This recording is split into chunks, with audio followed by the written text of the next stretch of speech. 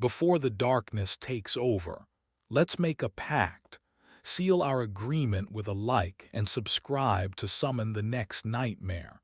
I have silenced the world for you. No interruptions after minute 15. Just you, the rain, and the story. In return, leave a sign of life. Tell me where you are watching from and what time it is in your world. Lock the door and let's begin.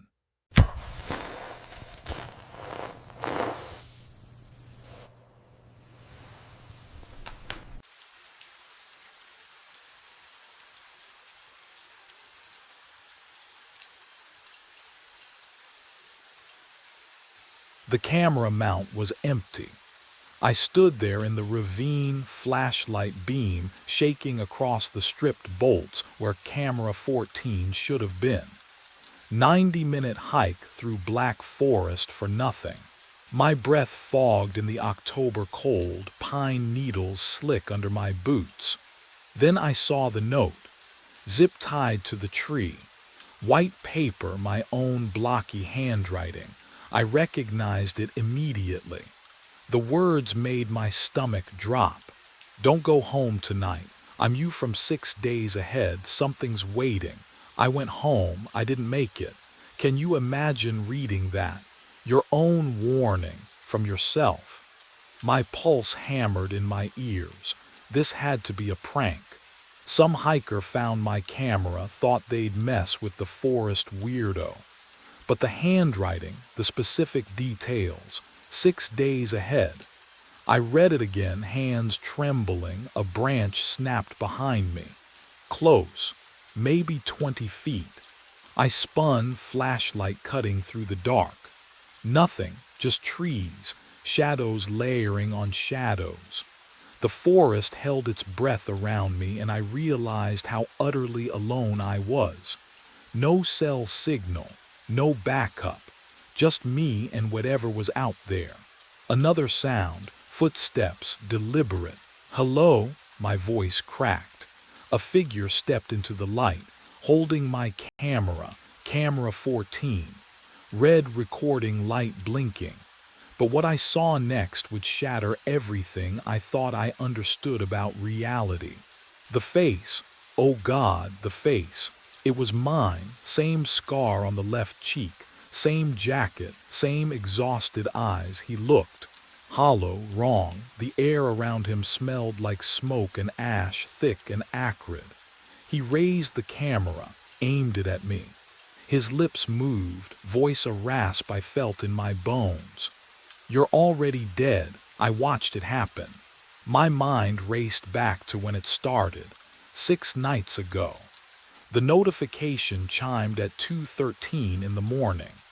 Camera 14 uploading motion-detected images. I'd rolled over in bed, Vanessa warm beside me, and ignored it. Standard protocol. Wildlife moved at night. By dawn, I'd pulled the files over burnt coffee at my kitchen table. The mug's heat bled into my palms as I opened the first image. A figure, standing at the ravine's edge, 70 yards from the camera. Hiker, I told myself, lost, but the timestamp read 3:17 in the morning. No headlamp, no visible gear. The next night, another upload, same figure, 50 yards now, closer, third night. 30 yards, the resolution sharpened. I could make out a jacket, dark. Familiar cut, fourth night, 20 yards, I zoomed in. My hand trembled against the trackpad. The figure wore my jacket, the navy one with the torn pocket from last season. Same build, same stance. But what I saw on the 5th night changed everything. 15 yards from camera 14, close enough for facial features. I enlarged the image until pixels fractured across my screen. The scar on the left cheek, the exact angle of the jaw, the hollow eyes staring directly at the lens. It was me, same clothing, same everything. down to the boots I'd worn that very day. My breath caught. Cold sweat prickled down my spine. I scrolled to the sixth upload, received just hours before I'd driven out to check the site. The image stopped my heart, not the forest, not the ravine. My living room, door open, someone entering, timestamp 6 days ahead. October 21st, 9:47 at night. The exact time I always came home. And that's when I understood.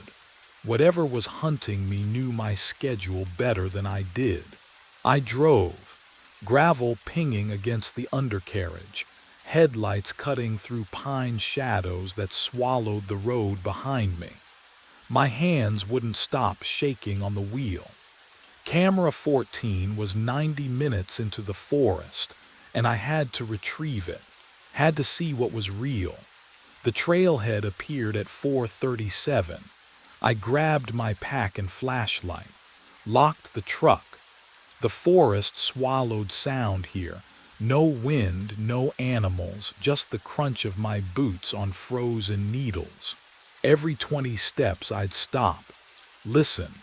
Nothing followed, but the silence felt. Occupied, can you understand that? When emptiness has weight. 40 minutes in, my breath came shallow. The cold bit through my jacket, tasting of metal and old smoke. Wrong for October. Wrong for this forest I'd walked 100 times. But what I found at the ravine would make everything else irrelevant. The mount was empty. Camera 14 gone. Just the aluminum bracket bolted to the pine, security cables dangling like severed nerves. I ran my fingers over the cut ends. Fresh. Someone used bolt cutters today. Then I saw the note. White paper zip-tied to the trunk at eye level. My own handwriting. I'd know those loops anywhere the way I slashed my capital I's. My hands trembled as I tore it free. The words burned into my skull. I'm you from 6 days ahead. Don't go home, something's waiting. I went home, I didn't make it. My chest tightened, 6 days ahead. The timeline matched, the uploads, the progression, that final image of my living room door. What would you do? Would you believe it? I read it again. The paper smelled like ash. What I didn't know yet was that the warning had already failed. My phone buzzed in my pocket. The screen lit up. New upload received. Camera 14. Timestamp. Oh God, timestamp. 6 minutes from now. I didn't look up from my phone. That saved me. The air shifted behind me. A rush of movement, and I threw myself sideways as hands. My hands, the same calloused fingers, grabbed for my throat. I hit the ground hard. Pine needles bit into my palms. The figure crashed down on top of me, and the smell hit me like a fist. Smoke. Ash. Wrong. He was me. Exact weight. Exact reach. We grappled in the dirt, silent except for our breathing, identical rhythms fighting against each other. His grip on my wrist was the same strength I'd used 1,000 times tightening bolts on camera mounts. I knew how hard he'd squeeze before my bones gave. He knew I'd twist left to break free. So I twisted right. His fingers slipped. I rolled, kicked his knee, felt it buckle the way mine would, got to my feet, ran. The ravine opened before me, steep and black between the trees. I didn't think, just moved. Branches whipped my face. Roots tried to trip me. Behind me, footsteps. Identical boots hitting the same stones at the same speed. Running won't change it. His voice tore through the forest. My voice, hoarse and desperate. I already lived this. But what he shouted next made my blood freeze. I crashed through underbrush, lungs screaming. The trail. Where was the trail? Darkness pressed in from all sides. Every tree looked the same. I'd hiked this route a dozen times, but panic scrambled my memory. Left or right? Which way led back to there? The orange trail marker. I burst onto the path and saw my truck 50 yards ahead, pale paint gleaming in the moonlight. Keys already in my hand. When had I grabbed them? I didn't remember, didn't care. The door, the ignition, engine roaring to life. I threw it in reverse, tires spitting gravel, spun the wheel, shifted to drive. The truck lurched forward down the fire road, and only then did I look back. He stood in the middle of the road, motionless. Camera 14 raised to his face, red light blinking, photographing me. What would you do? Would you floor it and never look back? Or would you already know, deep in your bones, that the shutter sound echoing through the pines was the sound of fate closing around you? I drove faster. The figure shrank in my rearview mirror but never moved. Just stood there, watching, recording. My hands shook on the wheel. I could still smell the ash on my clothes where we'd touched. A smell that shouldn't exist yet, a smell from 6 days ahead when something burned. The road twisted through the forest. I took the turns too fast, branches scraping the truck's sides.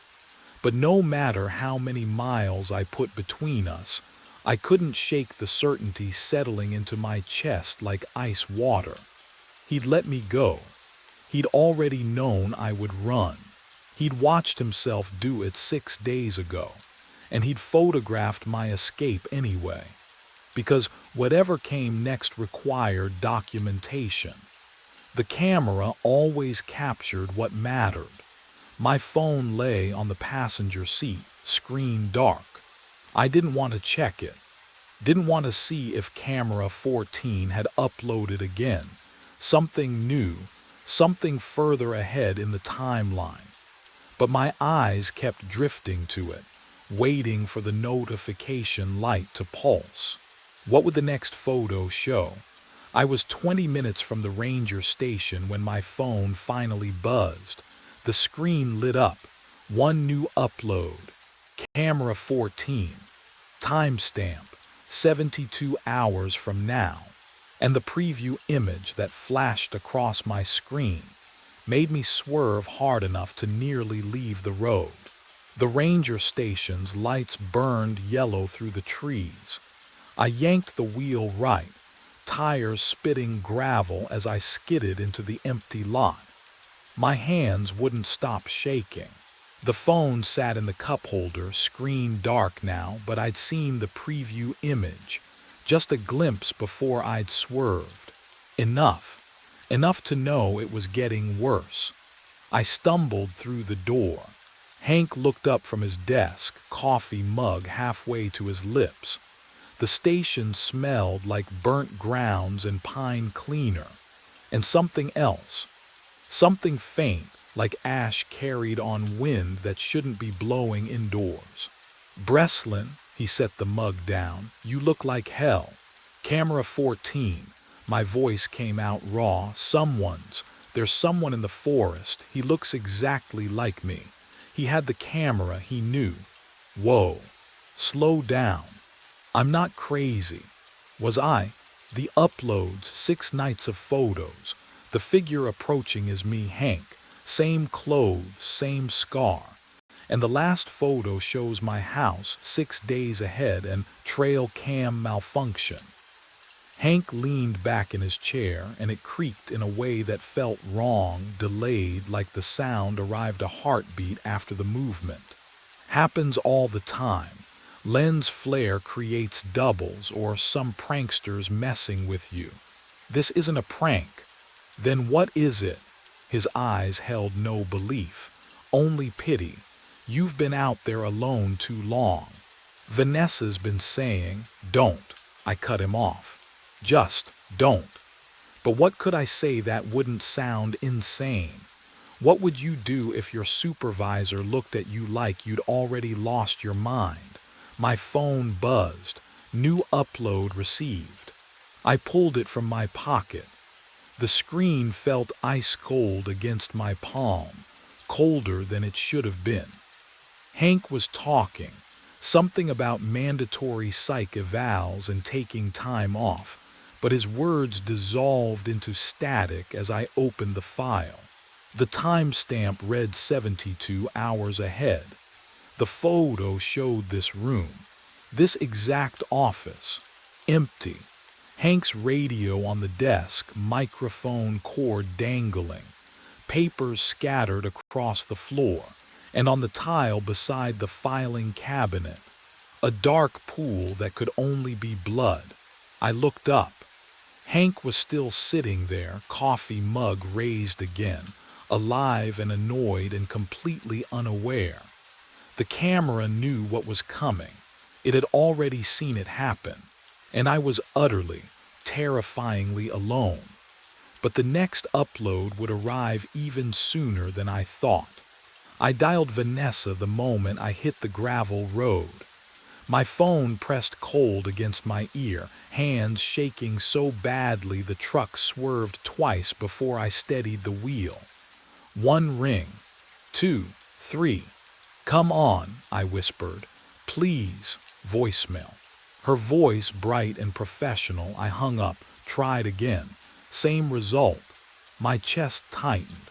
She always answered, always. Even during shifts, she'd text back within minutes. I drove past the ranger station turnoff, heading toward our house instead. The headlights carved tunnels through darkness, trees blurring into black walls on either side. What would you do if someone showed you proof that the people you loved were already gone? Would you go home anyway? I parked a quarter-mile out and killed the engine. The walk through the tree line felt endless, every snap of a twig beneath my boots too loud, too exposed. Our house emerged through the pines, a warm glow against the night, lights on in the living room. Kitchen too. Movement flickered past the window, a shadow crossing from left to right. Someone was home. I crouched at the edge of the clearing, pulse hammering in my throat. The television played through the glass, canned laughter from some sitcom Vanessa never watched. Her purse sat on the kitchen counter, keys beside it. Everything looked normal, except she wasn't visible, nowhere. But what I saw next made my blood turn to ice. I crept closer, feet silent on damp grass. The front door hung open, just an inch, just enough. Cold air drifted out, carrying something with it, a smell that didn't belong, smoke, ash, the acrid tang of something burned, not wood, not food, flesh. The scent coated my tongue, thick and wrong, and I knew Vanessa wasn't just missing. Whatever had happened in that ranger station, photo 3 days from now had already started here. Tonight. I pushed the door wider, metal grip cold against my palm. The smell hit harder inside, ash and copper and something chemical like melted plastic. The television still played, canned laughter echoing through the silence. The living room was wrong. Our floor lamp lay shattered near the couch, glass shards glinting under the overhead light. The armchair we'd bought last spring, overturned, one leg snapped clean off.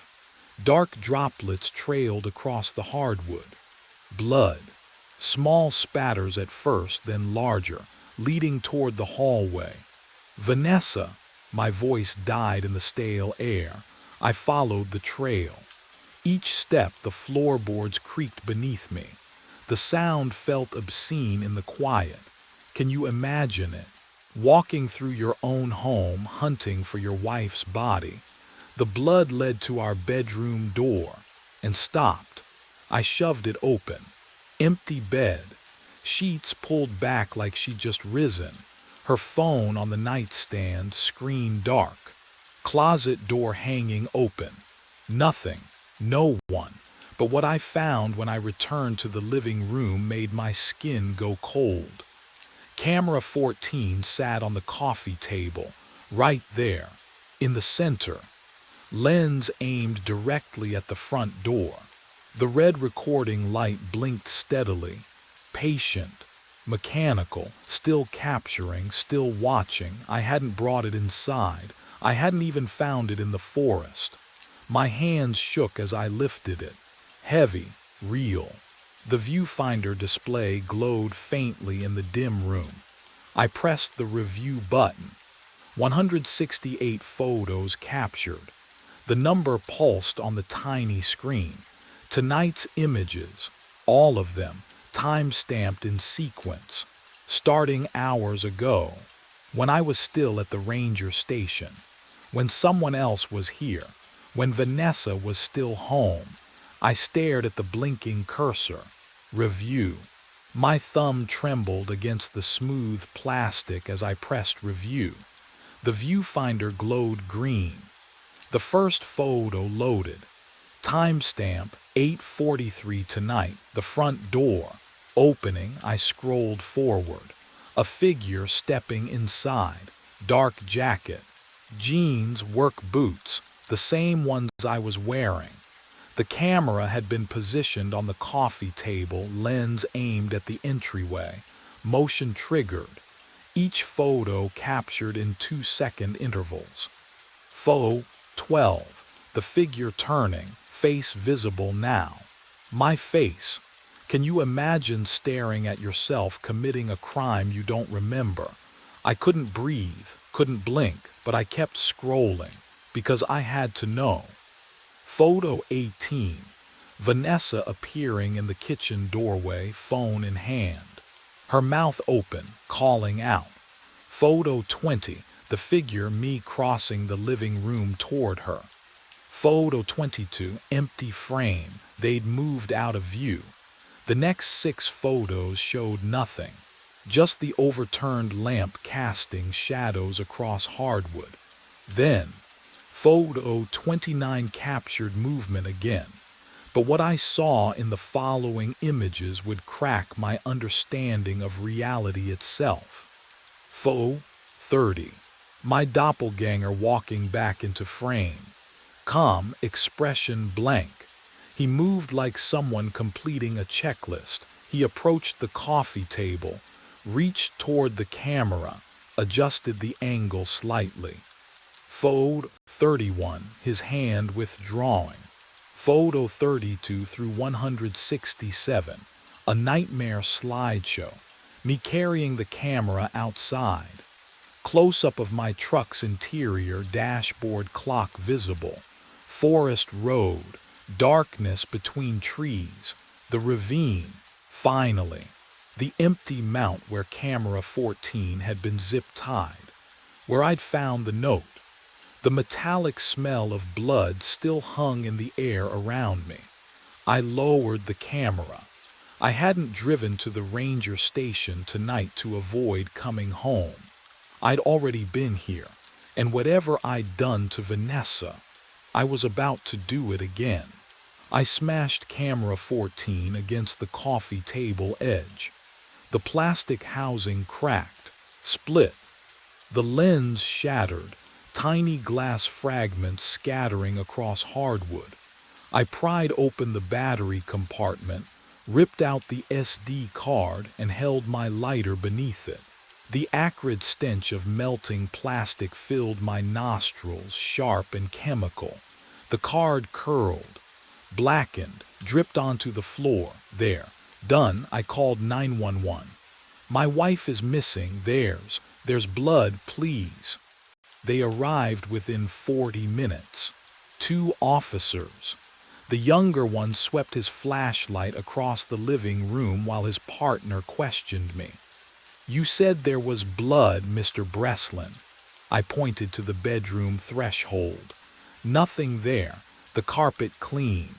Vacuum line still visible. It was, It was right there. The older officer exchanged a glance with his partner. And your wife's name? Vanessa. Vanessa Breslin. She's a nurse at St. Mary's. She wouldn't just, sir. He tapped his notepad. Our records show she checked into a hotel in Portland yesterday afternoon. Left a note on your kitchen counter. What note? What would you do if everyone insisted you were wrong about your own life? But what I discovered 3 days later made the missing blood seem trivial. I checked the counter. There it was. Vanessa's handwriting. Needs some space. Don't call. I didn't remember seeing it. Days blurred after that. I'd find myself standing in rooms with no memory of entering. Meals half-eaten. My phone showing calls I didn't recall making. Then I woke in my truck. Engine running. Headlights cutting through dawn mist. The forest road stretched ahead, familiar and wrong. I looked down. Camera 14 sat intact in the passenger seat, red light blinking, and the SD card, unmelted, unmarked, was slotted firmly inside. I woke with dawn light slicing through the pines, camera 14 heavy in my lap. The ravine stretched below me. Steep, familiar, wrong. My hands were coated in ash. The smell, smoke, and something chemical, burnt plastic, clung to my jacket like a second skin. I had no memory of driving here. 6 days. That's how long the loop had said. 6 days between the photo and the event. I tried to count backward, but the hours had blurred together like wet ink. Meals I didn't remember eating. Conversations I couldn't recall. Vanessa's voice on the phone, distant, pleading, then nothing. The camera's red light blinked, still recording, through the trees, movement. A figure hiking uphill toward the empty mount where camera 14 should have been. Same navy jacket, same deliberate gait, same scar catching the early light. Me, 6 days ago. Can you imagine watching yourself walk toward your own destruction? I wanted to scream, to warn him, to run, but my legs wouldn't obey. The loop had its own gravity now, pulling me forward like current dragging a drowning man deeper. I watched my past self reach the tree. Confusion flickered across his face, my face. He found the note zip-tied to the bark. Read it. His hands trembled, but what happened next wasn't a choice anymore. I stepped from the shadows, camera 14 raised. His head snapped toward me. Recognition. Horror. The exact expression I'd worn 6 days ago. Or was it 6 days from now? Time had lost meaning. I opened my mouth. The words came automatically as if I'd rehearsed them 1,000 times before. You're already dead, I whispered. I watched it happen. His eyes widened. He stumbled backward.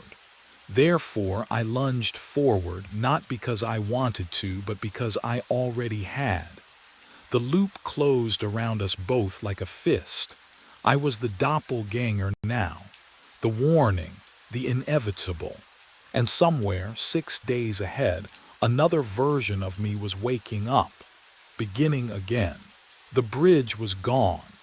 Half the structure just ended. Twisted metal jutting into black air.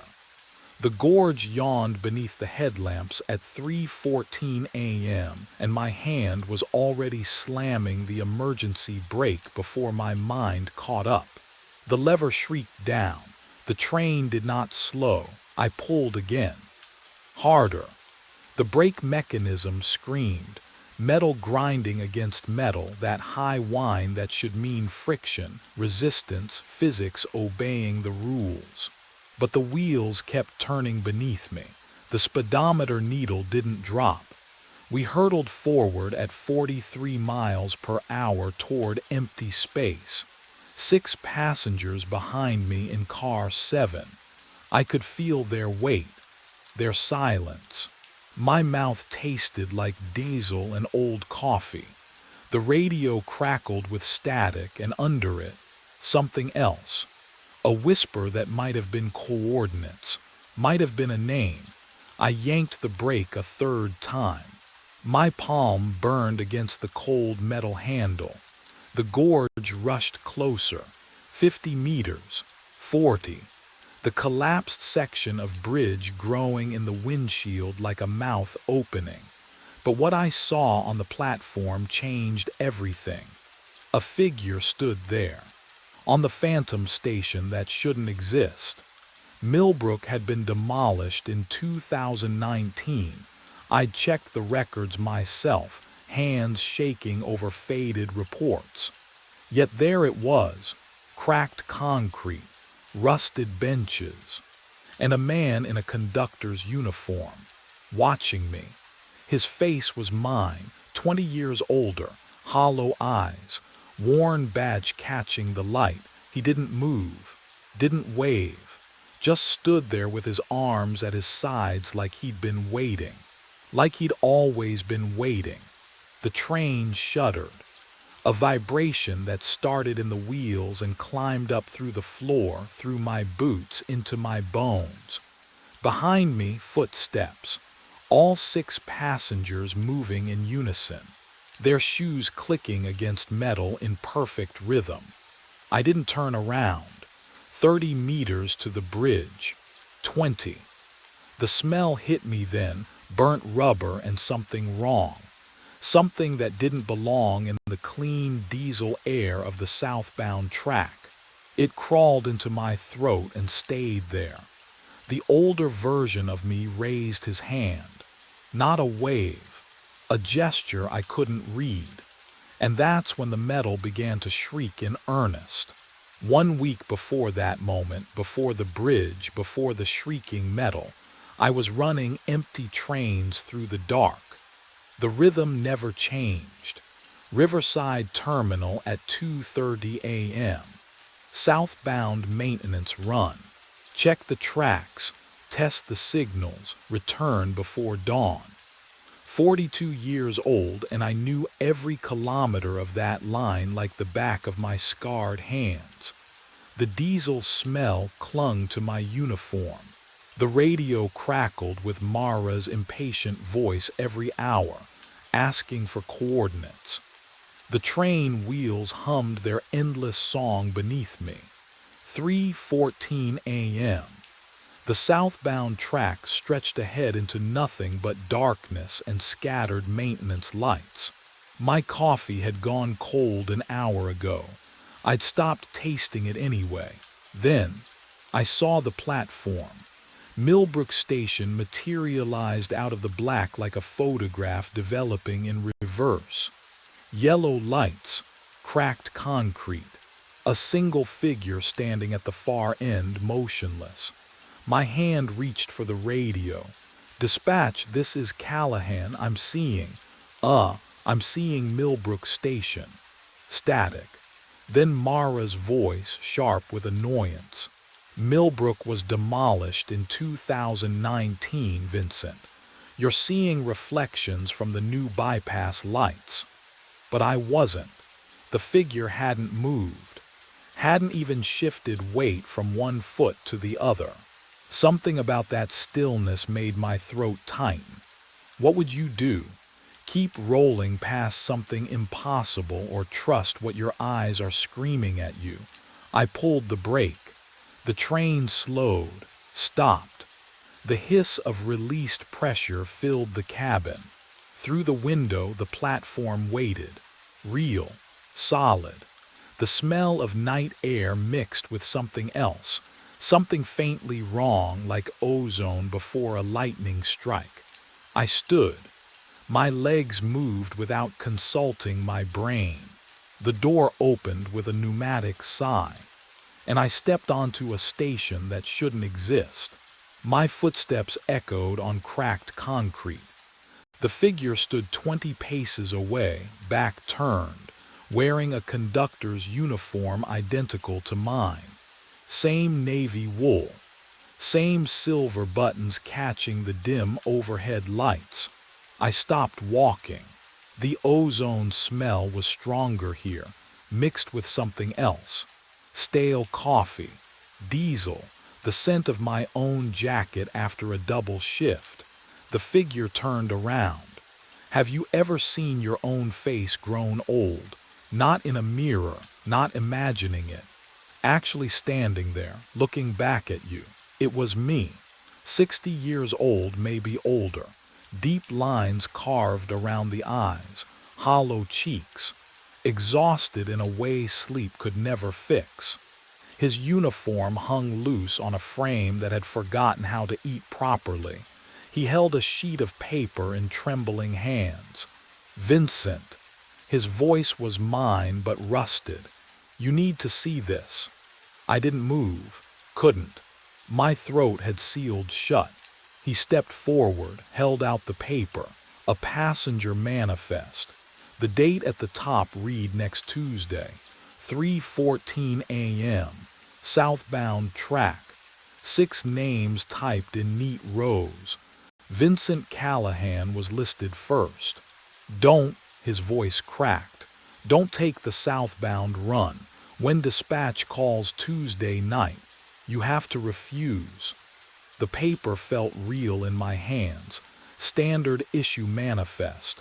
Coffee-stained edges, but the names Bate Carver, Samuel Ortiz, Nina Wells, Thomas Ridley, Chloe Brennan, and mine right at the top.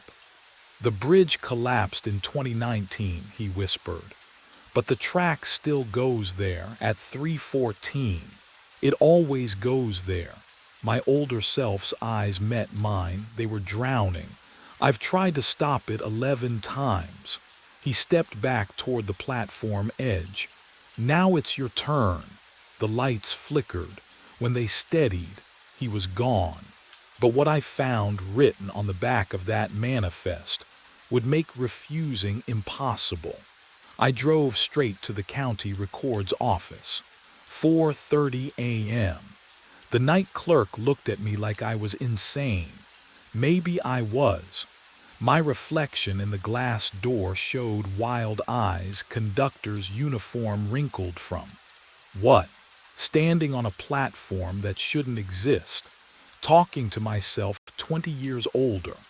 The fluorescent lights buzzed overhead as I signed the visitor log. My hand cramped around the pen. I'd been gripping that manifest so hard my fingers ached. The computer hummed in the basement archives. Old machine. Slow internet connection. I typed Millbrook Station into the search bar and waited while the screen flickered. Rain drummed against the high windows. Each drop felt like a second ticking away toward next Tuesday. The first result loaded. Millbrook Station. Demolished June 7, 2019. Reason: structural instability following track realignment. I clicked deeper. Found the incident report buried 3 pages down. The PDF took forever to open. My heartbeat filled my ears while I waited. Can you imagine that feeling? Knowing what you're about to read will either prove you insane or confirm something worse. The file opened. Derailment. Old Bridge Route. June 4, 2019. 3:14 a.m. My coffee had gone cold beside the keyboard. I didn't touch it. Couldn't. My eyes locked on the next line. 7 fatalities. 6 passengers. 1 conductor. The words blurred. I blinked hard. Read it again. No names released pending family notification. Of course not. Why would there be names? Why would anything be easy? But what I found next made my stomach drop. The accident analysis section detailed track specifications.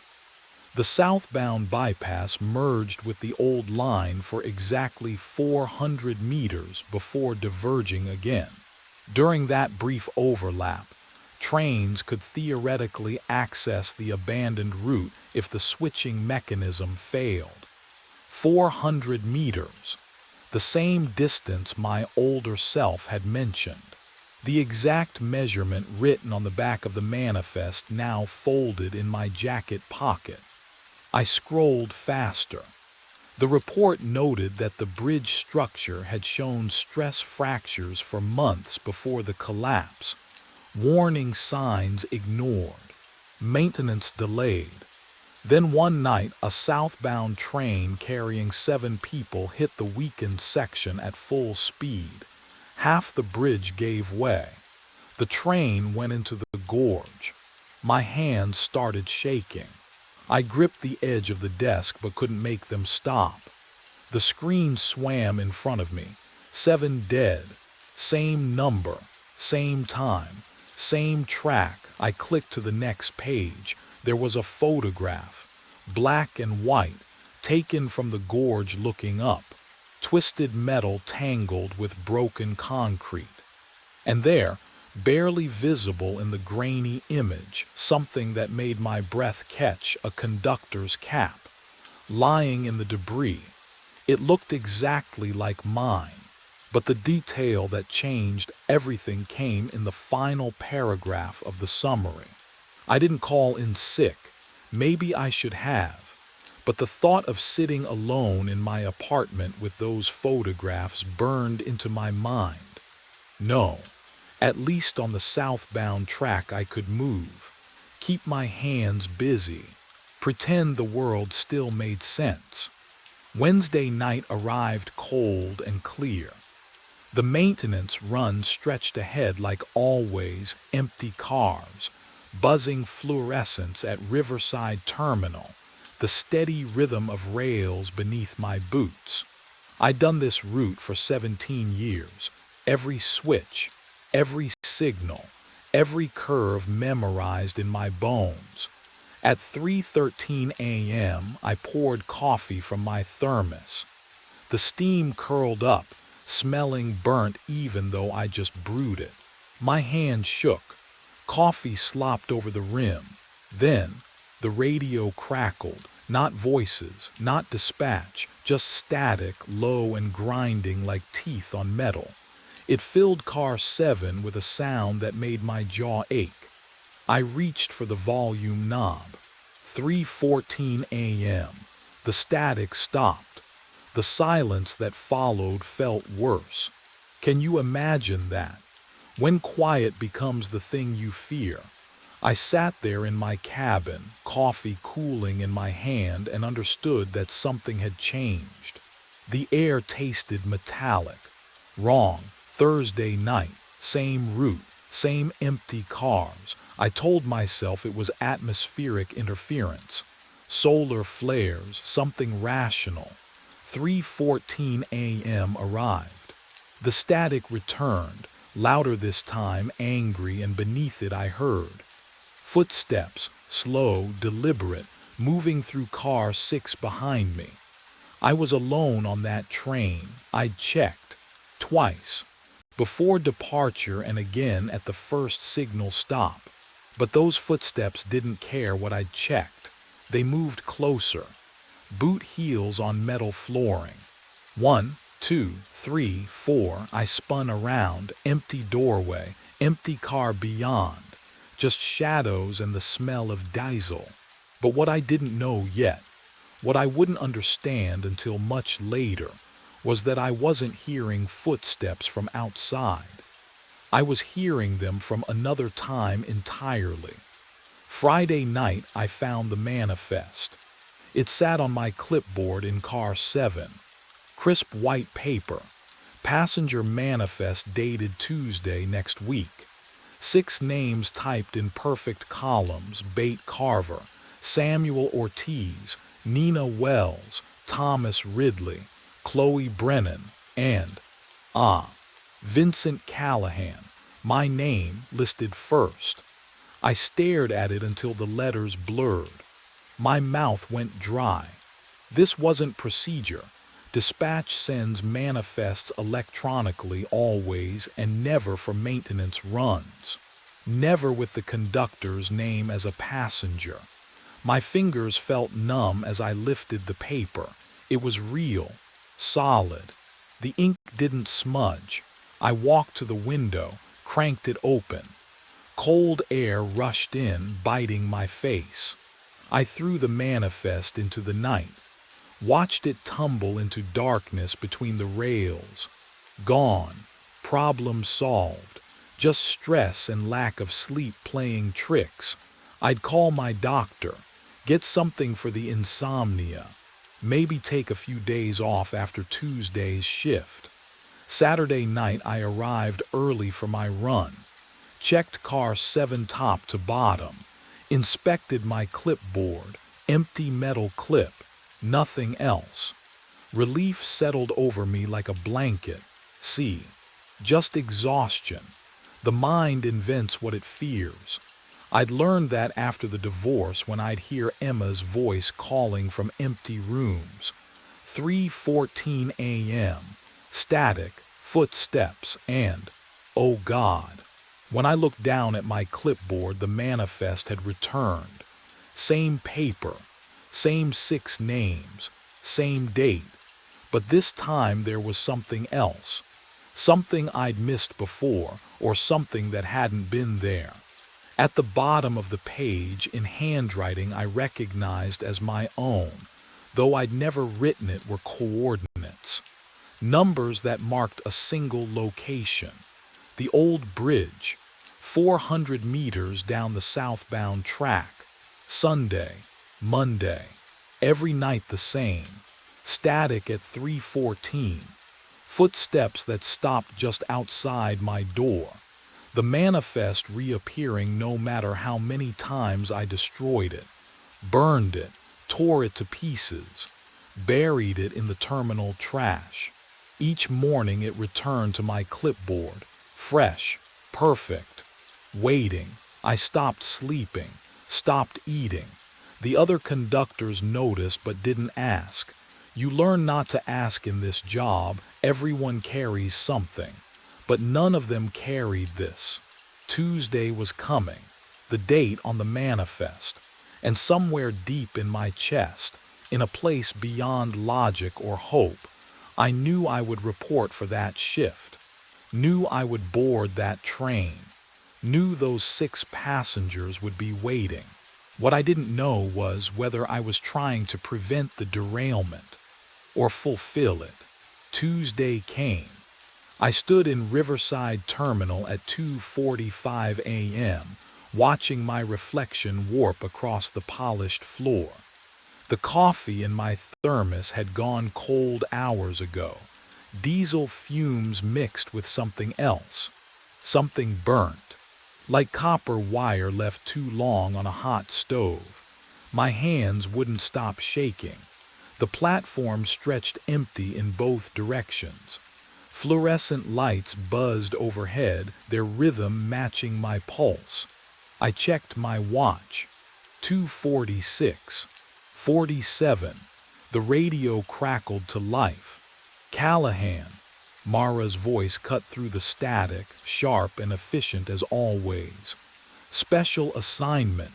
6 passengers inbound from delayed airport shuttle. Need southbound transport. Immediate departure. My throat tightened. Southbound. The word hung in the air like smoke. I opened my mouth to refuse, to tell her I was sick, to say anything that would keep me off that train. But what came out was different. Copy that. The words weren't mine. They moved through my vocal cords without permission. Automatic. Like my body had rehearsed this conversation 1,000 times before. Can you imagine that? Your own voice betraying you. But the real horror hadn't started yet. Passengers arriving in 5, Mara said. Platform 3. My finger pressed the radio button. Understood. I wanted to scream, to drop the radio and run. My mind screamed no, no, no, but my legs carried me toward the platform anyway, one foot in front of the other, steady, practiced.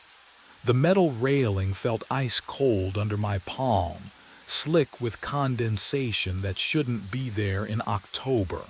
6 names burned in my memory: Bate Carver, Samuel Ortiz, Nina Wells, Thomas Ridley, Chloe Brennan, Vincent Callahan. And then I heard them, footsteps approaching through the terminal. 6 sets of shoes clicking against concrete in perfect unison. Bate Carver stepped aboard first. The smell hit me before she reached the top step. Diesel and burnt rubber, thick enough to coat my throat. I swallowed hard. She wore a gray coat, clean pressed, but the smell clung to her like she'd been bathing in engine grease. Evening, I managed. She didn't respond. Her eyes passed over me without recognition. Empty, like I wasn't there at all. Samuel Ortiz followed. When he handed me his ticket, his fingers brushed mine, and oh God, the cold. Not winter cold, morgue cold, the kind that sinks into bone. I yanked my hand back instinctively, but he'd already moved past, settling into the second row without a word. Nina Wells boarded next. She stared at me, didn't blink, not once. I counted. 5 seconds, 10, 15. Her pupils stayed fixed, wide and glassy under the fluorescent lights. The air around her felt wrong somehow. Thinner. "Ma'am, you can take any." 314, she whispered. My stomach dropped. Thomas Ridley shuffled up the steps, lips moving. I leaned closer, straining to hear. "The bridge is out, the bridge is out, the bridge is out." Over and over. Same rhythm, same dead tone. He took his seat beside Nina, still whispering, hands folded in his lap like a child at prayer. Chloe Brennan came last. No luggage, not even a purse. Just her in a blue dress that looked decades out of style. She paused at the top step, tilted her head, and smiled at me. It wasn't a human smile. The 6th passenger, where was the 6th? I counted again. Bate, Samuel, Nina, Thomas. Chloe, 5. The manifest said 6, but what I didn't know yet was that the 6th passenger had been standing there all along. The 6th name on the manifest was mine.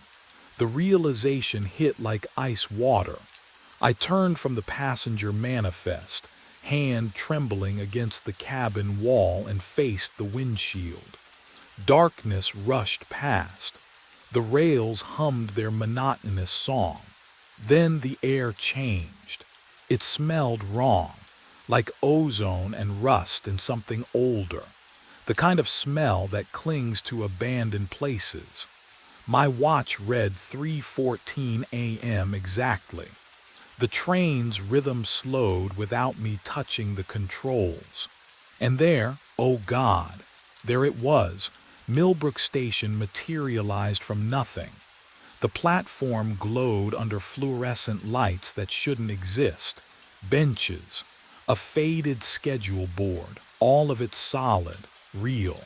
The station, demolished 6 years ago, stood before me like a photograph bleeding into the present.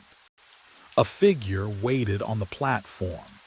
But what I saw in that figure's face would make the next 60 seconds feel like drowning. My hand moved to the brake. I didn't want to stop. Every instinct screamed to accelerate, to blow past this impossible place. But my fingers closed around the lever anyway. The train shuddered, squealed, stopped. The doors hissed open. Cold air rushed in, winter cold, though it was June. The figure stepped aboard. His boots made hollow sounds on the metal floor. He wore a conductor's uniform, faded and stained with 11 years of phantom diesel. The fabric hung loose on his frame. He looked at me with my own eyes, decades older, exhausted, hollow. "Vincent," he said, his voice was mine, worn thin. "I've been waiting for you, for me, for us." He paused, breath rattling. 11 years I've tried to stop this. Every Tuesday, every loop. Loop, the word scraped out of my throat. He nodded slowly. "You'll stop the train, then you'll start it again." His expression cracked into something like grief. "We always do." But what he said next made my blood turn to sleet. The train lurched forward. I stumbled against the control panel. My hand found the brake lever, pulled, hard, nothing. The wheels screamed faster.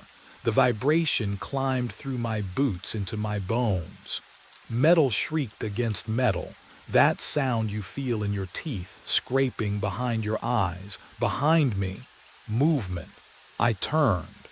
All 6 passengers stood in perfect unison. Chair springs creaked together like a chorus. They stepped into the aisle, 1 foot, then another, moving toward me with that same unnatural stillness I'd seen when they boarded.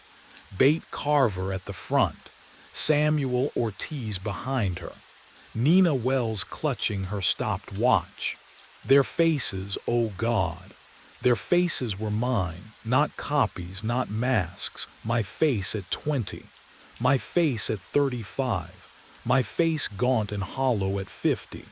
Different ages worn on different bodies, but the same eyes staring back. My eyes, all of them watching me from 6 separate timelines. "And no," the word barely escaped. They said nothing, just kept walking.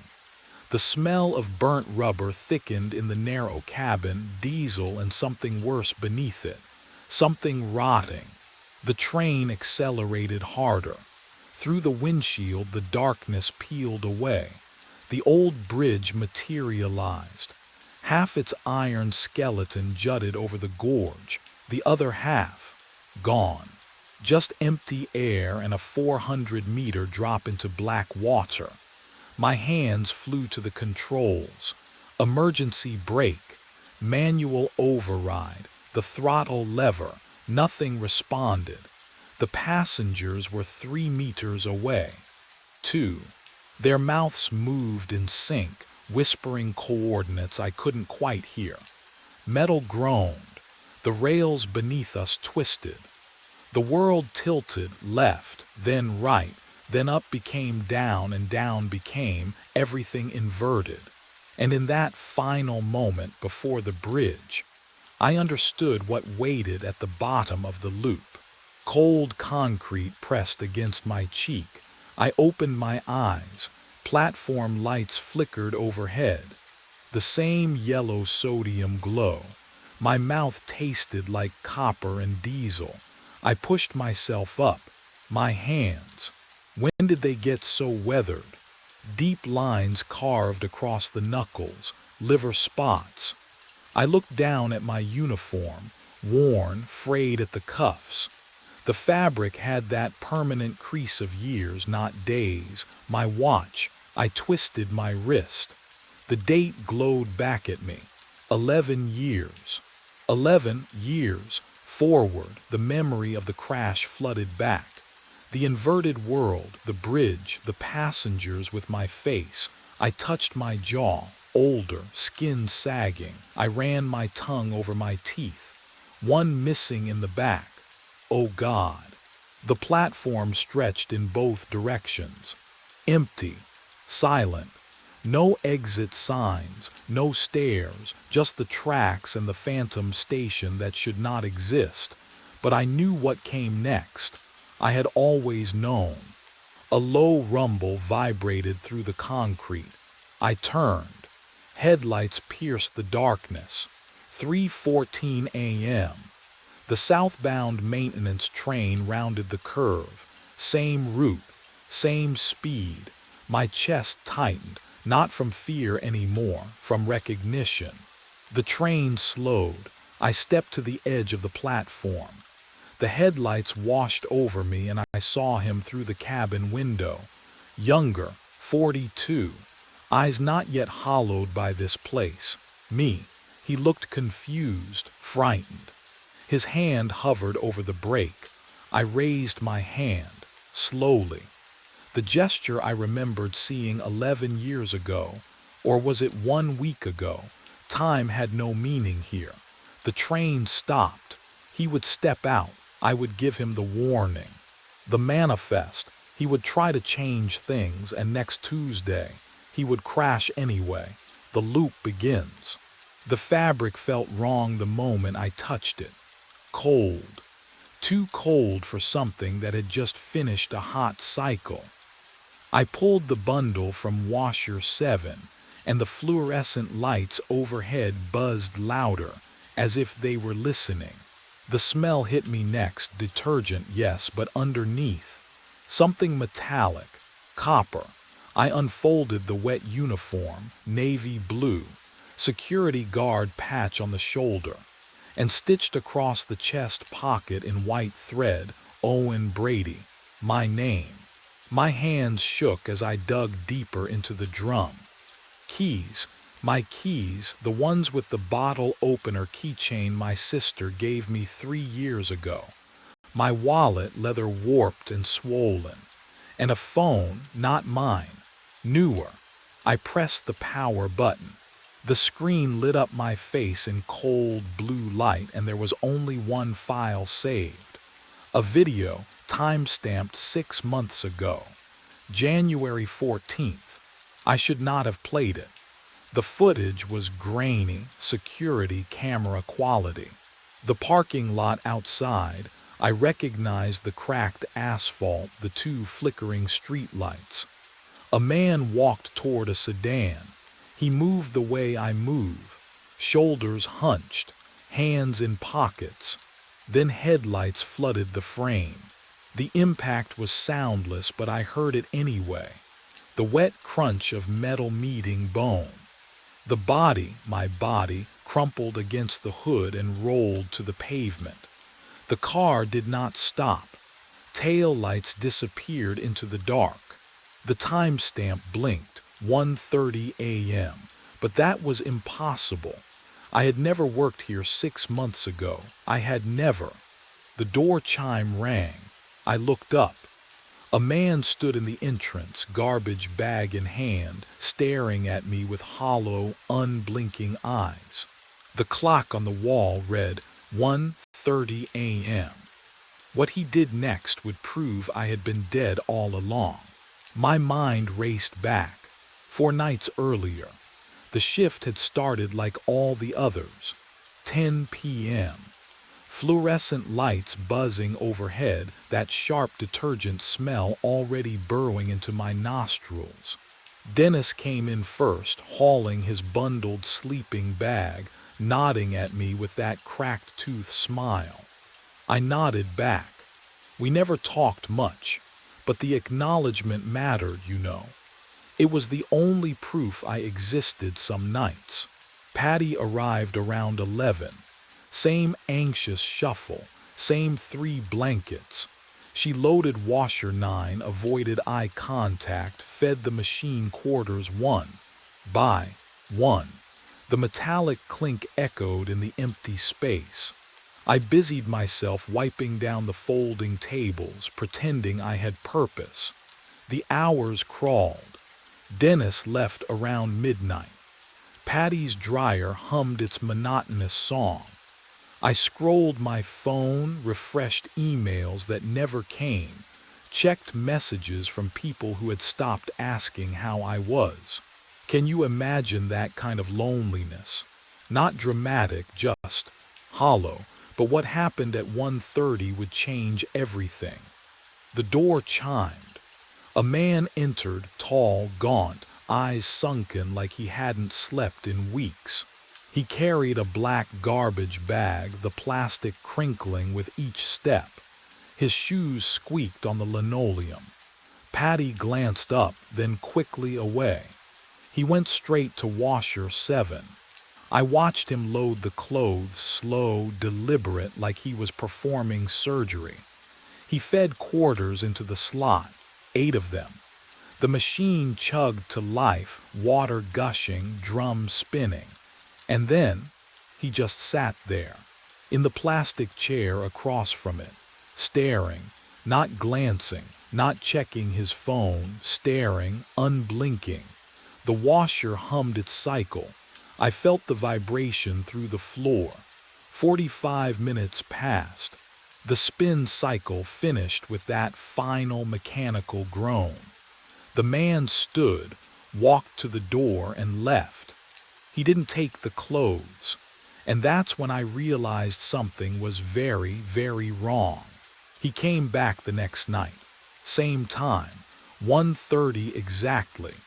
The door chimed and I looked up from the inventory clipboard, already knowing what I'd see. The same gaunt figure, the same garbage bag slung over his shoulder, the same hollow eyes that refused to meet mine. He walked straight to washer 7, dropped in 8 quarters, the metallic clink echoing through the empty laundromat. The sound felt too loud, too deliberate. He loaded the clothes without ceremony, shut the door, pressed the buttons. Then he sat in the same plastic chair 3 feet away and stared, and stared. I tried to focus on my work. I wiped down the folding tables. I restocked dryer sheets. I kept glancing over, expecting him to check his phone, stretch his legs, do something human. But he just watched. The drum spun behind the cloudy glass, clothes tumbling in a slow, hypnotic circle. His face never changed. 45 minutes. I timed it. When the cycle finished, the washer chimed its cheerful little beep. The man stood. He walked to the door. He left without touching the machine. The clothes sat there, damp and forgotten, smelling faintly of cheap detergent. What kind of person does that twice? The third night I was ready for him. I told myself I'd ask. Something casual. Hey, you forgot your laundry again. Simple, non-threatening. But when 1:30 came, when the door chimed and he walked through with that same dead-eyed stare, the words caught in my throat because there was something wrong with his face. Not disfigured, not injured, just absent, like a photograph of a person instead of the person themselves. He repeated the ritual 8 quarters, washer 7, the chair, the stare. This time I counted the seconds. 2,700. Exactly 45 minutes. He stood, turned, and walked out into the night. The fluorescent lights buzzed overhead, filling the silence he left behind. I waited 5 minutes. Then I crossed to washer 7 and opened the door. The smell hit me first, detergent, yes, but underneath it something faintly metallic. I pulled out the clothes piece by piece. A pair of jeans, faded, worn at the knees, 2 gray t-shirts, a flannel button-up with a frayed collar, socks, boxers, ordinary, completely, frustratingly ordinary. I pressed my palm against the inside of the drum. Cold metal, nothing hidden, nothing strange. I ran my fingers along the rubber seal, checking for what? A note, a clue. Can you imagine searching a washing machine for answers and having no idea what questions you're even asking? That's when I saw it. A scratch on the glass door. Thin, curved, like someone had dragged a key across the surface in a slow arc. I leaned closer, my breath fogging the glass. I'd worked here for 2 years. I knew every stain on the linoleum, every loose button on the chairs, every temperamental machine. I had never seen this scratch before, but, oh, I knew it. The shape of it, the angle, the way it caught the light. Why did it feel like I'd traced it with my own fingers 100 times before? My hands shook as I dialed. The phone felt cold against my ear, too cold like pressing ice to skin. The detergent smell in the air turned sharp, almost chemical. 3 rings. 4. Non-emergency line, this is Officer Ramsey. My throat tightened. I, I need to ask about a case. A hit and run. Outside the Suds and Spin laundromat on Archer Street. Keys clicking on the other end. Slow, mechanical. Date of incident. 6 months ago, January 14th. More clicking. A long pause that stretched too thin. The fluorescent lights above me buzzed louder, vibrating through my skull like static. "We have that file," Ramsey said. His voice was flat, professional, detached in a way that made my stomach drop. Victim was Owen Brady, 34 years old, struck by a vehicle at approximately 1:30 a.m., declared dead at the scene.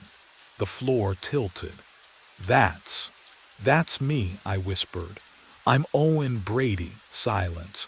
"Sir, I don't know what you're—" "I'm telling you I'm Owen Brady. I work here. I'm standing in the laundromat right now."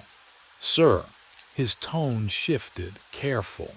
"The way you talk to someone unstable." Owen Brady was pronounced dead 6 months ago. The case is still open, unsolved.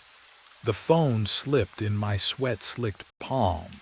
I pulled it away from my ear, and that's when I saw the screen. The date glowed white against black. January 14th. Not 6 months later. Not moved on, today, right now. The walls hummed. Not the machines, the walls themselves, pulsing with that fluorescent static, alive with something I couldn't name. The uniform on the folding table felt heavier, watching me with its empty name tag. But what I didn't understand yet was why the clock still hadn't moved past 1:29. My thumb trembled against the phone screen.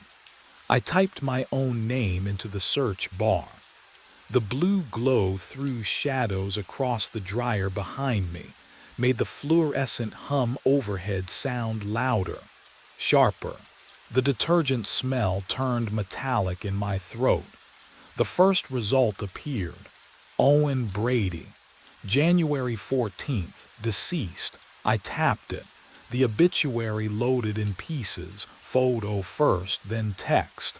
My face stared back. Not a selfie I recognized. My sister must have chosen it.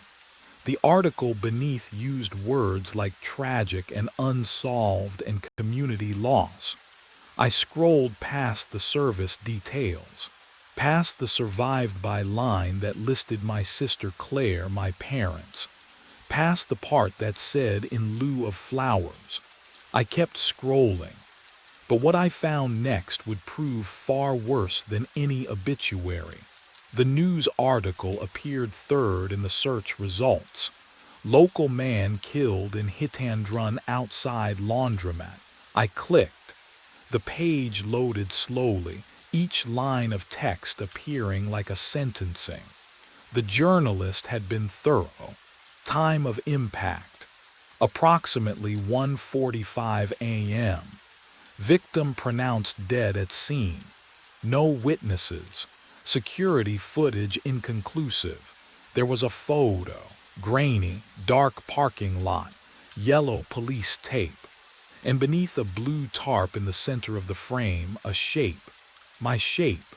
My hands went cold, not nervous cold. Dead cold. I opened my contacts, found Claire. Typed fast before I could think. "It's Owen. I'm alive. Call me." The message sent. Delivered, but no response came.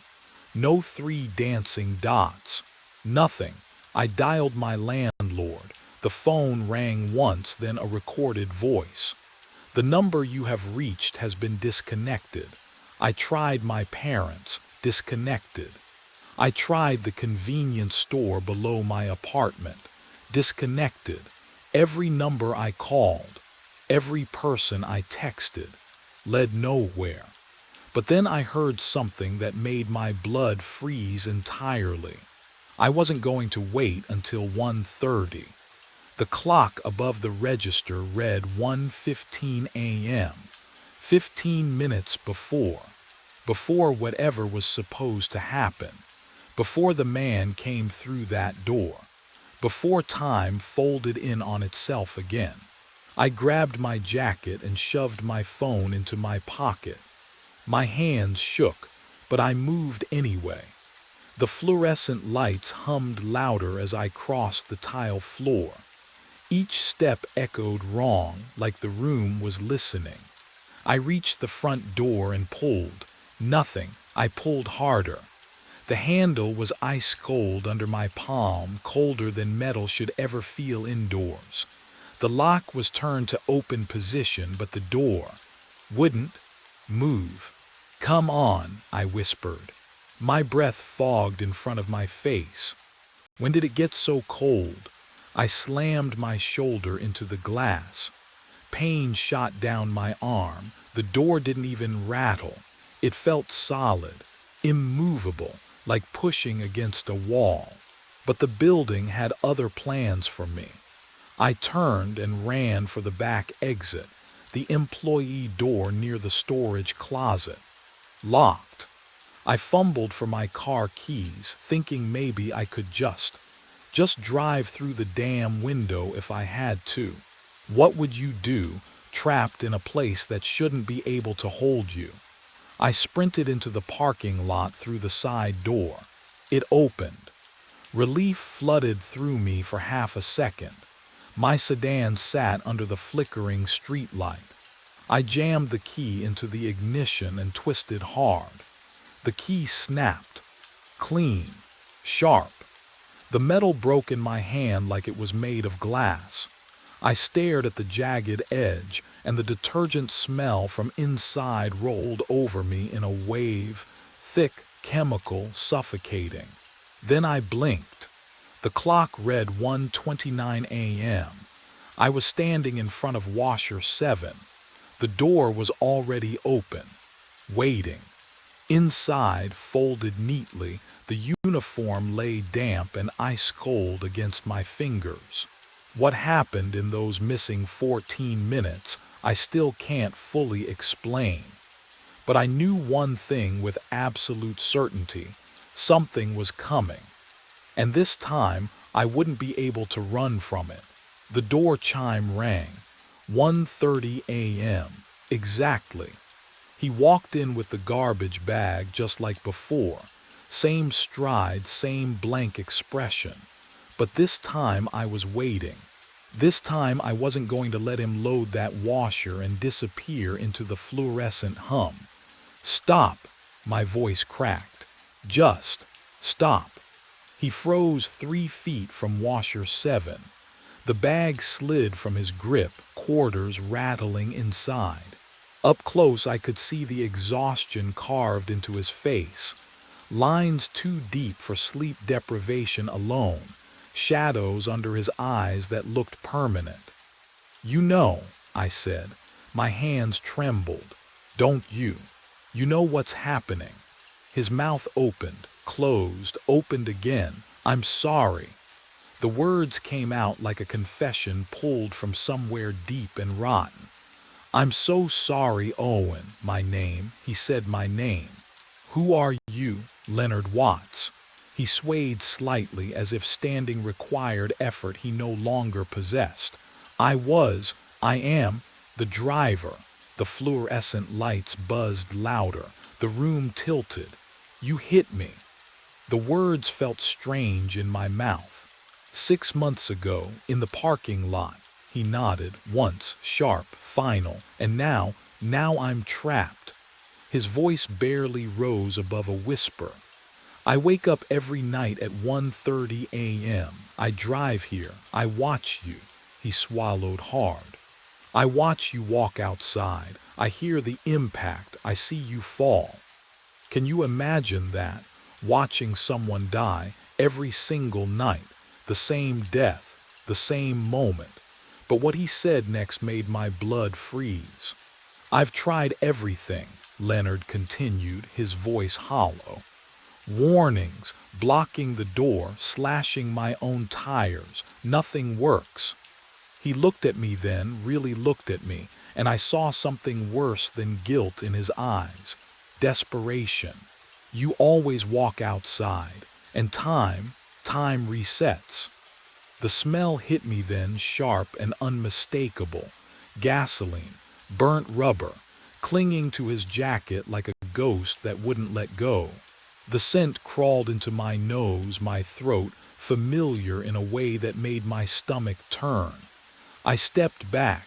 He stepped forward. How many times? I asked. His laugh came out broken. I stopped counting at 100. The washer behind me hummed. The uniform inside was still damp, still cold, still waiting. And that's when Leonard's eyes shifted past me to the machine and his face went pale, because what he saw there was something he had never seen before. The gasoline smell grew stronger as Leonard swallowed hard. That night, something broke. His voice cracked on the last word. I hit you at 1:32 a.m. Watched the paramedics load you into the ambulance. Drove home. Sat in my living room for 6 hours staring at my hands. His fingers trembled now against his thighs. I could see the knuckles blanched white. I fell asleep on the couch, he continued. Woke up behind the wheel, engine running. Clock said 1:30 a.m. He laughed, a hollow, airless sound. Thought I dreamed it.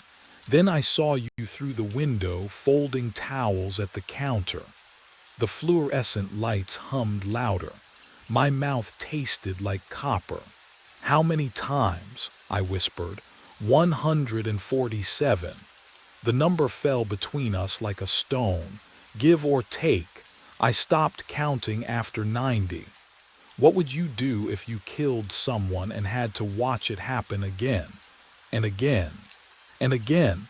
I tried everything, Leonard said, his voice barely audible now.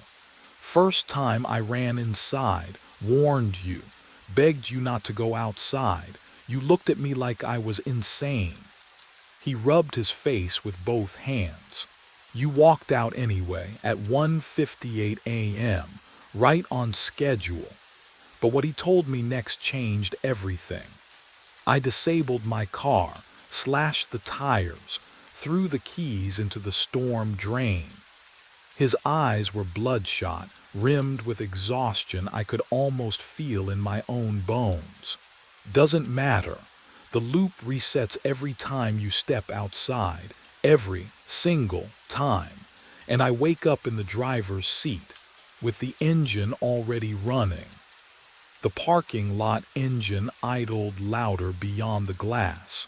Leonard's gaze dropped to the uniform still clutched in my hands, and something like recognition flickered across his hollow face. Leonard's face went pale. That's it, he whispered. The uniform, it's the anchor. I stared at the fabric in my hands, still cold, still damp. What do you mean? Every time I've watched you, his voice cracked. You're always wearing it when you step outside. Always. The loop doesn't reset when you walk out. It resets when you walk out wearing that. My fingers tightened around the polyester. The name tag felt like ice against my palm. Could it really be that simple? Destroy the uniform, break the loop. Help me, I said. We dragged the plastic chairs to the door, wedging them under the handle. Leonard shoved the vending machine. It scraped across the tile with a metallic shriek that made my teeth ache. The fluorescent lights buzzed louder as if protesting. I grabbed the uniform and pulled. Hard. The fabric resisted, then tore with a sound like ripping skin. Leonard seized washer seven's door and yanked it open. The metal hinges screamed. He kicked the drum, once, twice. The third time something inside cracked. The detergent smell intensified, sharp chemical, suffocating. "Keep going," Leonard panted. Sweat gleamed on his forehead. I shredded the sleeves, tore the name tag free, stuffed the pieces deep into the broken washer. Leonard pried off the control panel with a mop handle. Wires spilled out like entrails. We stood there, breathing hard, surrounded by wreckage. "It has to work," I said. "It has to." The lights flickered. Once, twice. "Can you feel it?" That moment when you realize you've made a terrible mistake. The fluorescent hum dropped an octave, then stopped completely. The room plunged into silence so absolute it pressed against my eardrums. In the darkness, I heard Leonard's breath catch. Then the lights snapped back on. I was standing at washer 7. The door was closed, unscratched, humming softly. My hands gripped the uniform, clean, dry, perfectly intact. The name tag gleamed under the lights. Across the room, Leonard sat in the plastic chair, garbage bag at his feet. His eyes were empty, unfocused, staring at nothing. The clock on the wall read 1:30 a.m. But what terrified me most wasn't the reset. It was the realization that destroying the uniform hadn't changed anything at all. The uniform is cold against my chest, but it fits perfectly, like it was always mine. Leonard sits in the chair, eyes vacant, garbage bag at his feet. The clock hums. 1:30 a.m. again, always again. Outside, the engine idles louder, closer. I hear the low rumble through the glass door, feel it vibrating in my ribs. The same engine from the video. The same engine that I press the phone screen. My own voice crackles out, tinny and distant. "Yeah, I'm locking up now." Pause. 10 minutes tops. A loop within a loop. I look down at the name stitched across the chest pocket. Owen Brady. The letters are worn smooth, like someone has traced them 1,000 times, like I have. Can you imagine holding the moment of your own death in your hands? It smells wrong. Not detergent, not mildew, something metallic. Burnt rubber and gasoline mixed with something sweeter. Familiar. The smell of the parking lot at 1:30 a.m. I tried to run, tried to hide, tried to destroy it. But what I finally understood was this. The loop does not need Leonard. It needs me. Leonard was just the driver. I am the destination. The fluorescent lights flicker. The door chimes though no one has entered. My legs move without permission, carrying me toward the glass. Through it I see headlights cutting through the dark. Bright, blinding. I reach for the handle. Do I turn it? Do I step outside into the lot where my body was found 6 months ago? The footage never shows. It always cuts to static at 1:31 a.m. 1 minute I do not have. 1 minute I have never seen. My hand closes around cold metal, and for the first time in 6 months, I stop counting. The smell hit me before I opened the door. Copper. Old pennies left in the rain.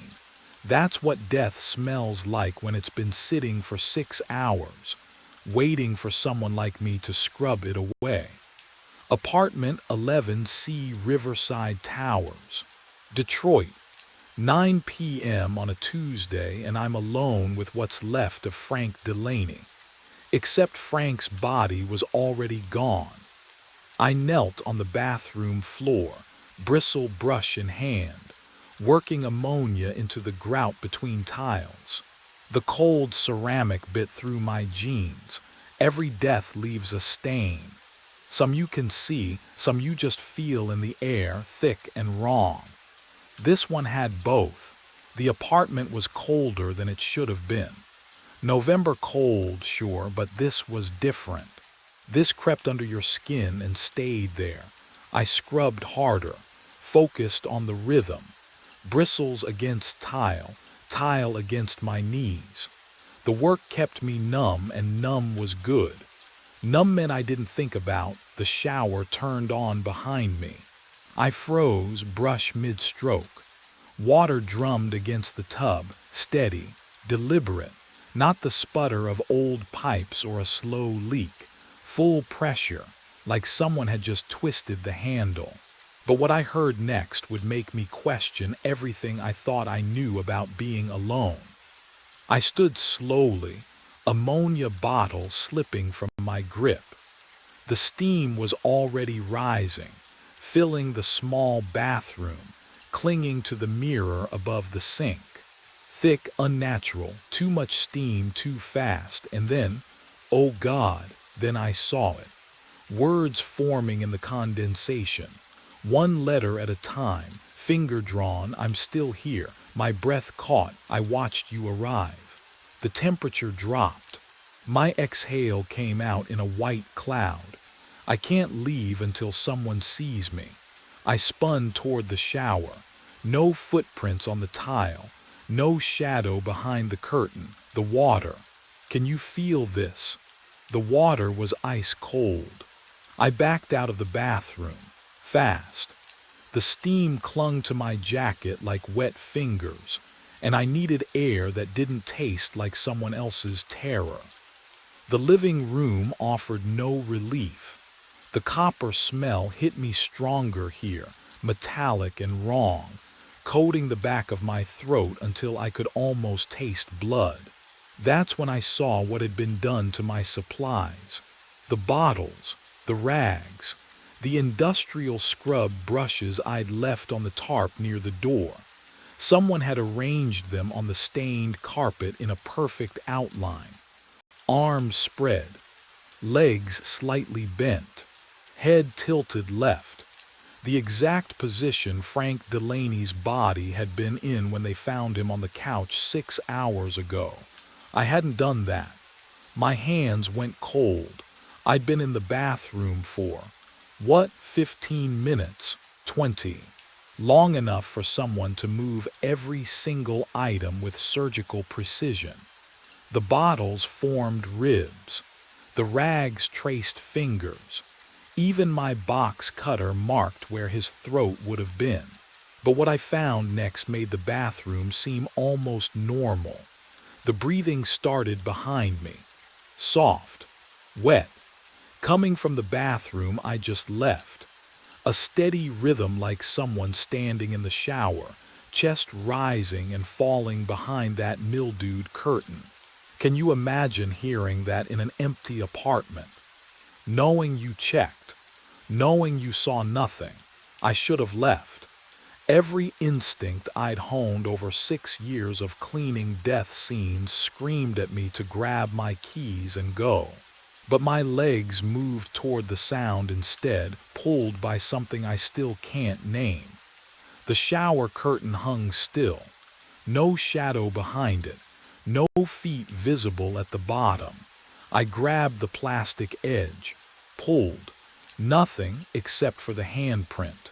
5 fingers pressed into the condensation on the tile wall. Fresh. Still dripping. The ceramic beneath felt ice cold when I touched it, but the moisture. Oh God, the moisture was warm. My phone. I needed to call dispatch. Tell them I was done here, that someone else could finish this job. I yanked it from my pocket, thumbs shaking as I swiped the screen. No signal. Not one bar. I'd had full signal when I arrived. The nightstand caught my eye then. A wooden frame sat beside the lamp, facing away from the bed. Strange placement. I picked it up, turned it over. Frank Delaney stared back at me from the photograph. Gray hair, kind face, tired smile, but the eyes were all wrong. Too dark. Pupils stretched wide like they'd been painted over, swallowing the irises until only black remained. And they were looking directly at the camera. No, not at the camera. At me. Following me as I tilted the frame left, then right. The copper smell flooded my nostrils again. Something moved in the reflection of the glass covering the photograph. Behind me. Close. And that's when I heard my name, whispered from the empty bedroom. I didn't wait to hear more. My boots hit the hallway and I grabbed the front door handle, yanked hard. The deadbolt refused to turn. I twisted again, shoulder against the wood, but the mechanism wouldn't budge. Locked. From the inside. Or something else entirely.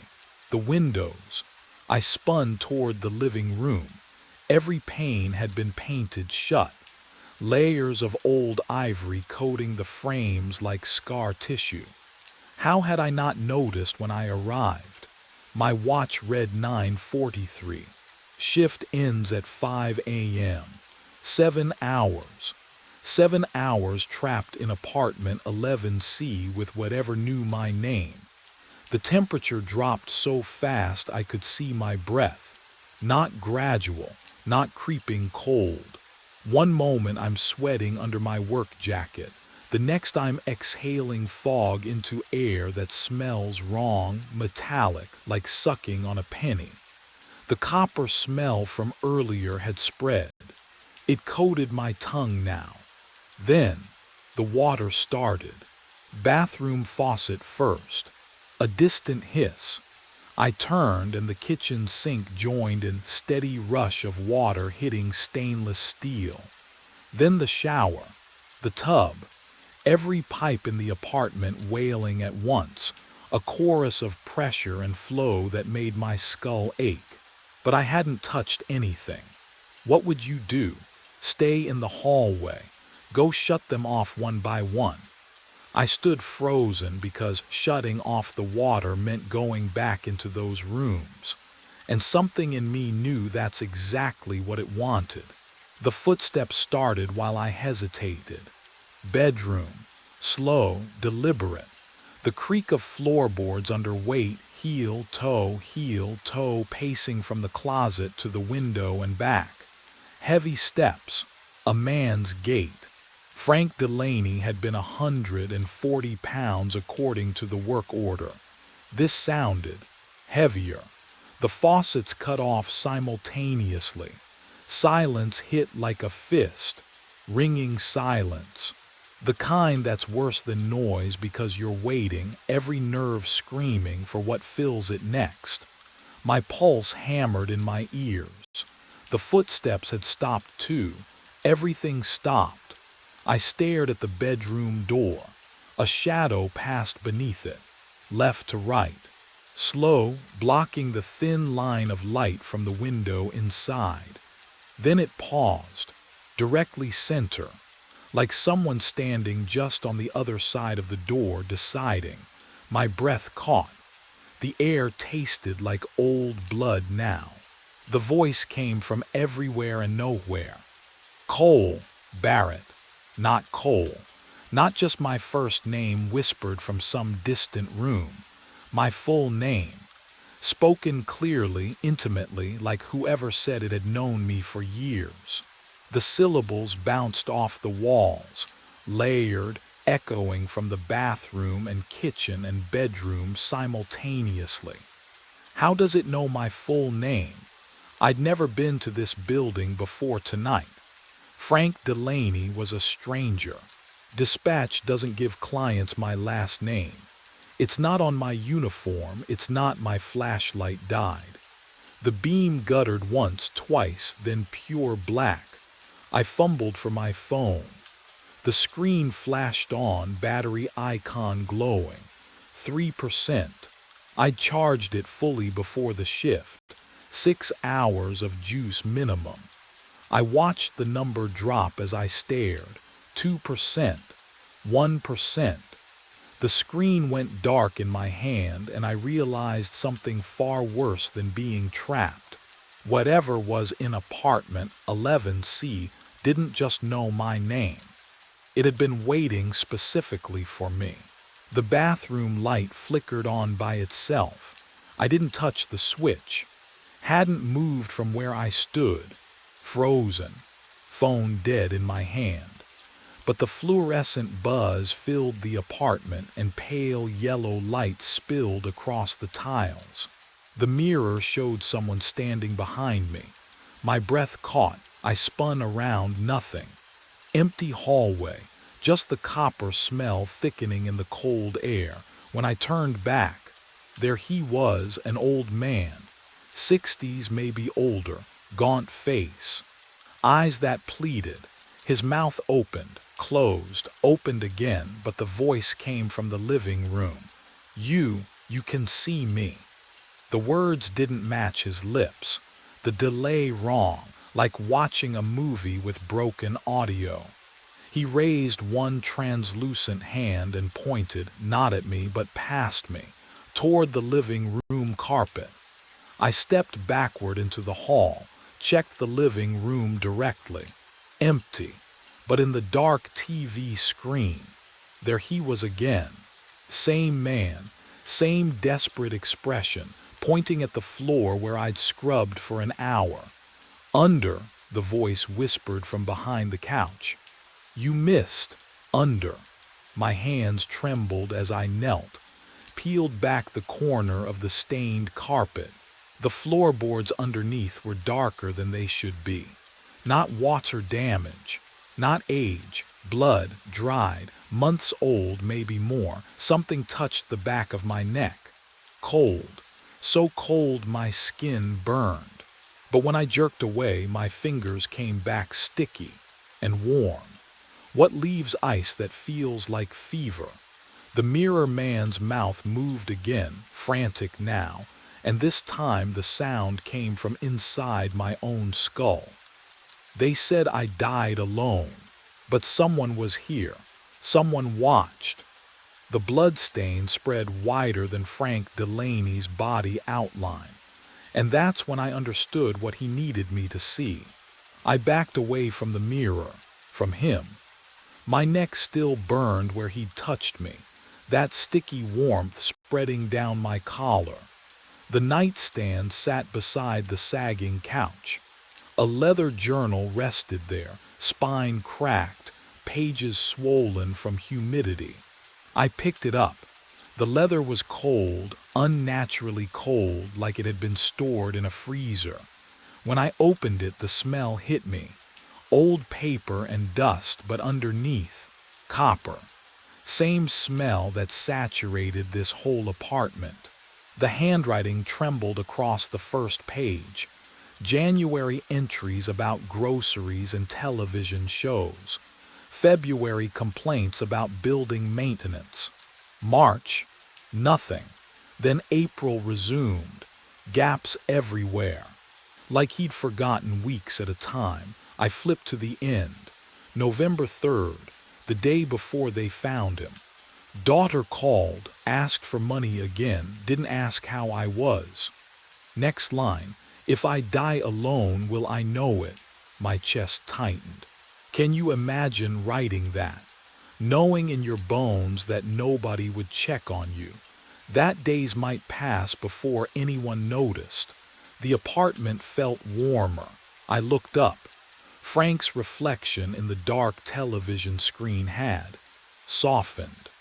His mouth wasn't moving anymore, just watching, waiting. But what I read next made everything else fade away. November 4th, the day he died. She didn't call back. Nobody ever does. My sister's face surfaced in my mind. Uninvited, unwanted. Her last voicemail I'd never returned because I was working a double shift, cleaning up someone else's tragedy.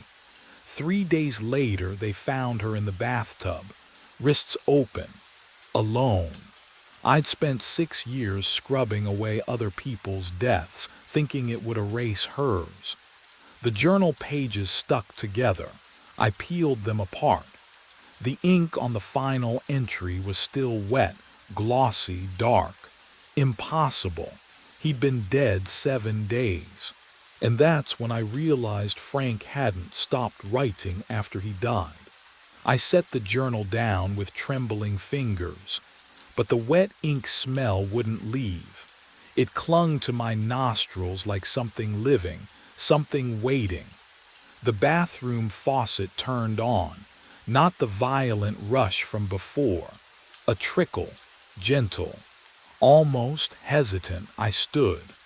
The floorboards creaked under my boots, but underneath that sound came another.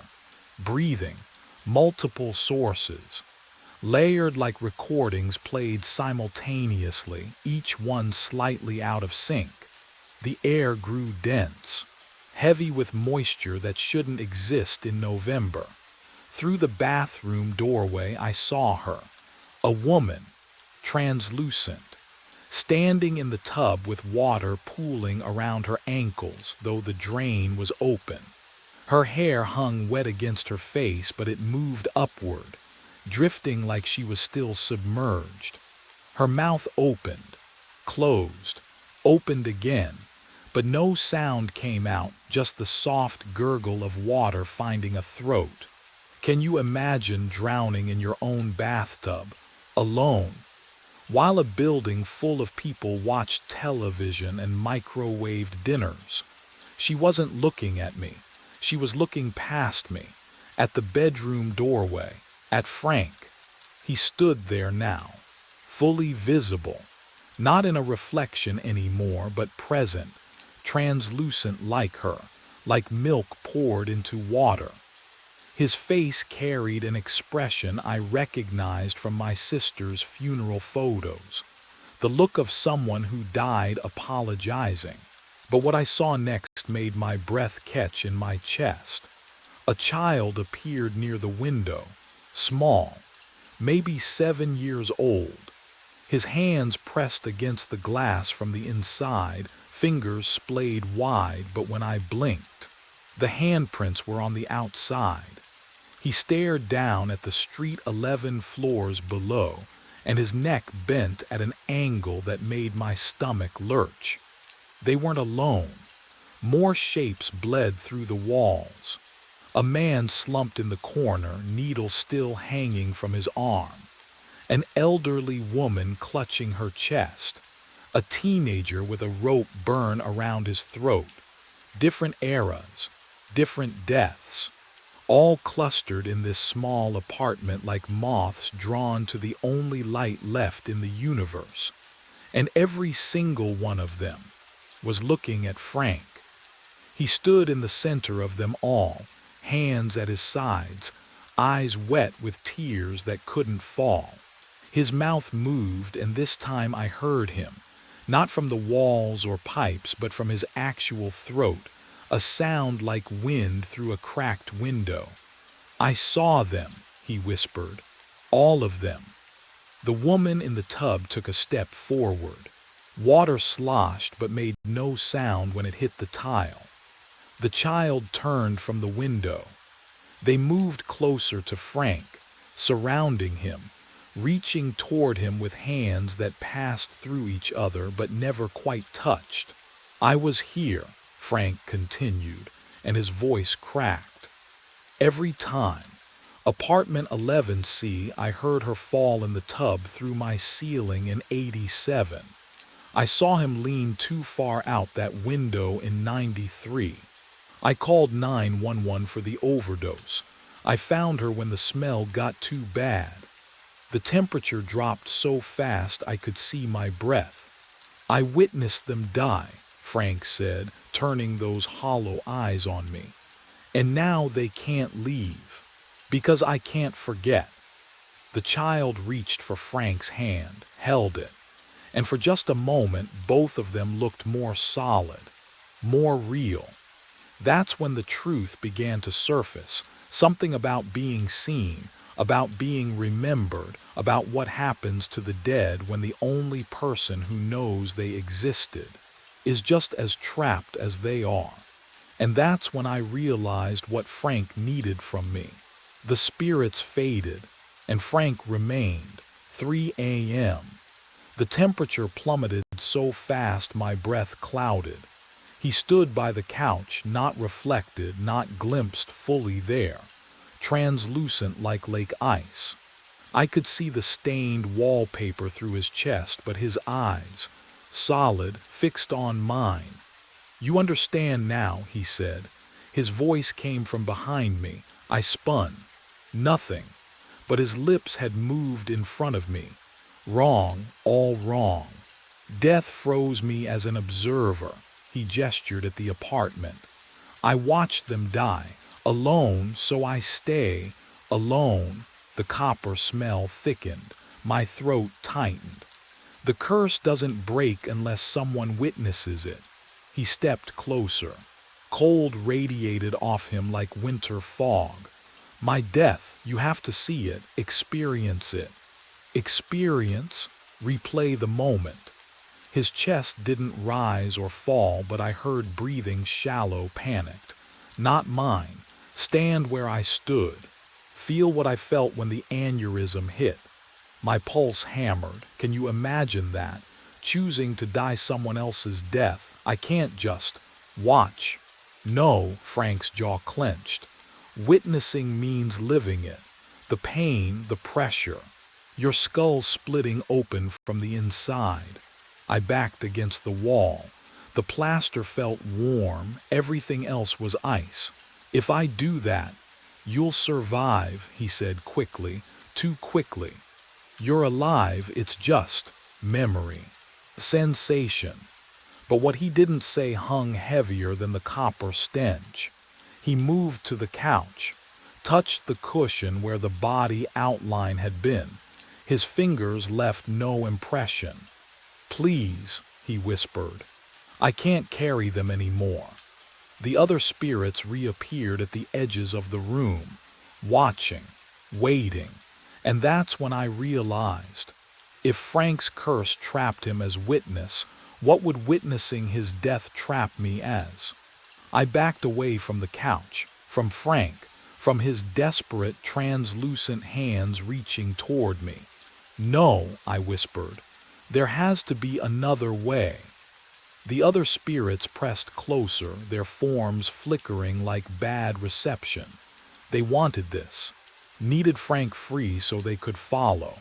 But the thought of standing where he died, feeling his skull split from the inside. My boot caught on something near the television stand. A plastic case. VHS tape. I bent down, fingers trembling as I lifted it.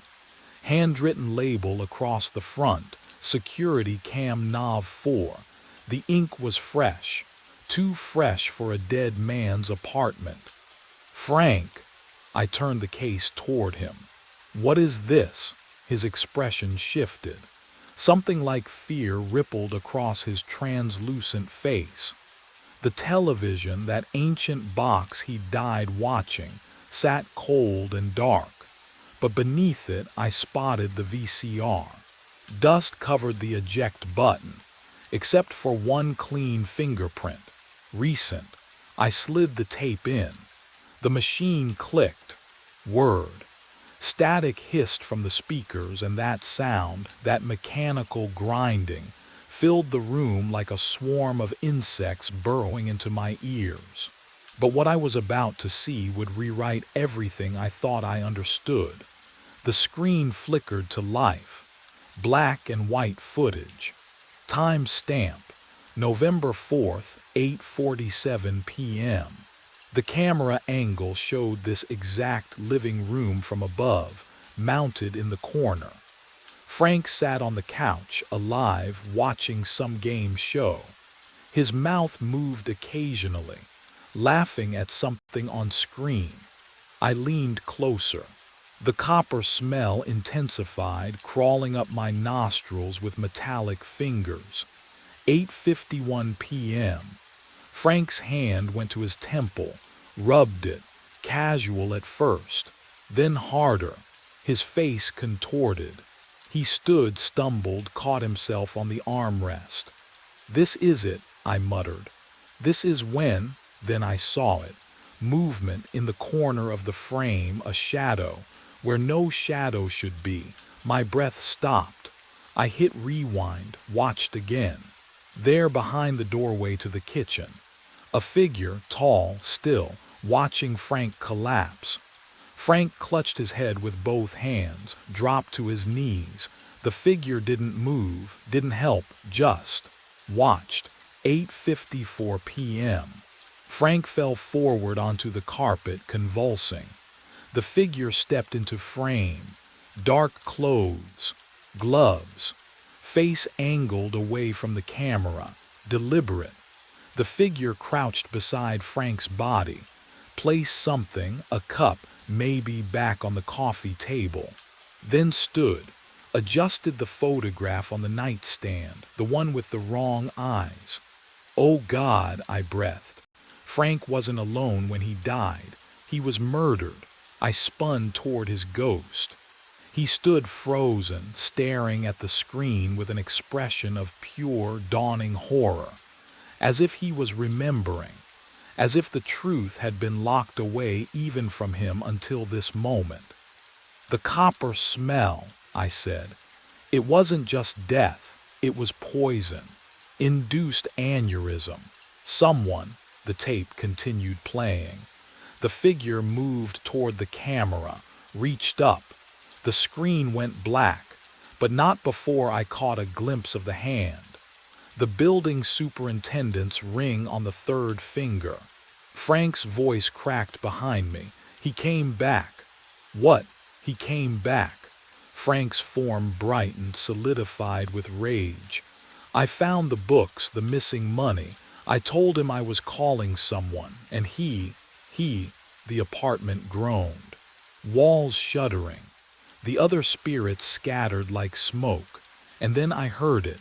Real, solid, from outside the front door, footsteps in the hallway, a key sliding into the lock. Human proofreader, word count. 653, please verify. Rehook count, cliffhanger ending. Yes/no, sensory details count. The door swung open. Thomas Hickey stepped inside, and I saw the knife first. Serrated edge. Catch the dim light from the hallway. His eyes swept the apartment, landed on the television, still playing static, then locked onto me. "You shouldn't have come here."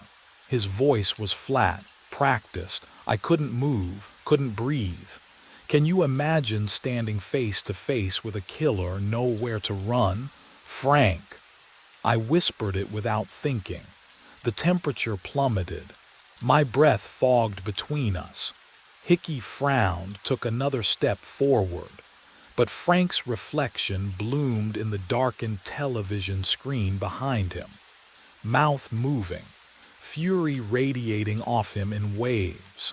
The copper smell surged. No, not copper. Bitter almonds, poison. "He knew what you did," I said, my voice shook. "The embezzling, Frank found your records." Hickey's jaw tightened. "Smart man, too smart." He raised the knife. "And now you've seen the tape." The VHS cartridge flew off the shelf, slammed into the wall beside Hickey's head. He spun, blades slashing at nothing. Frank was everywhere now, cabinet doors banging open, pictures rattling, the journal pages flipping wildly. The air itself pushed against Hickey, forcing him backward. "What the—" The television remote lifted, hovered, then launched straight at his temple. He tried to dodge, but what happened next sealed everything. His foot caught the edge of the carpet, right where Frank's body had lain. He stumbled. Skull met the corner of the coffee table with a wet crack that echoed through my teeth. The knife clattered from his grip. His eyes went wide, confused, terrified. Then empty. The body slumped. Blood pooled, exactly where Frank's outline had been. The apartment went silent. but only for a heartbeat, because Hickey's reflection appeared in the television screen, translucent, mouth opening in a scream no sound could carry. And Frank stepped beside him, placed one cold hand on his shoulder, and smiled. I understood then what forever meant in this place. The apartment settled into silence. 5 a.m. arrived with a soft click. The deadbolt turned itself.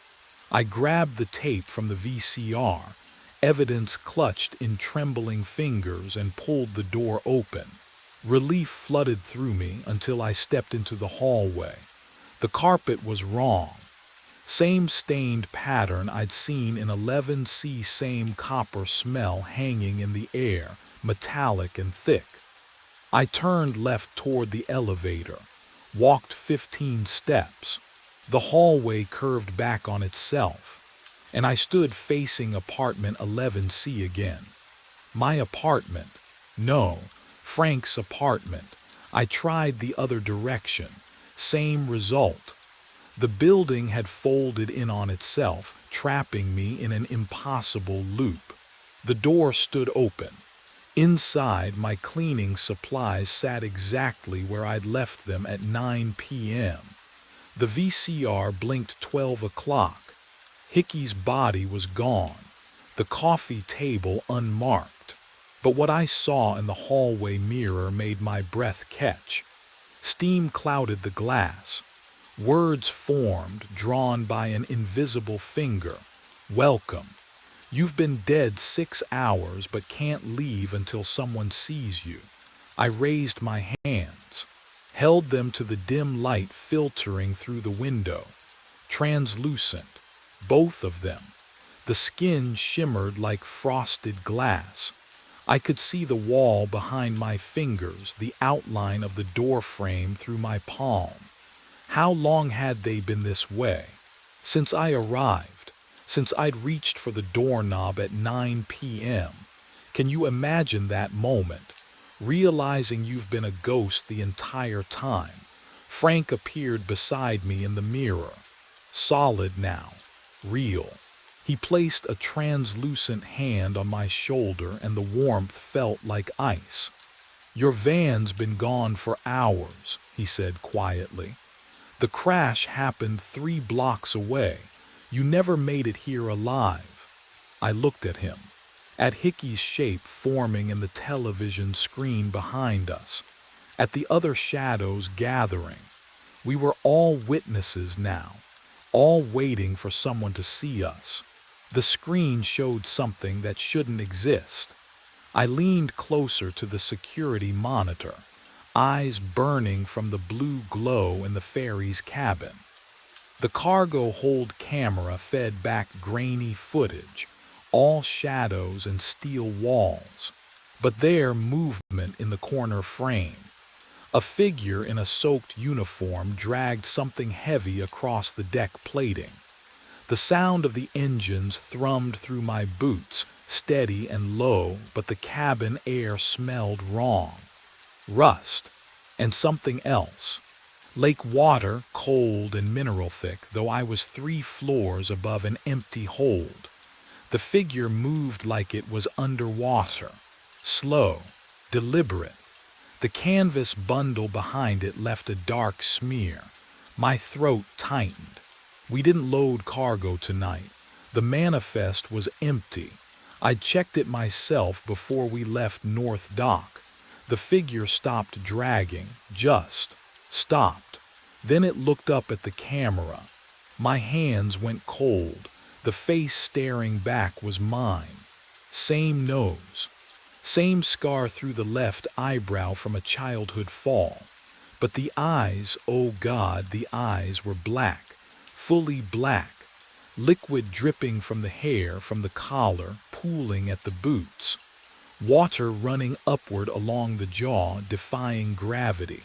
Can you imagine seeing yourself like that, drowning, but still moving? The mouth opened. No sound came through the monitor's static, but I felt the words in my chest. What was in that canvas bundle? My hand found the throttle, fingers trembling. The metal was ice cold under my palm, colder than it should have been in September. The duplicate on the screen blinked, 3 seconds after it should have. Then the engine died, the hum beneath my feet gone. The lights flickered once, twice. The cabin plunged into silence so complete I heard my own heartbeat hammering against my ribs. And that's when the footsteps started below deck. My mind dragged me back, 4 weeks earlier, before I understood what was waiting in that cargo hold. The return crossing from South Dock started normal enough. Engine humming steady, lake calm as black glass. But the ferry rode low in the water, stern dipping with each swell like we were hauling freight. The cargo manifest showed empty. I felt it through the deck plating. That wrong vibration, the groan of a hull under stress. The smell hit me next. Not diesel, not rust, something colder, like lake water in January, even though it was still September, still warm. Can you imagine that? A smell that feels like temperature. I descended to check the ballast tanks, flashlight beam cutting through the dark. Numbers on the gauge made no sense. Distribution balanced. Fuel levels normal. But the boat knew something I didn't. It settled deeper with every crossing, swallowing itself inch by inch into the lake. At North Dock, I found Perry smoking by the maintenance shed. "We're riding 4 inches low," I said. He exhaled through his nose. "Logs say you're empty." "I know what the logs say, I'm telling you, Graham." He dropped the cigarette, crushed it. "You filed 3 reports last month. Faulty depth finder, temperature anomalies. Christ, you measured the engine vibration with a ruler." He walked past me toward his truck. "Get some sleep." But I didn't sleep. I started logging everything. Water displacement, hull angle, weight distribution calculations scribbled in margins of my shift reports. Every night the numbers climbed. 200 pounds, 500, a ton. Something was accumulating in the hold, and whatever it was getting heavier. My phone buzzed against the metal console halfway through the crossing, the vibration lost beneath the engine's steady drone. I glanced down. Jillian's name glowed on the screen. "I'm going to my sister's in Spokane. Need space. Don't call tonight." The words sat there flat and final. No question mark. No opening for negotiation. I read them twice, my thumb hovering over the keyboard, but what could I say? That the boat was riding too low. That I'd measured the same phantom weight 3 nights running. She'd heard it all before. My obsessions, my theories, my refusal to let things go. The diesel smell seemed sharper suddenly, mixing with the cold that rose from the deck grates. I pocketed the phone, checked the time. 11:47. We were 12 miles from either shore now, suspended in the deepest part of the lake where the old channel ran. This was always the quietest stretch. No lights from either dock, just black water and blacker sky. But what happened next made everything else seem trivial. The phone signal dropped. Not unusual out here. I reached for the radio to check in with dispatch, more from habit than necessity. Static. I adjusted the frequency, tried again. Nothing but white noise crackling like something alive. "Dispatch, this is Cascade Ferry, over." The static swallowed my voice. I cycled through every channel, emergency, weather, marine band. All dead. Just that hissing emptiness, the kind that makes you aware of how alone you really are. Can you imagine it? 12 miles from shore, no contact, no wife waiting at home, just you and a boat that's sinking lower every night for reasons you can't explain. The engine hummed beneath my feet, steady as a heartbeat. And then I heard it, metal groaning, deep below the cargo hold door, opening. I hadn't touched it, hadn't been down there in hours, but something had. I grabbed the flashlight. My hand shook as I pointed the beam at the cabin door, but I couldn't make myself go down there. Not yet. Instead, I turned to my logbook on the console, flipping it open to distract myself from the echoing silence below. The familiar weight of routine. Log the crossing. Note the time. Document everything Perry dismissed. But something slipped out from between the pages. A laminated sheet, yellowed at the edges. I caught it before it hit the floor, and the moment my fingers touched the surface, cold radiated up my wrist. The kind of cold that comes from deep water, from places the sun never reaches. I held it under the chart light. Cascade Lake Ferry Service. Passenger and crew manifest. September 1996. My throat tightened. The list of names blurred, then sharpened. I scanned down the crew roster, not sure what I was looking for, but something inside me already knew. There. Lockwood Graham, deckhand, status, lost at sea September 14th. I read it again. Then again, my name, my full name. Today was September 12th. The paper smelled like rust and deep water, so strong I could taste iron on my tongue. How was that possible? It was laminated, sealed. Nothing should get through. But the scent clung to my hands, thick and ancient. I didn't put this here. I'd used this logbook yesterday. This morning. The pages had been empty except for my own notes, my own handwriting tracking the weight that kept increasing, the ballast readings that made no sense. So who had? And why did the manifest list a date? That hadn't happened yet. The county library archives smelled like rot and old newsprint. I showed up when they opened, hands still shaking from the manifest. The clerk barely looked at me before pointing to the microfiche machines in the back corner. I found it in 20 minutes. September 14th, 1996. Ferry disaster on Cascade Lake. 7 crew members lost. No bodies recovered despite 3 weeks of searching. The vessel had been decommissioned, records sealed. Can you imagine reading about your own death? Knowing it's scheduled in 2 days, I scrolled faster. My eyes burned from the blue light. There had to be more. Some explanation that didn't involve. A witness statement stopped me cold. The sole survivor, a maintenance worker named Chen, described the hours before the sinking. He mentioned a deckhand who'd appeared on shift that final night. No one recognized him. Chen said the man looked like he'd been underwater for days before he ever stepped aboard.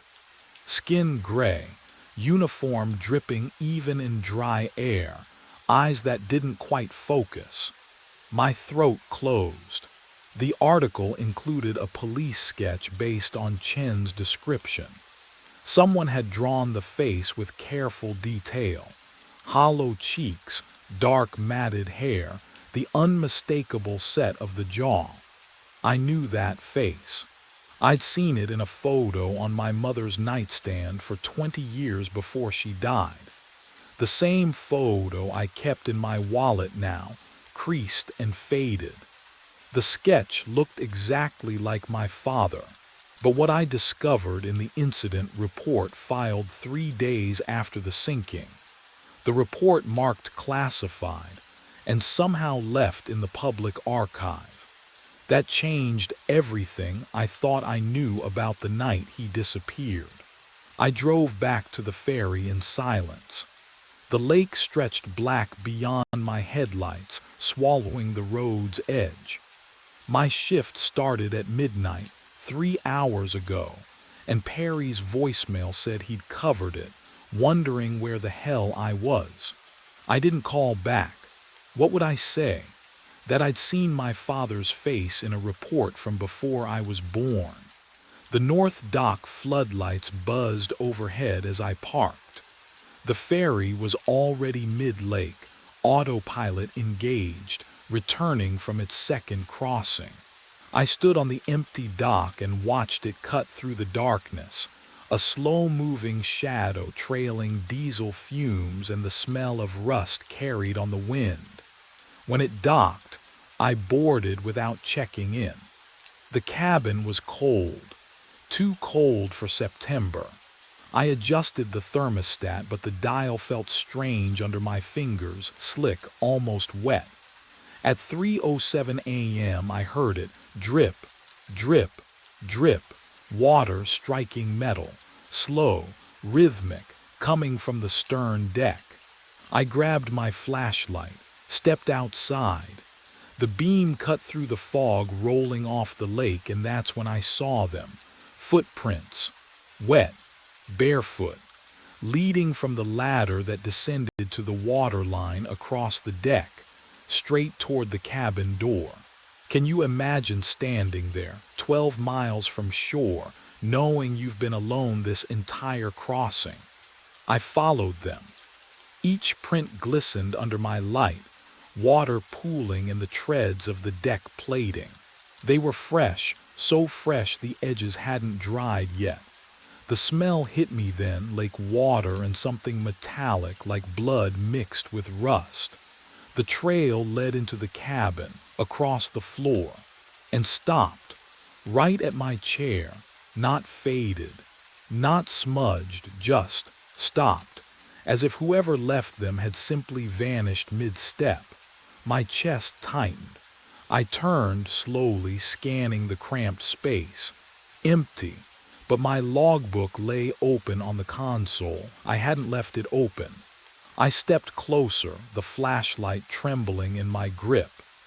The page showed tomorrow's date, September 13th, and beneath it, handwriting I recognized immediately because it was mine. It's already happened. But the real horror was what I noticed next. I closed the logbook. My hand wouldn't stop shaking. The cabin air had turned cold, colder than the September night should allow. My breath misted. I forced myself to look at the clock mounted above the radio console, 2:47 a.m. The second hand jerked, stopped, then, oh God, it ticked backward, click, click, click. Each sound sharp as a bone breaking in the silence. 2:46, 2:45. I fumbled for my phone, hands clumsy with fear. You ever try to hold something steady when every instinct screams to run? I pressed record and aimed the camera at the clock face. The lens struggled to focus in the dim instrument light, but the backwards march of time was unmistakable. 44, 43.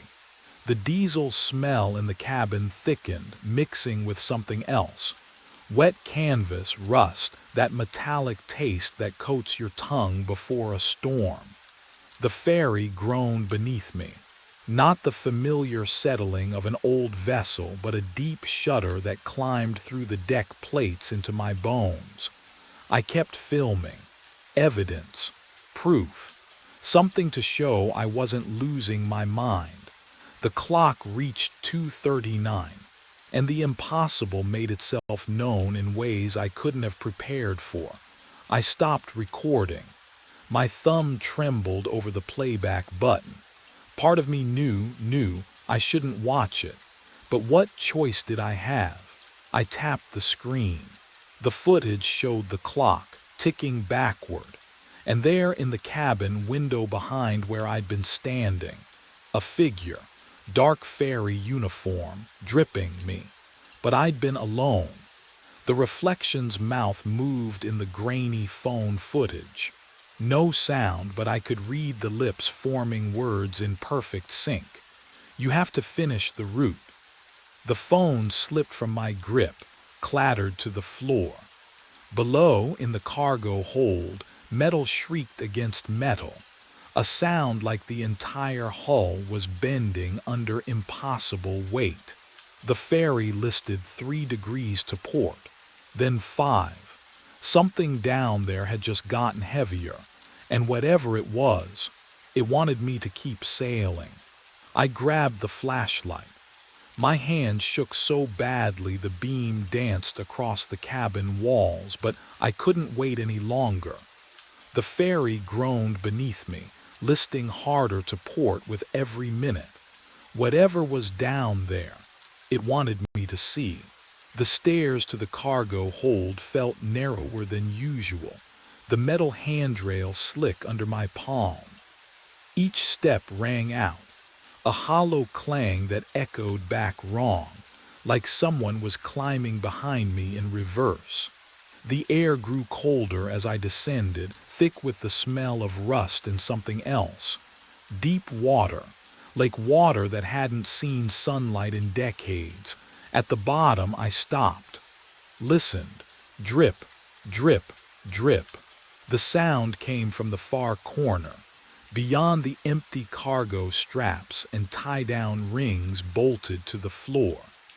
I swept the flashlight across the hold, and the beam caught on standing water pooling near the starboard bulkhead. The ferry didn't leak.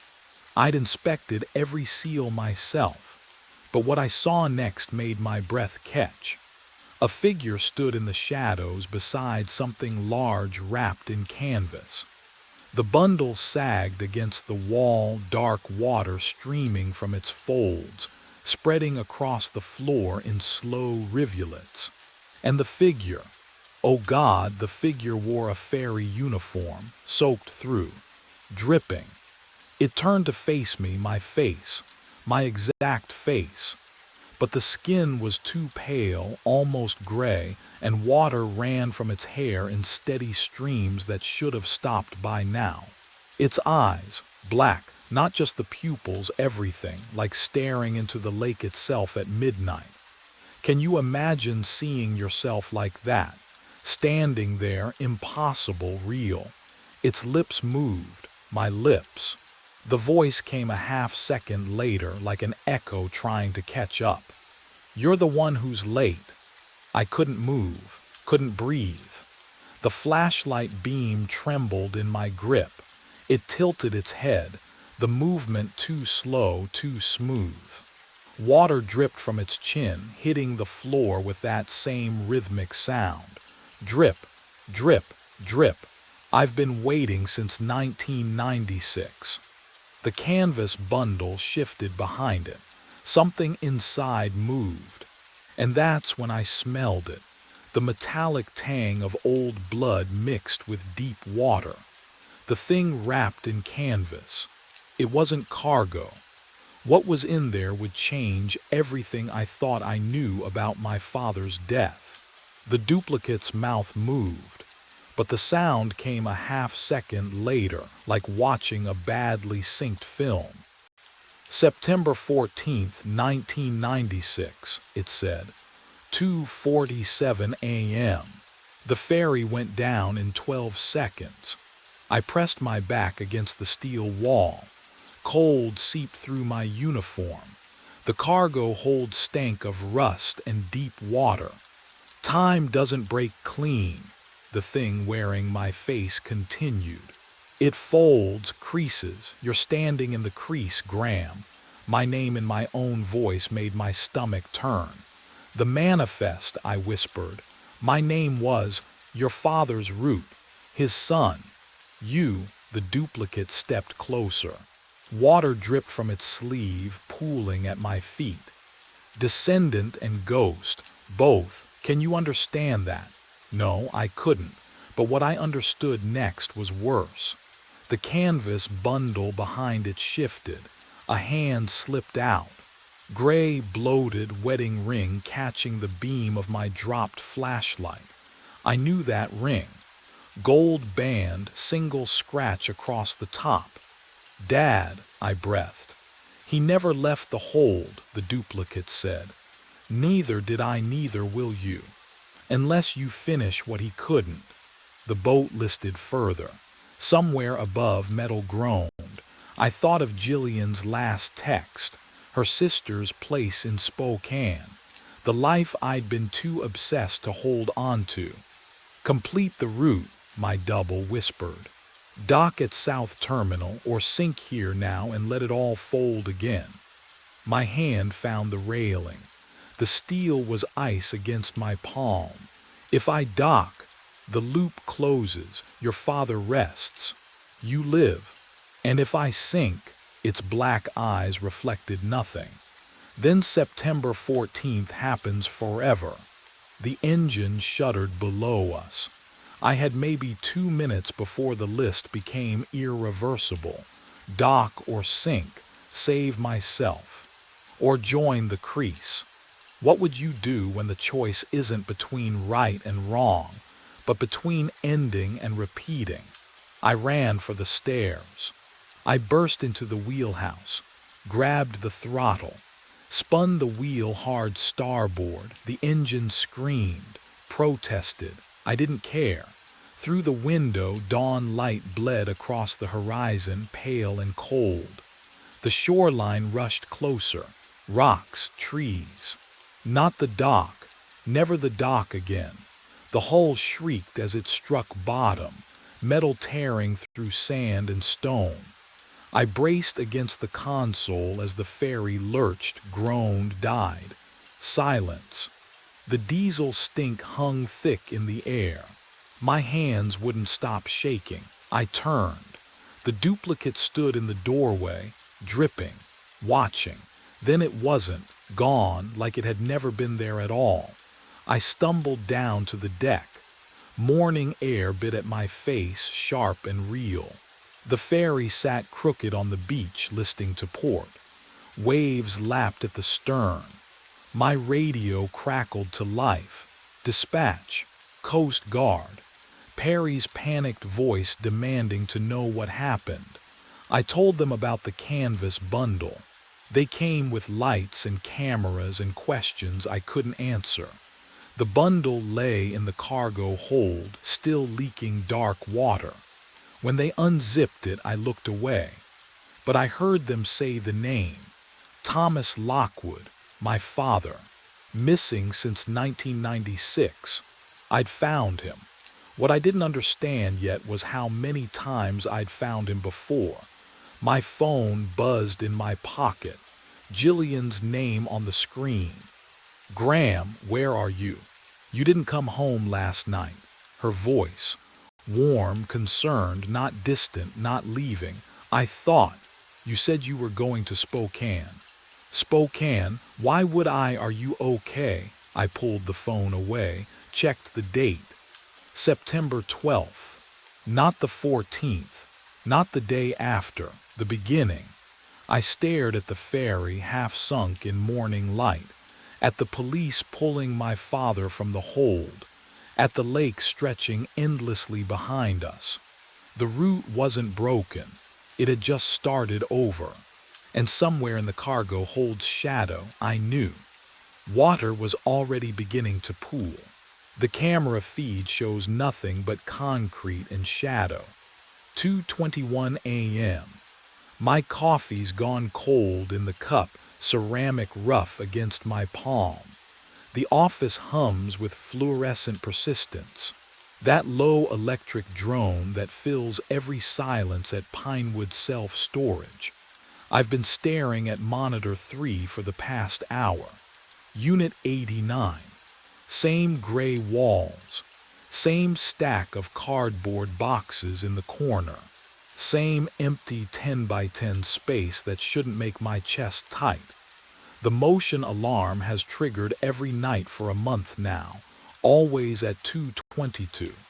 Sharon says it's faulty wiring, tells me to ignore it, But here I am, watching, waiting.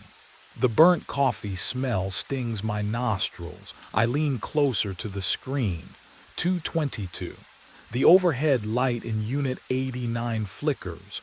Once, twice, then floods the space with harsh white glare. My breath stops. A figure steps out from the back corner, not from a door. The concrete wall behind him is solid.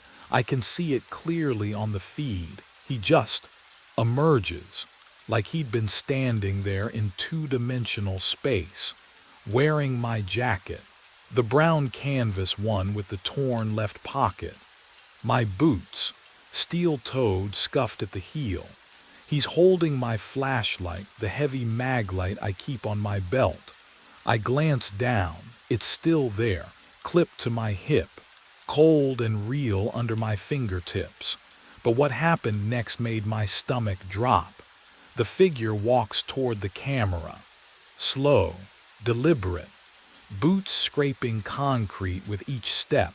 I can almost hear it through the silent feed. He stops directly beneath the lens, tilts his head up, and stares, not at the camera, at me.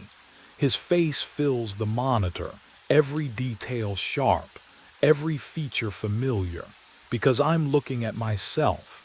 My hand fumbles for the phone.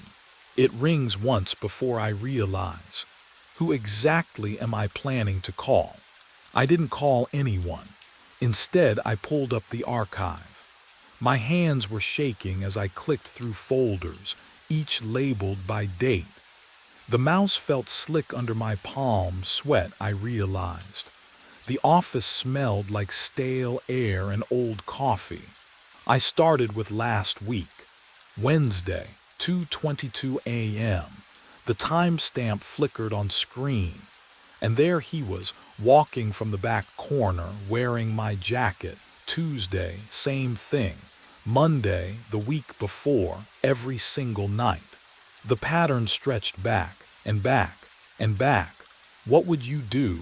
Keep watching, or stop before you found something worse? I kept watching. 30 nights of footage, 30 identical appearances at 2:22 a.m. exactly. The figure always emerged from solid concrete, always wore my clothes, always walked to the camera, always stared. But what I discovered in the rental database made my chest tighten in a way the footage hadn't. I pulled up Unit 89's account details. The screen loaded slowly, pixels assembling like they were reluctant to show me the truth. Tenant name, blank. Contact information, blank. Emergency contact, blank. Autopay active. I clicked the payment history. The entries scrolled down 3 months, 6 months, a year. 3 years, 3 years of automated monthly payments. No missed months, no contact. No visits logged in our access records. Not one. I grabbed the phone, dialed Sharon's emergency line. It rang 4 times before her voicemail picked up, that clipped, dismissive tone even in her greeting. I tried her cell, straight to voicemail. I tried the regional office number. The line was dead. I went to the filing cabinet, pulled the drawer marked lease agreements. My fingers walked through the tabs. Unit 87, Unit 88, Unit 90. No Unit 89. The folder didn't exist. Sharon had told me she'd check the records, but there were no records to check. There never had been. And that's when I understood someone had erased every trace of whoever rented that unit, or something was making sure I could never find out who they were. I stood outside Unit 89 at 2:18 a.m., master key cold against my palm. The erased records meant someone wanted this tenant invisible. Therefore, I had to see what they were hiding. The lock clicked open. The door swung inward on silent hinges.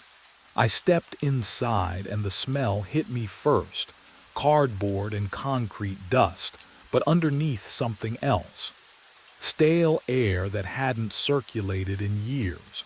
My flashlight beam swept across the space.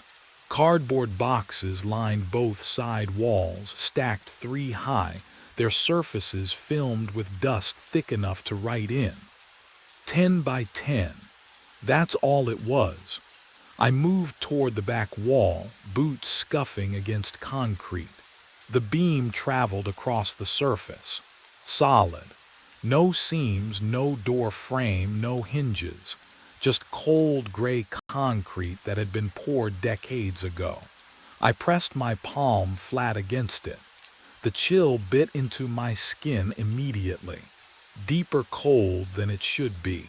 Wrong cold. Can you imagine standing in a locked box, knowing someone identical to you walks out of that solid wall every night? I checked my watch. 2:21. 1 minute. The boxes closest to me had no labels, no markings. I ran my finger across the nearest one, leaving a trail through the dust.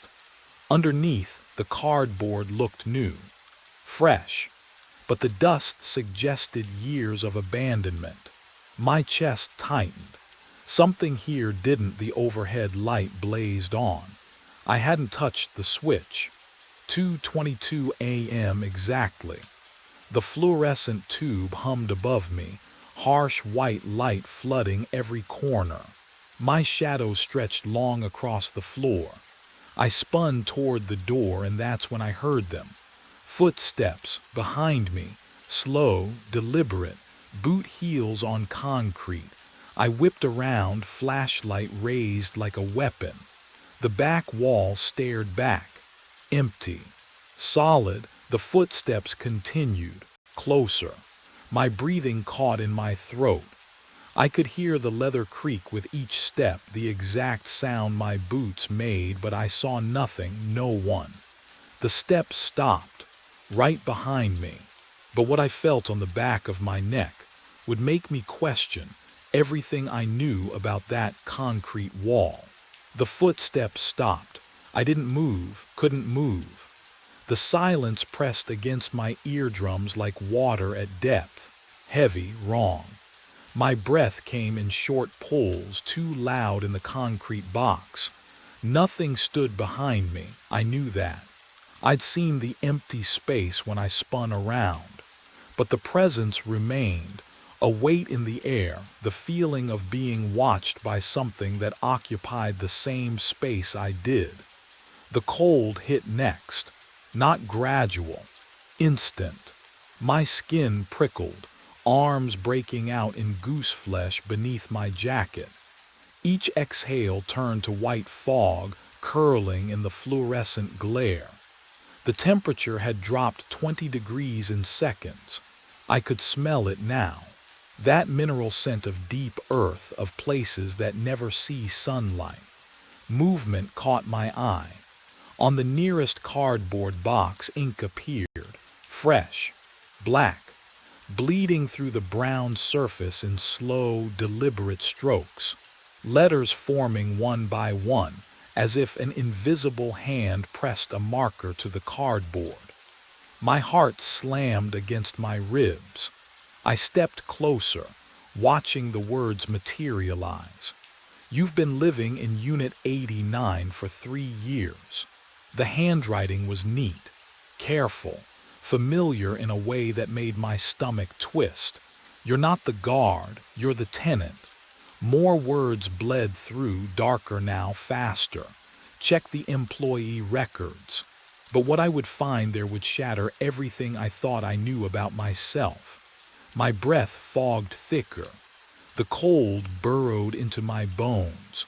Behind me, the metal door whispered shut, a soft click that sounded like a confession. Then the lock. One clean metallic snap. I turned. The door was sealed, and something in the corner began to move. I didn't wait for whatever moved in that corner. I slammed into the door, shoulder first. The metal shrieked against the frame, but the lock held. My breath came in short bursts, fogging the air in front of me, fog that hung there too long, refusing to dissipate. I hit it again, again. The sound echoed through the concrete box, and beneath it I heard something else. Footsteps shuffling closer behind me. The lock gave. I stumbled into the hallway, fluorescent lights buzzing overhead. A half-second delay between the sound and the flicker, like the building itself was out of sync. My boots pounded against the concrete floor as I ran. Every corner I turned looked identical. Every hallway empty. Can you imagine that kind of silence? The kind that presses against your eardrums like water. But what I found in the office would make the silence seem merciful. The filing cabinet sat against the back wall, same as always. My hands shook as I yanked open the employee drawer. Cross, Ethan.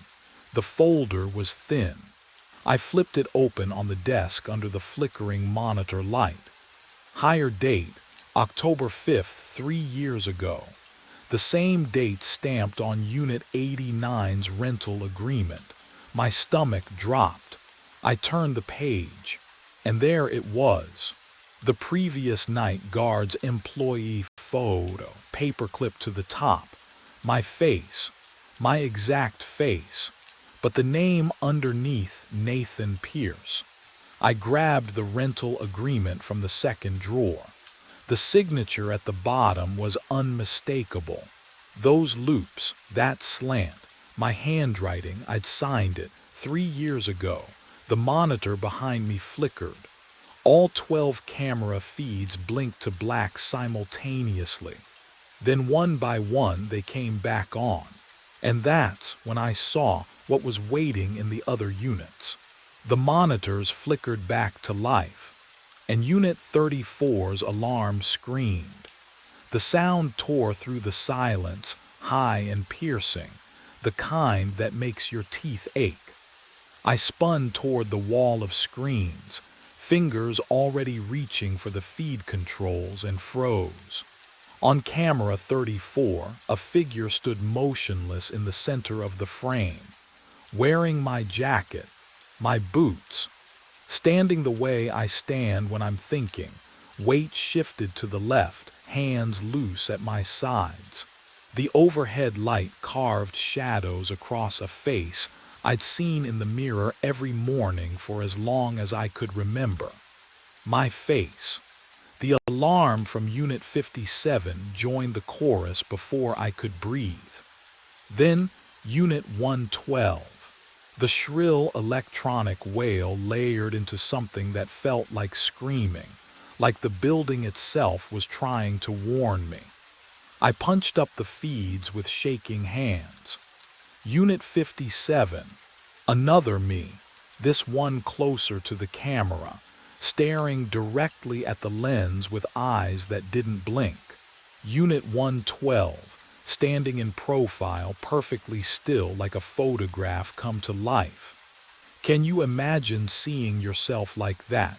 Not in a mirror, not in a reflection, but standing separate, breathing in spaces you've never been, watching you through glass and wire. What I saw next changed everything.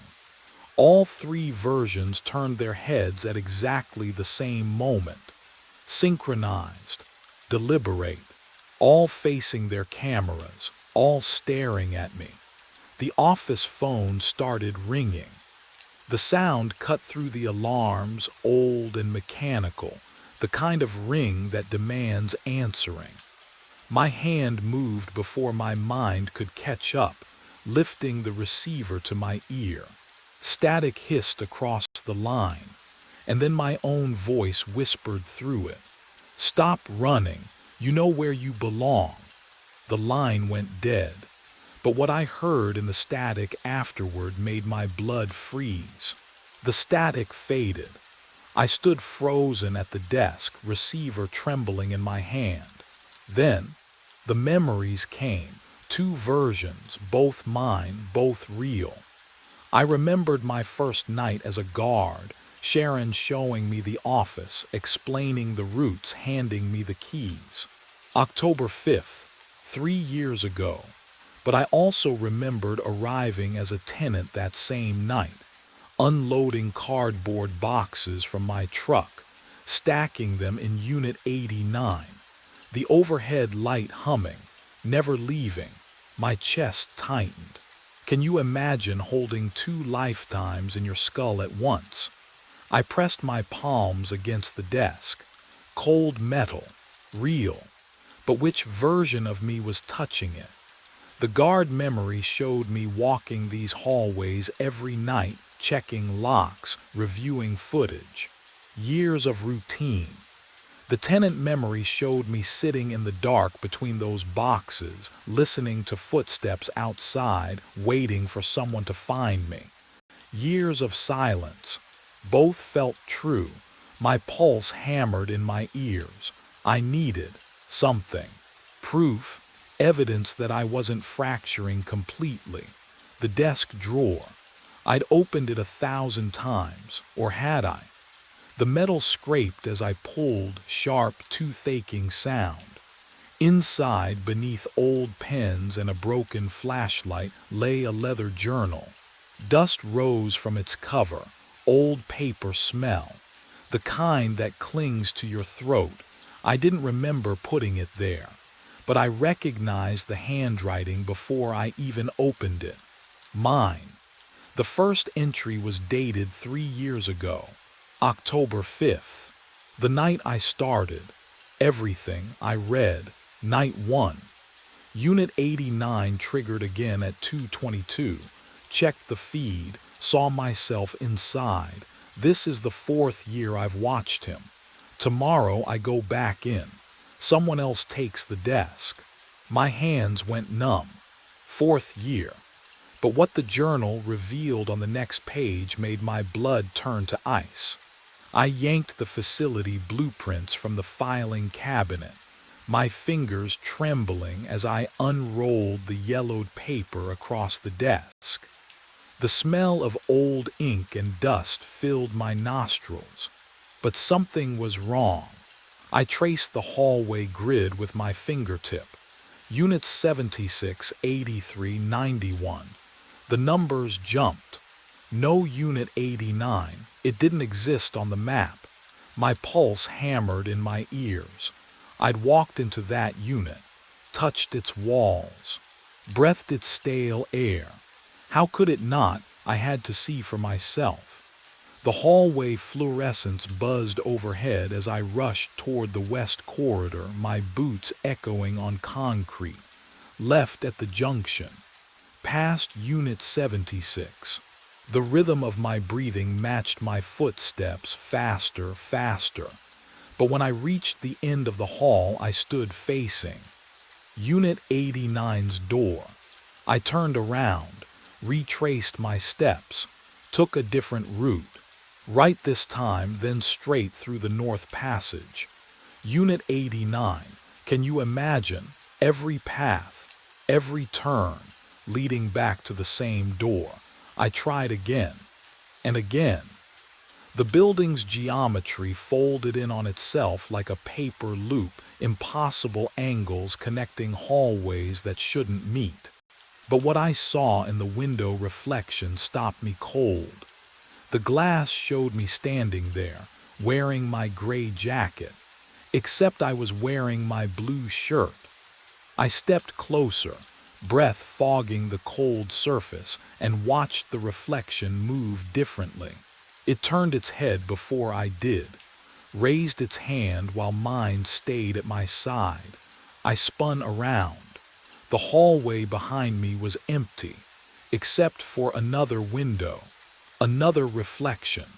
This one in my uniform from 3 years ago. I looked left, right. Every window, every glass surface showed a different version of me, standing in positions I wasn't standing in, wearing clothes I'd forgotten I owned. And that's when I understood the building wasn't looping. I was existing in all the loops simultaneously. I ran. Gravel sprayed beneath my boots as I tore across the parking lot toward my truck, keys already in my hand, trembling fingers. The door handle was cold, so cold it burned, but I yanked it open and threw myself inside. Engine, turn the key. Go. The headlights carved 2 tunnels through the darkness, illuminating the woods at the lot's edge. I slammed the accelerator. The truck lurched forward, tires spitting stones against the undercarriage in a metallic hail. The tree line rushed toward me and stayed exactly where it was. I pressed harder. The speedometer climbed, 20, 30, 40. But the woods remained frozen in the same position, like a photograph held just out of reach. My heart hammered against my ribs as I glanced at the GPS mounted on the dash. 0.0 miles per hour. The coordinates hadn't changed. What would you do if the world stopped moving around you but you kept going? I spun the wheel. The truck fishtailed, pivoted. I aimed back toward the access road, but the gravel stretched endlessly in every direction now, a gray ocean that rippled and reformed. 5 parking spaces. That's all there should be. Instead, the lot had become something vast and impossible, swallowing distance itself. But what I hadn't realized yet was that distance wasn't the problem. The clock on the dash blinked. 1:59 a.m., 210, 221, 222. The truck vanished. I was sitting at my desk. The office. The monitor wall glowed in front of me, security feeds flickering across 12 screens. My coffee sat exactly where I'd left it, still warm, the steam curling upward in lazy spirals that smelled like burnt grounds and rust. On screen 4, Unit 89, I stared. A figure sat at a metal desk inside the unit facing a monitor. He wore my jacket, my posture. His hand hovered over a coffee cup. He was watching me. What happened next made my blood freeze. We both turned. Simultaneously. The exact same motion. The exact same angle. 2 bodies moving as one across the distance between us. His eyes met mine through 2 layers of camera feed. Him watching me watching him. And in that moment of perfect synchronization, I heard it. Click the lock on the office door. The lock on Unit 89's door, both turning. At exactly 2:22 a.m., the lights went out, complete, total, the kind of darkness that pressed against my eyes like cold water. I heard breathing. Close, too close. We never leave Unit 89. My voice, not an echo, not a recording, my voice, speaking from the space beside me. We just take turns. The air temperature dropped so fast my lungs burned. I felt the words more than heard them, vibrating through the desk surface under my palms. Tonight you go back inside. I wanted to run. My legs wouldn't move, couldn't move. Because somewhere deep in the fog of my fractured memory I knew I'd already said these exact words before. The monitor flickered back to life, a pale blue glow casting the only light in the office. My hands looked gray in its wash. Dead hands. On the screen, Unit 89's door stood open, and I watched myself walk toward it. Not the me sitting frozen at this desk, but another me, wearing my jacket, my boots, moving with my gait. He stepped over the threshold without hesitation, without looking back. The door closed behind him with a soft metallic click that echoed through the speakers. The lock turned, but what happened next made my blood turn to ice. Because on a different monitor, the one showing the security office, I saw the chair I was sitting in. Empty, just an empty chair slowly rotating as if someone had just stood up.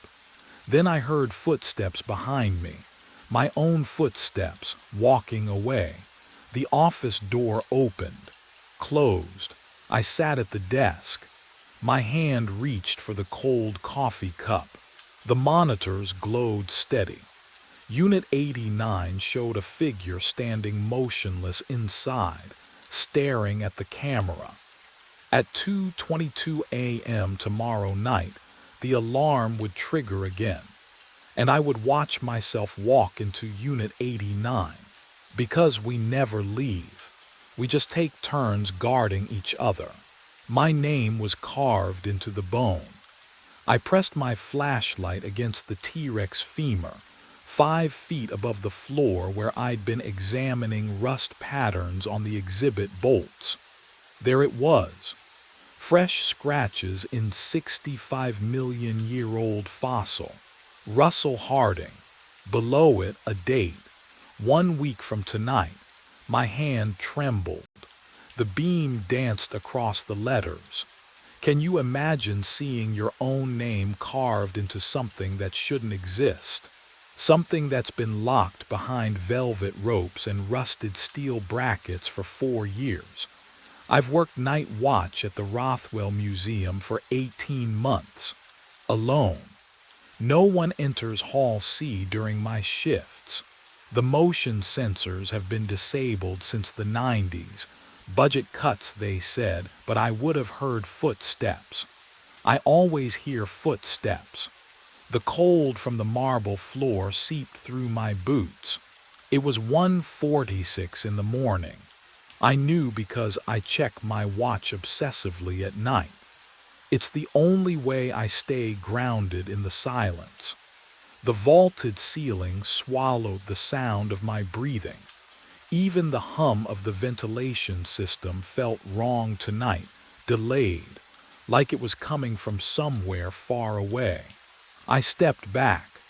The skeleton loomed above me, 15 feet of ancient bone reassembled into a predator's stance. But something was different. The skull. It was facing the west exit now, jaws parted slightly, empty eye sockets aimed directly at the double doors that led to freedom. It hadn't been facing that direction yesterday. I'd walked past this exhibit every night for 6 nights straight, ever since I noticed. Something. A feeling. The kind of dread that lives in your gut and whispers that you're being watched.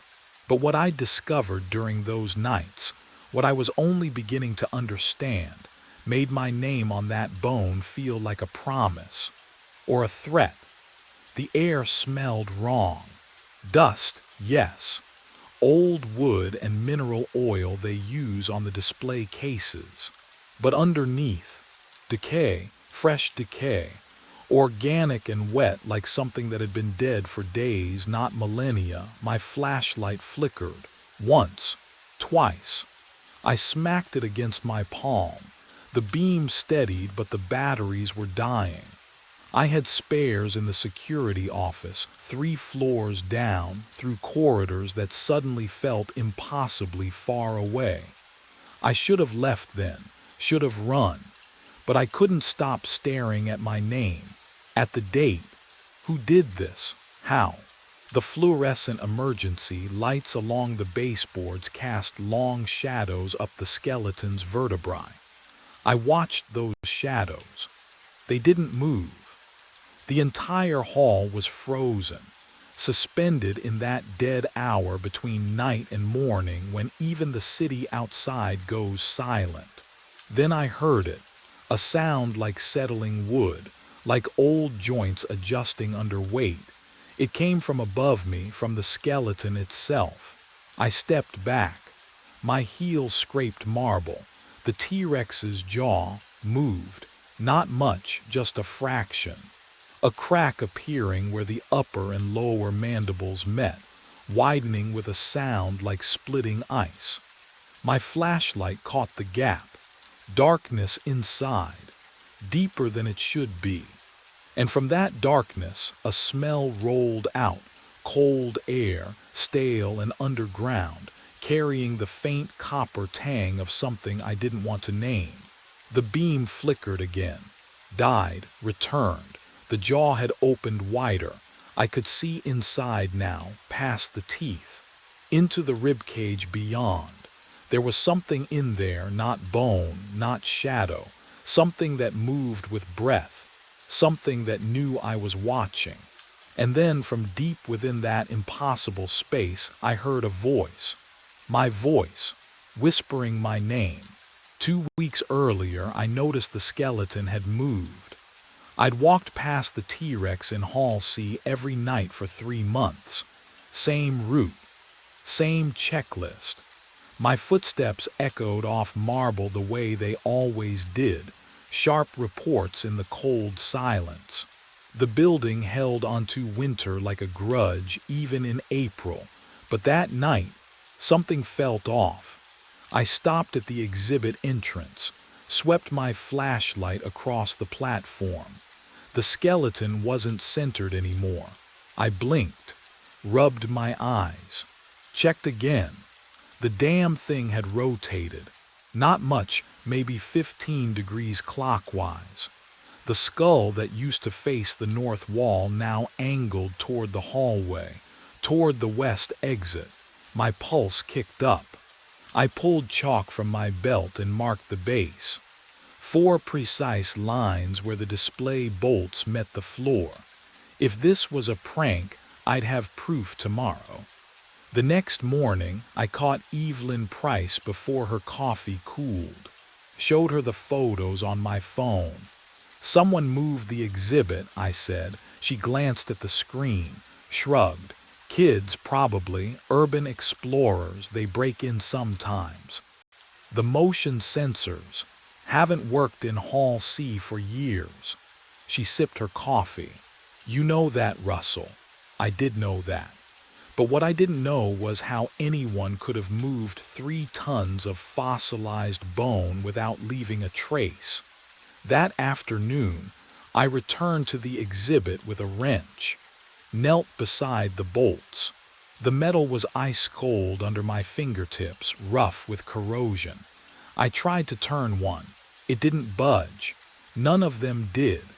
The rust had fused them to the floor, thick orange patterns that looked decades old, untouched, unmoved. But the chalk marks told a different story. The skeleton had rotated 15 degrees. I had proof. And no one could explain how. I stopped marking the floor after the 3rd night. There was no point. The chalk lines had multiplied into a perfect geometric record of 15-degree intervals, each one precisely measured, undeniable. I knew the pattern now. Every night at exactly 1:47 in the morning, the skeleton moved. Not fell, not shifted, moved. So I decided to watch. The first night I positioned myself in the shadows behind the sauropod exhibit, 30 feet from the Tyrannosaurus. My watch read 1:43. The museum air tasted stale, recycled through decades of ductwork, carrying that particular coldness that settles into old buildings after midnight. I kept my flashlight off, waited. 1:46. My breath fogged in the beam of emergency lighting filtering through the vaulted ceiling. Can you imagine standing there, watching a skeleton you know will move, feeling your rational mind scream that it's impossible while your gut tightens with certainty? 1:47. Nothing. Then I heard it, not grinding, not scraping. Silence. The complete absence of sound that should accompany 12 tons of bone rotating on corroded bolts. The skeleton turned 15 degrees clockwise in one smooth, fluid motion. No vibration, no friction, just movement. I didn't breathe for 30 seconds after it stopped. The second night, I brought the old handheld camera from the supply closet, the kind with the flip-out screen and grainy night vision. I set it on a tripod, aimed it at the exhibit base, and let it record from 1:30 until 2:15. When I reviewed the footage in the security office, my hands shook so badly I nearly dropped the camera. But what I saw on that screen would change everything. The playback showed exactly what I'd witnessed. Smooth rotation, no mechanism, no explanation. Just bone pivoting on fused steel as if the laws of physics had quietly excused themselves. And in the silence of that impossible movement, the camera had captured something else. A faint rhythmic pulse, like a heartbeat, buried beneath the white noise. The footage played on loop in my mind as I returned to Hall C the next afternoon. That pulse beneath the static. I needed to look closer at the exhibit itself, not just watch it move. The platform stood 3 feet high, reinforced steel bolted into the marble floor. I crouched beside it, running my flashlight along the base. Dust coated everything, thick, undisturbed years of accumulation. The bolts were orange with rust, fused solid just as Evelyn had said. But there, near the back corner, something gleamed. A metal plaque, small, maybe 6 inches across. It sat flush against the platform's edge, half hidden by shadow. I leaned in, angling the light. The engraving was precise, professional, assembled 1987 from 3 excavation sites. Hell Creek Formation, Montana. Lance Formation, Wyoming. Unidentified remains from Philadelphia County mistakenly cataloged as fossilized material. I read it twice, 3 times. Unidentified remains, human remains. My throat tightened. The air in Hall C suddenly felt thicker, harder to breathe. I pulled out my phone and snapped photos of the plaque, then stood and walked quickly to the archive room in the basement. The filing cabinets were a mess, decades of documentation crammed into rusted drawers that screamed when I yanked them open. I searched for exhibit records, installation notes, anything from 1987. Nothing. No mention of the plaque, no mention of mixed remains. The official documentation listed only the Hell Creek and Lance formations. 2 sites, not 3. But what I'd found down there wasn't the strangest part. I returned to Hall C an hour later, kneeling again beside the platform. The plaque was still there, gleaming faintly in my flashlight beam. I reached out, hesitated, then pressed my palm flat against the metal. It was warm, not room temperature, warm, like something alive had been touching it moments before.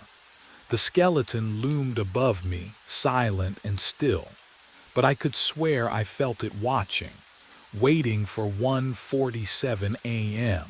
And I realized I had no idea what would happen when it finished turning. I positioned myself in the far corner of Hall C at 1:39 a.m. 8 minutes until the skeleton moved again. The marble floor beneath my boots felt glacier cold, even through rubber soles. My breath misted in the air. Thin white clouds that shouldn't exist in a climate-controlled building. The T-Rex loomed 15 feet away, silent, waiting. I'd seen it rotate on camera, but watching through a screen was different than standing here. Can you imagine the difference? Pixels versus bone, distance versus proximity, safety versus.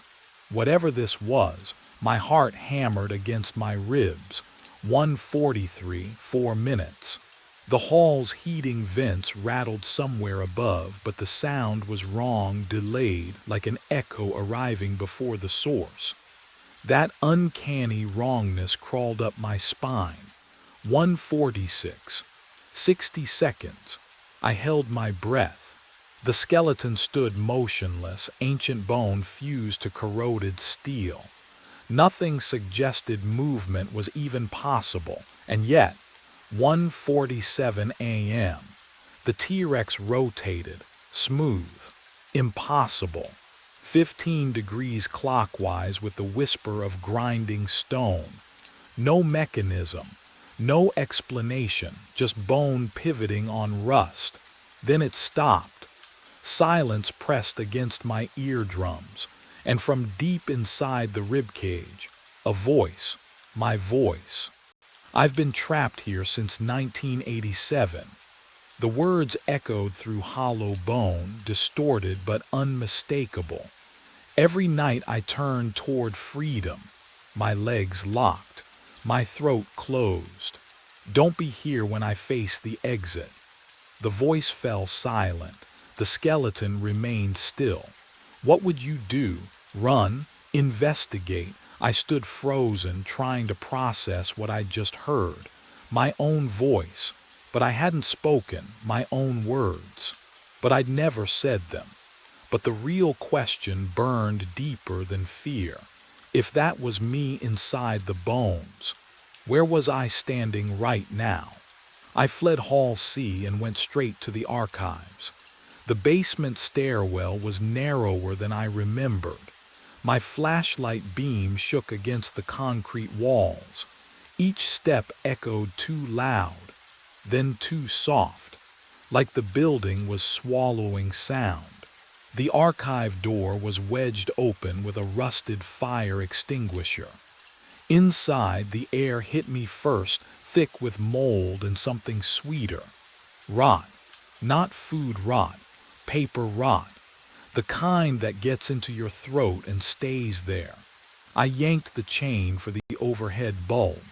It flickered twice before holding. Rows of filing cabinets stretched into shadow. Water dripped somewhere behind the shelves, steady as a metronome. The floor was slick. My boots left prints in something dark I didn't want to identify. 1987. I needed anything from 1987. The cabinets were labeled by decade, but the order made no sense. 70s next to 90s. 60s missing entirely. I pulled drawer after drawer. My fingers came away black with dust and moisture. The metal was cold enough to ache. Then I found it. A drawer marked personnel. 85 to 89. The folders inside were swollen with dampness, edges curled like dead leaves. I spread them across the nearest table. Maintenance reports, incident logs, time cards bundled with rubber bands that disintegrated at my touch. But what I found buried at the back would change everything I thought I understood. A folder, thicker than the rest. The tab read Lowell, Kenneth. I opened it. Assembly worker, third shift. Hired March of '87 to help install the new dinosaur exhibit. His employee photo showed a man in his 30s, thin face, nervous smile. He looked ordinary, the kind of person you'd forget an hour after meeting. His final time card was clipped to the inside cover. Date, October 9th, 1987. Clock in, 11 p.m. Clock out, blank. But someone had written in red ink across the bottom. Last seen 1:47 a.m. Hall C framework assembly. My hands wouldn't stay steady.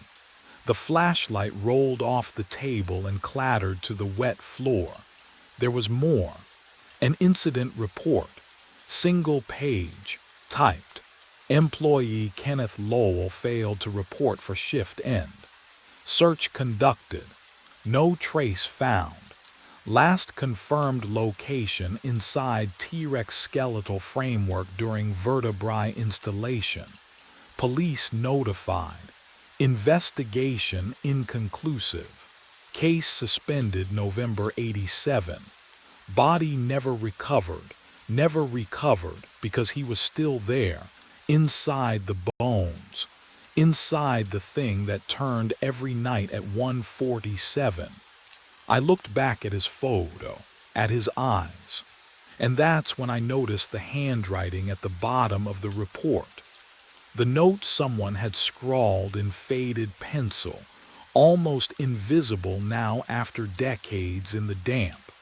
It said, "He's not the first." The archive had more than personnel files. I found the security tapes in a cardboard box behind the water heater. The smell hit me first. Mildew and old plastic. Decades of neglect compressed into one rotting corner. VHS cases labeled in faded marker. March '94, October 2001, September 2009. Each one marked the same month, September or October. My hands trembled as I fed the first tape into the ancient player mounted on a rusted cart. The monitor flickered to life. Gray static. Then grainy footage of Hall C. A man stood beneath the T-Rex. 40s. Tired eyes. Security uniform just like mine. He was talking to someone off camera. No, wait. His lips moved, but the audio was distorted.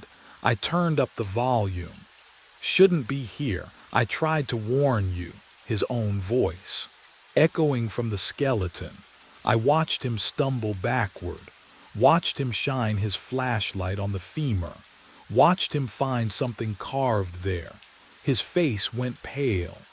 The timestamp read October 4th, 1994. Night 6. The footage cut to static. I loaded the next tape. Different man, same scene. 2001. He pressed his palm against the bone, reading something I couldn't see. His mouth formed silent words. Then he looked directly at the camera. And I swear he was looking at me. The tape ended abruptly. I went through 4 more. Each one the same, different faces. Same terror, same night. Night 6. But what chilled me most was the realization creeping up my spine like cold fingers. None of those men ever filed a final report. None of them clocked out. I pulled up the employment records on my phone, cross-referenced the dates. All of them vanished, without a trace. On night 6. Tonight was my 5th night. And tomorrow, the pattern would demand its answer. Night 6 arrived with the weight of inevitability. I stood in the basement office at 1:43 a.m., staring at the tools I'd laid across the desk. A crowbar, bolt cutters, a hammer heavy enough to shatter bone, or whatever those fossils had become. The metal felt cold in my palms, slick with the nervous sweat that had started hours ago and never stopped. Could I really do this? Dismantle a priceless museum exhibit based on grainy VHS tapes and my own unraveling mind? What would you do? I climbed the stairs. Each step echoed through the empty building like a countdown. The crowbar scraped against my belt with every movement, a metallic whisper that made my teeth ache. At 1:45, I pushed through the doors into Hall C. The T-Rex stood motionless beneath the vaulted ceiling. No movement, no sound, just bone and shadow and the smell of something wrong, Not decay exactly, but time itself gone sour. I approached the femur where I'd seen my name carved. My flashlight beam trembled across the surface, catching the grooves of letters. Russell Harding, still there, still dated 1 week from tonight. I lowered the beam. Kenneth Lowell's name sat directly beneath mine, carved in identical script. 1987 scratched beside it, but what I found beneath Kenneth's name made my breath catch in my throat. Another name, Samuel Ortiz, 1994. I angled the light lower, hands shaking now. Jacob Reinhardt, 2001. Michael Chen, 2008. The names descended down the length of the femur like tombstones, each one separated by 6 or 7 years. I counted them as the crowbar slipped from my grip and clattered against the marble floor, the sound impossibly loud in the suffocating silence. 12 names, 12 watchmen, and at 1:47 a.m. the skeleton began to move. The grinding sound filled Hall C as bones scraped against fused steel. Slow, deliberate. The T-Rex skeleton pivoted the final 15 degrees until its skull faced the museum exit dead on. I stumbled backward. My wrench clattered against marble. The rotation stopped. Silence pressed against my eardrums, thick and suffocating. My breath came in short gasps that echoed off the vaulted ceiling. The air smelled wrong, metallic, like copper wire left too long in water. Then the jaw moved, not fast, not violent, just opening, inch by impossible inch. The ancient hinges shouldn't function. They'd been wired shut since 1987, but they swung wide with a wet, grinding noise that made my teeth ache. What would you do? Stand there? Run? I couldn't move. The ribcage came next. Each bone separated with surgical precision, splitting along invisible seams I'd never noticed before. The sound was organic, living, like something hatching from the inside out. A figure emerged from between the ribs. Human, solid, real. Wearing a security uniform I'd only seen in archive photographs, navy blue with gold piping, the Rothwell Museum patch from 3 decades ago. The man stepped through bone as though passing through fog, his boots making no sound against the floor. I recognized his face immediately. My face, older, weathered, deep lines carved around eyes that had seen too many nights. Gray threaded through hair I still kept dark, but the scar above his left eyebrow. I'd gotten that when my daughter pushed me into the pool edge, 7 years ago. He looked at me with something worse than fear, pity. I tried to warn you, he said. His voice was mine, roughened by decades I hadn't lived yet. But what he said next would make everything I discovered seem like mercy. I ran, my boots hammered against marble as I bolted for the exit. Behind me, the older version of myself didn't follow, just watched with that terrible, knowing sadness. The double doors loomed ahead, 20 feet, 10. The doors slammed shut, a sound like a gunshot echoing through Hall C. I crashed into them shoulder first. Locked. The metal was warm, wrong. No, no, no, no. The lights cut out. Pure darkness swallowed everything.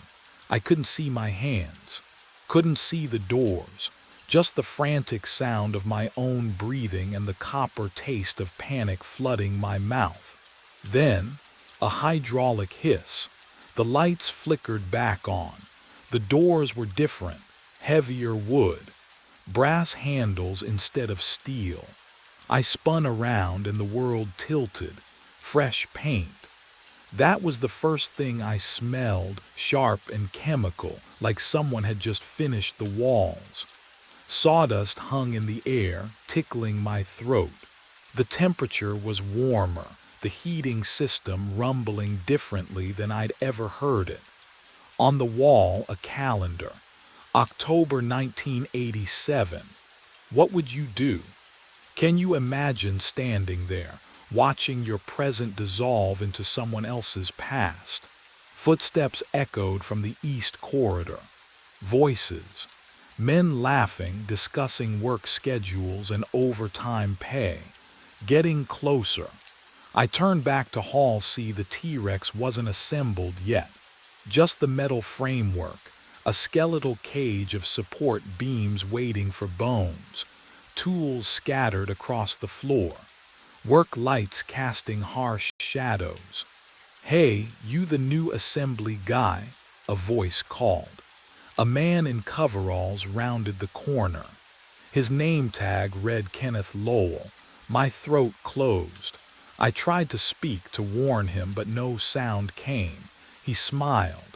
"Come on, we're behind schedule. Need you inside the framework to secure the ribcage bolts." I looked at the metal cage, at the space where a man could fit, where a man could be forgotten. The real horror wasn't what I'd discovered, it was what I'd become. Kenneth gestured toward the framework. "You coming?" I walked forward, not because I chose to, but because I already had. The metal was cold against my palms as I climbed inside. The automated narration cut out at 2:31. I looked up from the console, fingers still hovering over the playback controls. The projection dome hummed through the speakers. That low, electrical thrum I'd heard for 12 years. But the voice smooth, recorded, designed to guide 30 drowsy college kids through the cosmos, had simply stopped.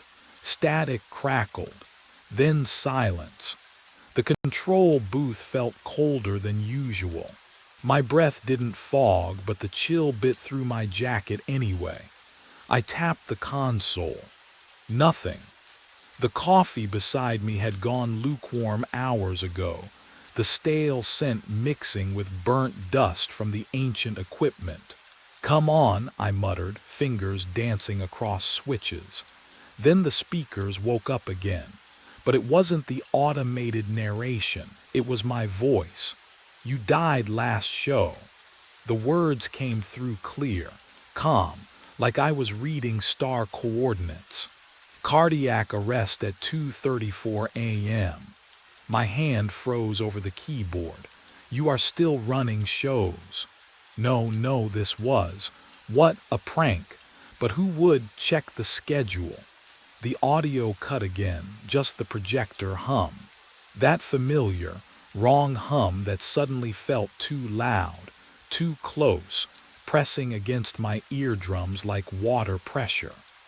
What would you do if you heard your own voice tell you that you died? I stared at the console. My reflection stared back from the dark glass separating the booth from the dome beyond. Same tired eyes, same unwashed hair, same badge clipped to my chest, the laminated photo from 6 years ago when I still smiled. My hands were shaking. I didn't want to touch the keyboard, didn't want to open the booking system, because some part of me, the part that ignored chest pains and worked 70-hour weeks, knew that whatever I found there would change everything. But I reached for the mouse anyway. The screen flickered to life. Blue light washed over my trembling fingers as I navigated to the schedule database. 6 months of bookings loaded in a cascade of entries.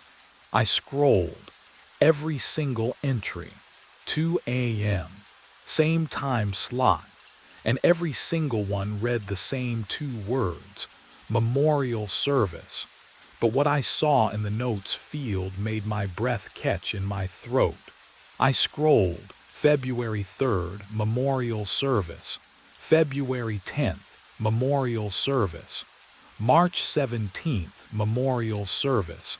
Every entry at 2 a.m., every single one. The schedule stretched forward 6 months, and the pattern never broke. My hand hovered over the first entry. I clicked the notes field. The text expanded. 4 words for Simon Graves, deceased. The booth suddenly felt too cold, the kind of cold that comes from inside. I could hear the projector's electrical hum through the wall, steady, mechanical, indifferent. My breath came shallow, fast. Can you imagine seeing your own memorial service listed? Over and over, scheduled like routine maintenance. I grabbed my phone, my supervisor's number, Angela Rios, 52 years old, perpetually skeptical, the only person who might believe me because she'd worked here longer than anyone. The call connected after 3 rings. Simon, her voice was thick with sleep. It's 2:30, I need you to come in. My voice cracked. Now, please. Something in my tone must have registered. She didn't argue. 20 minutes later, headlights swept across the parking lot. I heard her car door slam. Footsteps on concrete. The emergency entrance buzzer. But what happened when she walked in would shatter everything I thought I understood. Angela appeared in the doorway, and the fluorescent lights above her flickered, casting her face in strobing shadows. Her skin looked pale, wrong, like she'd seen something on the drive over. "Show me," she said. I played the recording, my voice. "You died last show. Cardiac arrest at 2:34 a.m. She listened without moving, without blinking. The silence after it ended felt heavier than the words themselves. Then she turned to me, and her expression was careful, distant. "What employee number did you say you were?" 372, I said. "Employee number 372. Angela turned to the desktop computer on the break room counter. Her fingers moved slowly across the keyboard, each keystroke deliberate, careful. The fluorescent lights overhead buzzed like dying insects. The monitor's glow painted her face blue. I watched her expression shift, mouth tightening, eyes widening just enough. "Simon Graves." She read the words off the screen, voice flat. "Hired November 2012. Worked overnight shifts exclusively." A pause, too long. "Deceased March 15th, 8 months ago." The word hung in the stale air between us. That's not possible," I said, but my voice sounded hollow even to myself. Heart attack in the projection booth during an overnight show. Angela's eyes remained fixed on the screen. "Cardiac arrest at 2:34 a.m. Paramedics arrived at 3:15. She swallowed. "You were already gone." I stepped toward the monitor. She moved back, just one step, but the message was clear. "Angela, I'm standing right here. I called you 20 minutes ago. The personnel file has a death certificate attached." Her hand trembled as she clicked the mouse. "Signed by the county coroner." What would you do if someone showed you proof of your own death? Would you believe them? Or your own pulse hammering in your throat? But Angela wasn't looking at me anymore. She was looking through me. "You are not supposed to be here." The words came out barely above a whisper. She backed toward the break room door, her coffee-stained mug forgotten on the counter. "Wait," I reached for her arm. My fingers passed through empty air. No, not through. She'd simply moved faster than I'd registered. She was gone. The door swung shut with a soft click. I stood alone in the break room. The clock on the wall still read 2:34. It hadn't moved since. When? I couldn't remember it ever showing a different time. The projector's hum filtered through the walls. Low, constant, the only sound in the entire building besides my breathing. I turned to the dark window beside the coffee station. My reflection stared back. Same face, same uniform, same ID badge clipped to my chest. I touched the badge. The plastic felt cold, too cold, like it had been sitting in a freezer. The temperature seeped through my fingertips, spreading up my wrist. The reflection in the window blinked. I didn't. And that's when I noticed something behind my reflection in the glass. Something moving in the hallway I couldn't see. I ran back to the control booth. My hands shook as I pulled up the security system, the keyboard clicking too loud in the silence. Angela was wrong. She had to be wrong. The college group had been here tonight. I'd watched them file in, heard their voices echo through the dome. I'd pressed the start button for them at 2 a.m. sharp. The monitor flickered to life, bathing my face in pale blue light. I scrolled through the feeds. Main entrance. Lobby. Projection dome. Empty, all of them. Empty. I rewound the footage to 2 a.m. My fingers trembled against the cold plastic controls. The timestamp counted backward in the corner of the screen, numbers dissolving into earlier hours. There, 2 o'clock, I hit play. The main entrance remained dark. No headlights swept across the glass doors. No figures moved through the lobby. The motion sensors never triggered. But what I saw next made my chest tighten in a way that had nothing to do with my heart. The projection dome feed showed me, alone in the booth, talking to no one. My mouth moved, gesturing toward rows of seats that held only shadows and stale air. I watched myself smile, press buttons, adjust the microphone as if students were listening below. Can you imagine seeing yourself like that, speaking to ghosts you believed were real? I clicked to the parking lot camera. The asphalt stretched empty under the single flickering streetlight. No cars, not a single vehicle in any of the marked spaces. I zoomed in on my usual spot near the employee entrance. Nothing.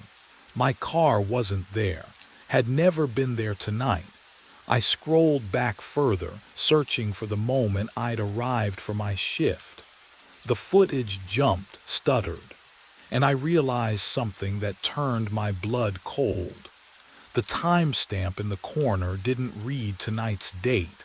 It read 8 months ago, the night I died, and the footage was still recording.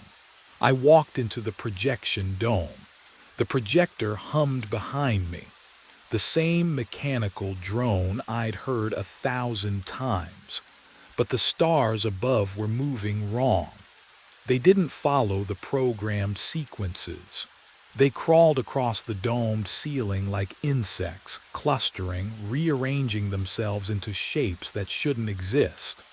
Letters, words, "You are the show." My throat tightened. I stood frozen in the center of the dome, neck craned upward, watching the constellation shift and spell. The automated voice had gone silent. Only the projector's low whir filled the space. "They come to watch you die again." The stars pulsed brighter, then dimmer, as if breathing. My hands trembled. Can you imagine seeing your death written in light above you? The certainty of it, the inevitability. 2:34 a.m. I looked down at my watch. The digital display glowed faint green in the darkness. 2:32 a.m. 2 minutes. But what those 2 minutes would bring? I wasn't ready to understand. The air changed, dropped. I felt it on my skin first.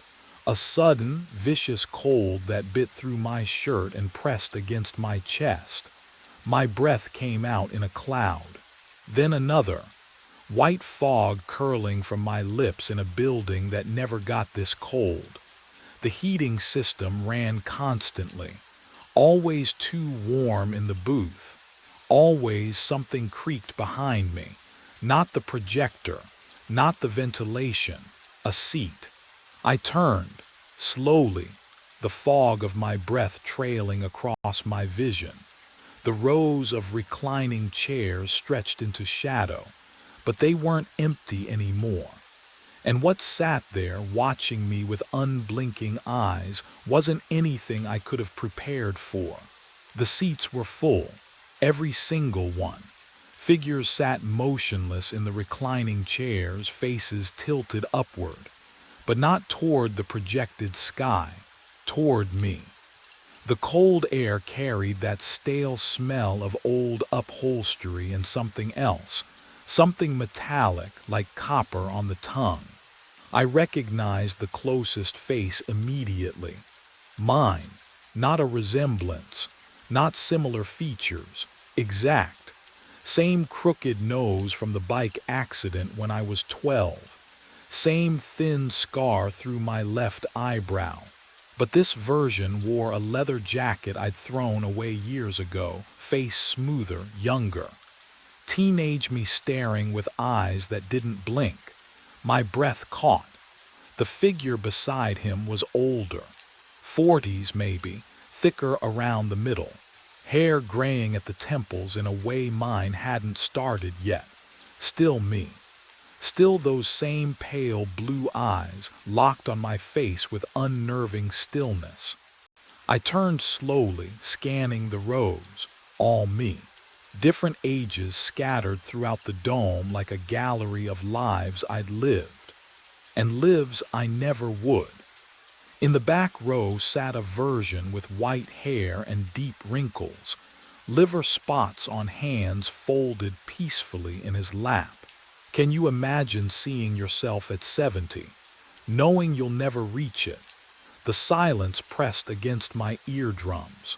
No breathing, no rustling fabric, just the mechanical hum of the projector and my own ragged gasps fogging the frigid air.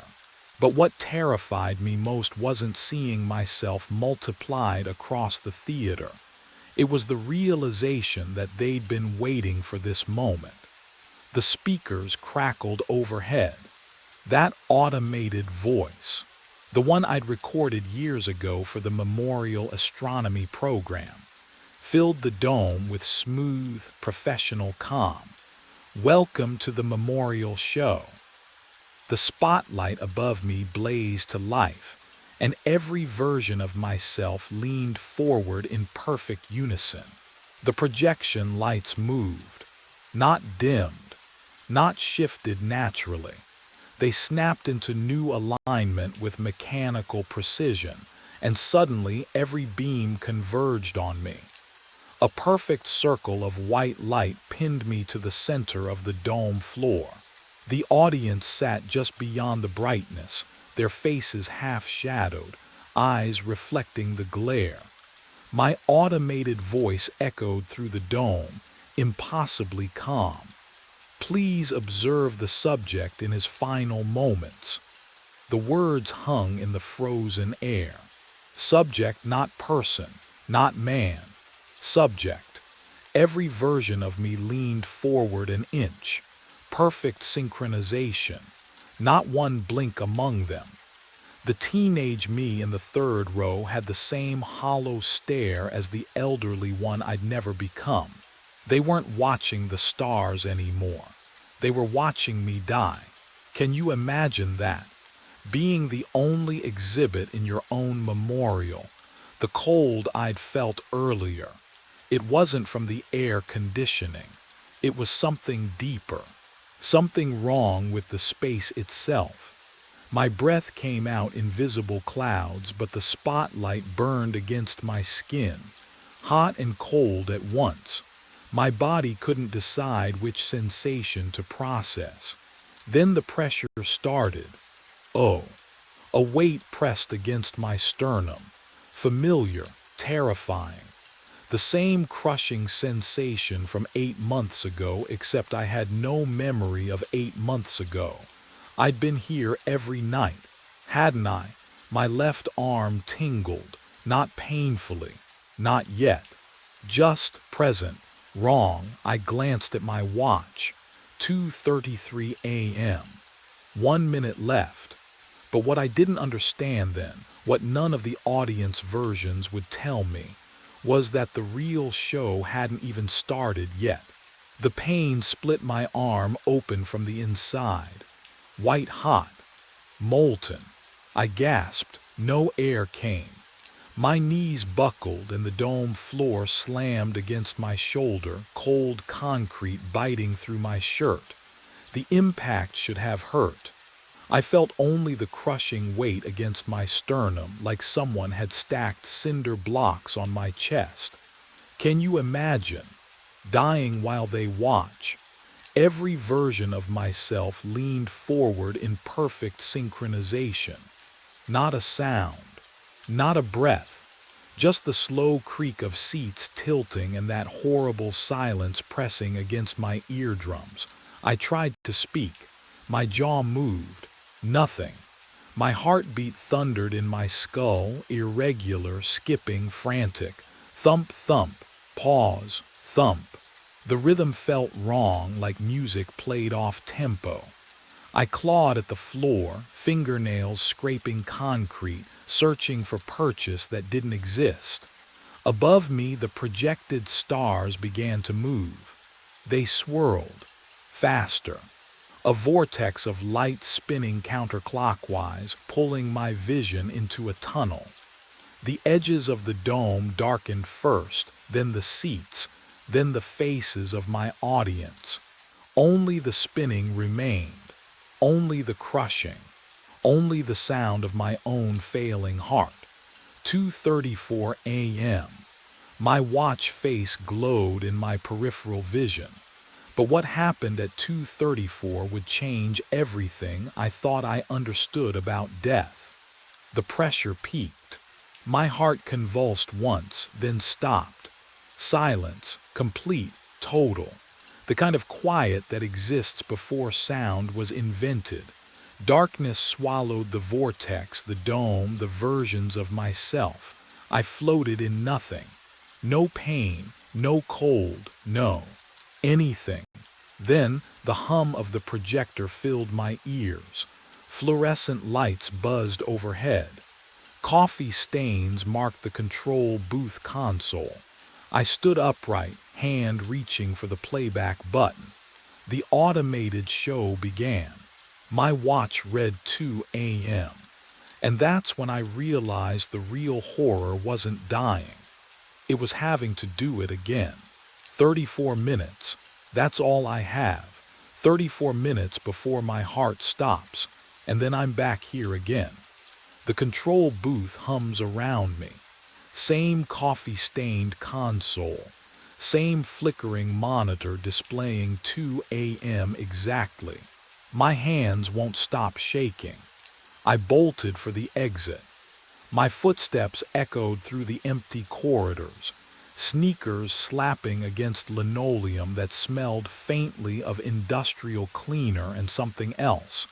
Something stale, like air that hasn't moved in months. The emergency exit glowed red ahead. I slammed into the push bar with both palms. The metal was ice cold, and I was back in the control booth. Not transported, just there, like I'd never left. The corridor, the running, the door, gone, erased. I tried again. Different exit, same result. The parking lot door led to the booth, the loading dock, the maintenance hatch. Every route circled back to this cramped room with its perpetual chill and the projector's monotonous drone. But what I did next would change nothing at all. I grabbed the heaviest thing I could find, a metal equipment case, and swung it into the projector. Glass exploded. Sparks showered across the console. The sharp smell of ozone and burning plastic filled the air. The projector coughed, sputtered, went dark. Silence. Then, a whir. The projector hummed back to life. Glass fragments on the floor lifted, drawn backward like a film in reverse. They reassembled. The cracks sealed. Within seconds, it sat perfect and undamaged, casting its programmed stars across the dome. I screamed. The sound swallowed itself in the empty planetarium, absorbed by rows and rows of vacant seats that I knew weren't really vacant at all.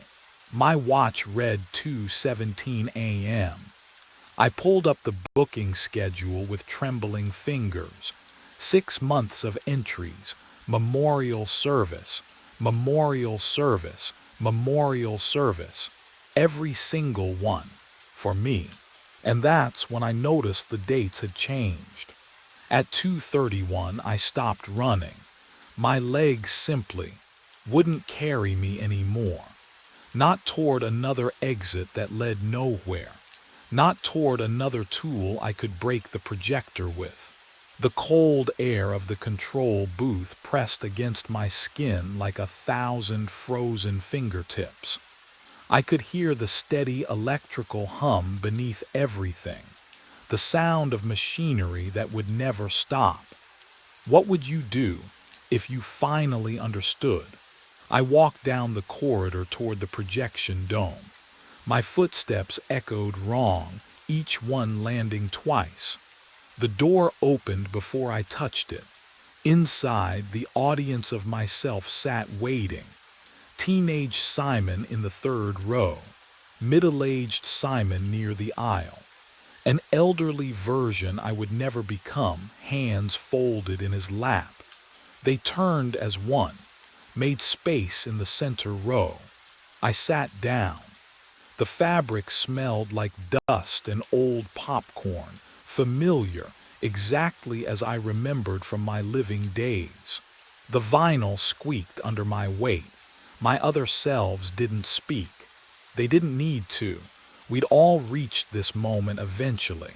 But here's what I hadn't expected. Movement in the control booth window above. Another figure stumbled into view. His hands were shaking. He was listening to something, a recording maybe. His face twisted in confusion, then horror. I recognized that expression. I'd worn it myself. How many loops ago? The new Simon pressed his palms against the glass. Above us, the projected stars began to shift. They crawled across the dome in deliberate patterns, spelling words in constellations I'd memorized 8 months ago. You are not alone in your ending. I understood then. I wasn't trapped. I was the show, the memorial, the eternal witness. In the booth, the new version of me clutched his chest. His knees buckled. 2:34. I watched myself die again. And when the darkness came, I was already back in the control booth, my hand reaching for the recording, ready to begin. I knock on the blue door. It shouldn't open, but it does. The hinges scream, a high, wet sound that cuts through the midnight silence. Cold air rushes out, carrying the smell of dust and something metallic. Old copper, maybe, or rust. The darkness inside swallows my flashlight beam for a heartbeat before shapes emerge. Furniture draped in white sheets. A staircase leading up into shadow. And walls. Oh, walls covered in frames. I step inside. The floorboards creak under my weight, each one announcing my trespass. My breath comes shallow. Quick. What would you do? Turn back. I should. But Max led me here every night for 3 weeks, stopping at this door, staring with those amber eyes like he was waiting for me to understand something. So I move deeper. The first photo stops me cold. A child's birthday party, balloons, cake, and a face I know because I see it every morning in the mirror, mine, younger, grinning with frosting on my chin. But that's impossible. I've never been here before. I move to the next frame. My high school graduation, cap and gown, same face, same scar above my left eyebrow from the bike accident when I was 12. Except I don't remember this photo being taken. Don't remember who's standing beside me, arm around my shoulders, smiling. The walls close in with each frame. My childhood, my family, my life captured in moments I can't recall living. But what I find on the mantel changes everything. A dog collar, worn leather, brass tag catching my flashlight, engraved in clean letters, Max 2015, 9 years ago. Outside, Max whines, low, mournful, like he's been waiting far longer than 3 weeks. And suddenly, I'm not sure who I came here looking for. 3 weeks earlier, I took a job I should have questioned. The email arrived at 10 p.m. Subject line, late night walker needed, Millbrook Complex. I'd walked dogs for 2 years, knew the neighborhoods, needed the money. Simple enough. The message gave an address, apartment 4 billion, and instructions that felt off, key under mat, note inside. Max knows the route, just follow him. No phone number, no client name, I should have deleted it. But rent was due, and dogs don't judge you for preferring silence. The Millbrook Complex squatted at the edge of town, brick and peeling paint, the kind of building that looked tired even in daylight. At night, under flickering street lamps, it felt like something waiting. I climbed to the 4th floor. The hallway smelled like mildew and copper pennies. Apartment 4 billion had no nameplate, no welcome mat, just a brass key cold in my palm. The note was taped to the inside of the door, handwriting looped and careful. Max knows the route, just follow him. 11 p.m., be patient. I turned. A German shepherd sat 3 feet away, watching me. I hadn't heard him approach. His eyes caught the dim light wrong, too reflective, like coins at the bottom of a well. Can you imagine a dog that size moving without sound? Max didn't wag his tail, didn't sniff me, just stared. Hey boy, I whispered, my voice cracked. Ready? He stood, walked to the door, waited. The route started normal enough. Down the stairs, out onto Maple, 6 blocks north through streetlight halos and the wet asphalt smell of October. Max's nails clicked on pavement, steady, rhythmic, like a metronome. He didn't pull at the leash, didn't pause to mark territory or sniff trash, just walked, purposeful, like he'd done this 1,000 times. We turned left at Ashwood Street. That's when the air changed. You know that feeling when you're sure you've been somewhere before, but the memory won't surface. That thickness in your chest, like your body remembers what your mind doesn't. The houses here leaned closer, their windows dark and watchful. Max slowed. His ears flattened. Then he stopped, in front of a house with a blue door. The paint was faded, weathered to the color of a bruise, boarded windows, no lights. Max sat on the cracked sidewalk and stared at that door like it owed him something. 5 minutes passed, maybe more. I checked my phone, 11:43. The dog didn't move, didn't whine, just stared. Max, I tugged the leash gently. Come on, boy, nothing. The street was too quiet, no cars, no wind. Just the weight of that blue door pressing against my vision, filling my peripheral sight until I couldn't look away. My fingers went numb around the leash. The house smelled wrong, smoke and wet dog and something sweet underneath, like rotting fruit.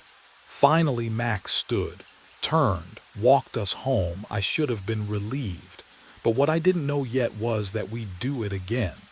The next night, and the night after, same time, same route, same 5 minutes in front of that blue door, while Max sat vigil for something I couldn't see. And every single time, the house would smell a little more familiar. I went back during the day, couldn't help it.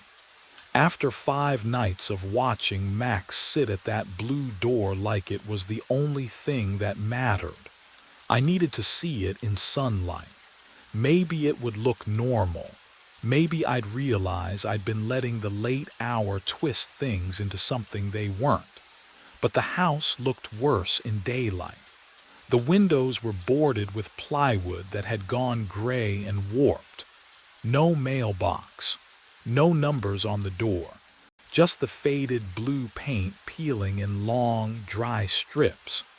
The porch sagged in the middle, and the lawn had gone to weeds so tall they brushed my knees as I walked up.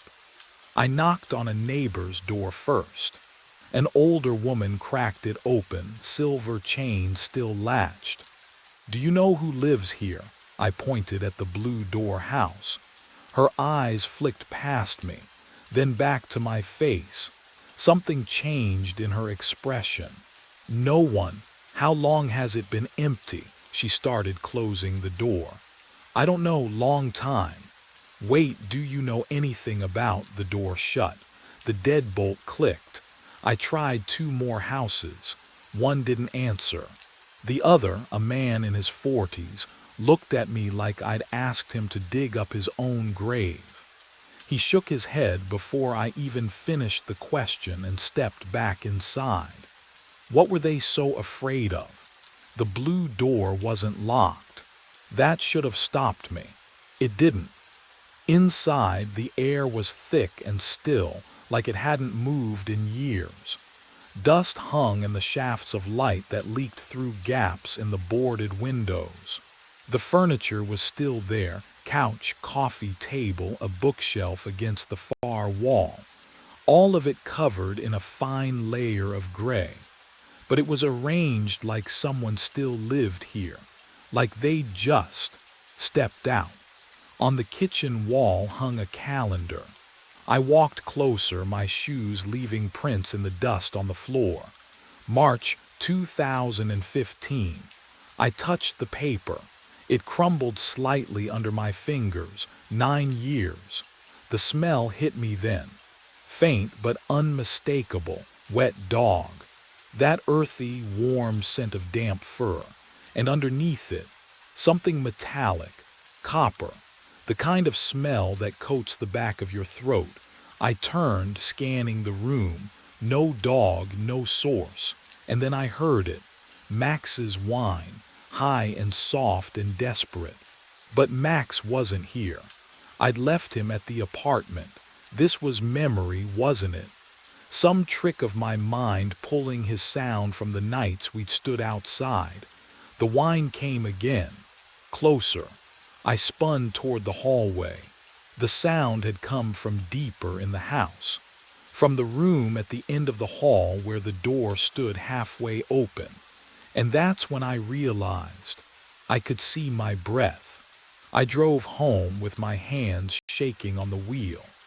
The cold I'd felt inside that house still clung to my skin, even though the afternoon sun blazed through the windshield. My mind circled back to one simple fact. Someone had hired me to walk Max. Someone had left a key. Someone had paid up front for 3 months. Someone had to explain this. Back in my apartment, I pulled out my phone and scrolled to the contact labeled Client 4B. The number sat there like it always had. Normal, real. I pressed call, 3 tones. Then a recorded voice, flat and automated. "The number you have reached is not in service." I tried again. Same result. I stared at the screen and felt something shift in my chest. When had I last spoken to this client? I couldn't remember. Not once in 3 weeks had they called to check in. Not once had I needed to report anything. The dog just knew the route. I grabbed my jacket and headed to the Millbrook complex. The building manager's office smelled like burnt coffee and cheap air freshener, a cloying vanilla that stuck to the back of my throat. Mrs. Kowalski looked up from her crossword puzzle with the expression of someone interrupted mid-nap. "Help you?" "Yeah, I need to ask about one of your tenants. Apartment 4B, her pen paused. 4B. Right. I've been doing dog walking services for them, but I can't seem to reach them, and There's no one in 4B, she said it simply. Matter of fact, I blinked. What? 4B's been vacant since late 2014. We had a tenant skip out on rent, left it a mess, still looking for the right renter. She returned to her crossword. "You sure you got the right unit?" My pulse hammered in my ears. I have a key." She glanced up, frowning now. "You have a key to 4B. I pulled it from my pocket. The metal was warm from my grip, solid and real. She stared at it, then at me, then reached for her desk drawer and pulled out a key ring. Flipped through labeled tags. Held one up. "This is the master for 4B, only copy I got." Her eyes narrowed. "Where'd you get that?" "Under the mat," I whispered. There was a note. It said Max knows the route. Mrs. Kowalski's face went carefully blank. She set down her pen. "I think you should leave." But the real question hadn't been answered yet. I walked to the lobby. The lease board hung by the mailboxes, a cork board with unit numbers and tenant names written in faded marker. I scanned down. 1A Martinez, 2C Pham, 3B Johnston, 4B vacant since 2014. My throat tightened. I turned and walked up the stairs, 2 flights down the hall, counting doors. 1B, 2B, 3B.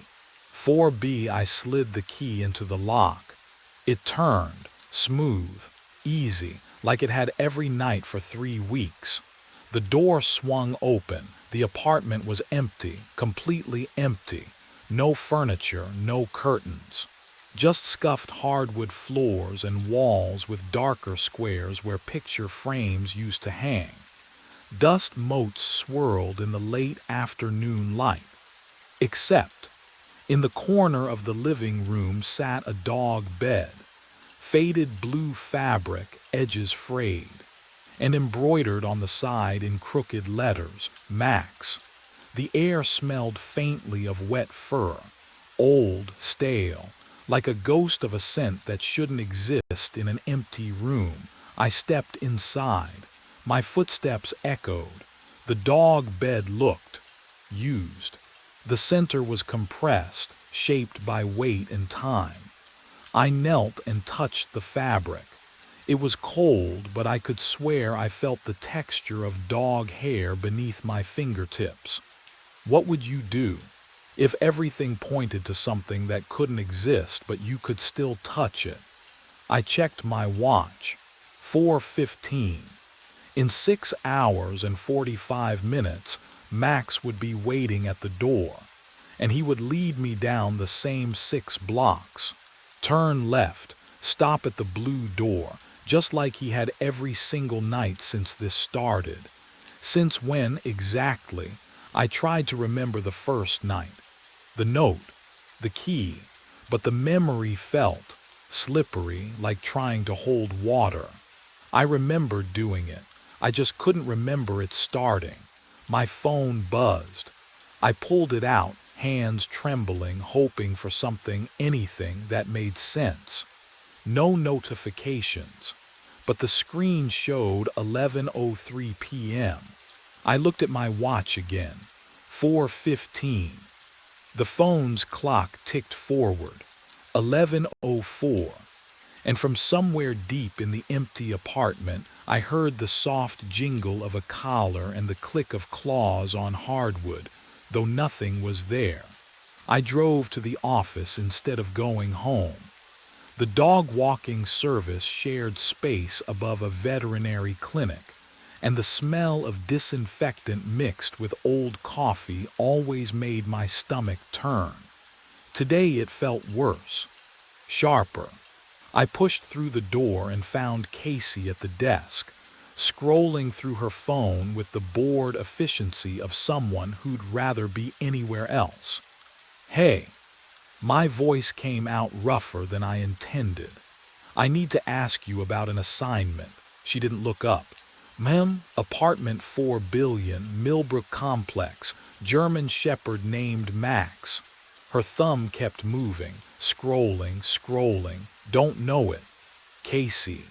I've been walking him for 3 weeks." That made her look up. Her eyes were flat, empty of recognition. "You sure? What would you do when someone stares at you like you've just spoken a language they've never heard? Like you're the one who's wrong?" "Check the system," I said. She sighed, but she turned to the computer. The keyboard clicks sounded too loud in the small room, each tap echoing off the cheap paneling. I watched her face, watched for the moment she'd find it and apologize for forgetting. But that moment never came. "Nothing," she said. "No 4 billion assignment under your name. No client at Millbrook Complex at all." My hands went cold. "That's impossible." "Then maybe you're thinking of a different job." Her tone had shifted. "Careful now. The way people talk to someone who might be unstable."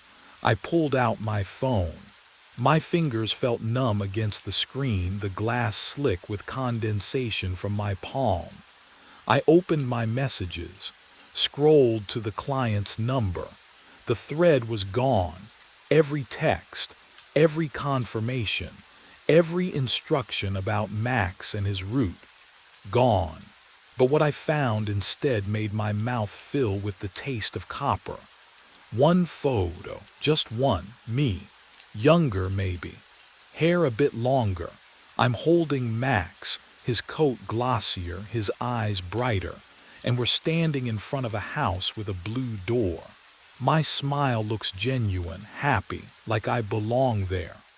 The date stamp sat in the corner, white text burned into the digital image. March 7th, 2015. I stared at it until the numbers blurred. 9 years ago. I would have been. What, 19? I'd been living 2 states over then, hadn't I? Can you imagine forgetting a photo like that? Forgetting a dog you clearly loved. I couldn't remember taking it. Couldn't remember that version of myself standing on that porch holding that dog. The memory should have been there. Should have felt familiar. Instead, it felt like looking at a stranger wearing my face. "You okay?" Casey's voice sounded distant. I looked up. She was staring at me now, her expression caught between concern and something else. Fear, maybe. "Who assigned me Max?" I asked. "Jordan, there is no Max." "Then explain this." I turned the phone toward her. She leaned in, squinted at the screen. Her face went pale just for a second before she shook her head. That's you, but what? The date's wrong, has to be." She pushed back from the desk. "Photo metadata glitches all the time." But we both knew that wasn't true. And what I discovered when I checked the photo's properties would prove that everything I thought I knew about my life had been built on a foundation that was already crumbling. I sat in my car outside the office for 20 minutes, staring at the photo. My hands wouldn't stop shaking. The math kept circling through my head like a mantra I couldn't silence. March 2015. The collar engraved with that same date, 9 years ago, but the client, whoever they were, had written that Max was 3 years old, 3 or 12. I pressed my thumb against the screen until it went dark. The sudden absence of light made the parking lot feel enormous around me. Empty. When had everyone else left? I couldn't remember hearing car doors, engines starting. Just my own breathing, loud and uneven in the enclosed space. The phone's glow returned as I opened the browser. My fingers hovered over the keyboard. What do you even search for when your own memory has holes big enough to lose 9 years? I started with the address. 1847 Ashwood Street. The blue door house that Max stopped at every single night. 3 results loaded. The first was a real estate aggregate. No listing. Status: uninhabitable. The second was a cached forum post about urban exploration. Abandoned since that fire, one user had written. Shame, pretty neighborhood, that fire. The third result made my stomach drop. Millbrook Gazette, March 19, 2015. The headline was clinical, detached. Body recovered from residential fire. Victim unidentified. But what I found in that article would shatter everything I thought I knew about the past 3 weeks. I clicked it. The page loaded slowly, as if the connection itself was reluctant. The article was short, sparse. Authorities responded to a structure fire at 1847 Ashwood Street on the evening of March 17th. 1 fatality discovered in an upstairs bedroom. Severe burns prevented immediate identification. No next of kin located. Investigation ongoing. The address hit me like cold water. The same house. The one with Max's collar on the mantel, my childhood photos on the walls, that impossible calendar frozen in time. I scrolled down. There was a photo embedded in the article, low resolution, taken from the street. The house mid-blaze, orange light bleeding through boarded windows, smoke pouring into a dark sky. And there, barely visible in the corner of the frame, a blue door, my blue door. The next image was smaller. A police reference photo, they called it. Victim's personal effects recovered from the scene. I had to zoom in to see it clearly. A dog collar. Metal tags catching the camera flash. I could just make out the engraving. Max. The air in the car felt wrong. Too thick. Too warm. I cracked the window and heard. Nothing. No traffic. No wind. Just that awful, suffocating silence that presses against your eardrums until you hear your own pulse. I went back to the article, scrolled past the details I'd already absorbed. At the bottom, there was one more photo. A witness had submitted it, taken earlier that day before the fire. The caption read, "Victim's appearance remains unclear due to image quality." The photo was blurred. Motion maybe, or smoke already starting. But I could see the outline of a person standing on the porch. Dark hair, slender build, one hand raised, palm out like they were waving, or warning someone away. I enlarged it until the pixels fractured into meaningless shapes.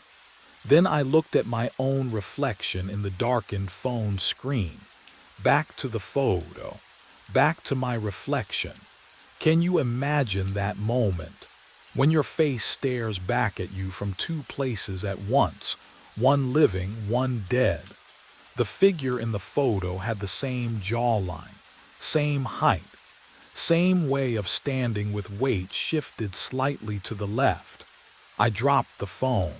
It clattered against the passenger seat, screen still glowing, that blurred figure still waving from 9 years ago. My breath came in short, shallow gasps.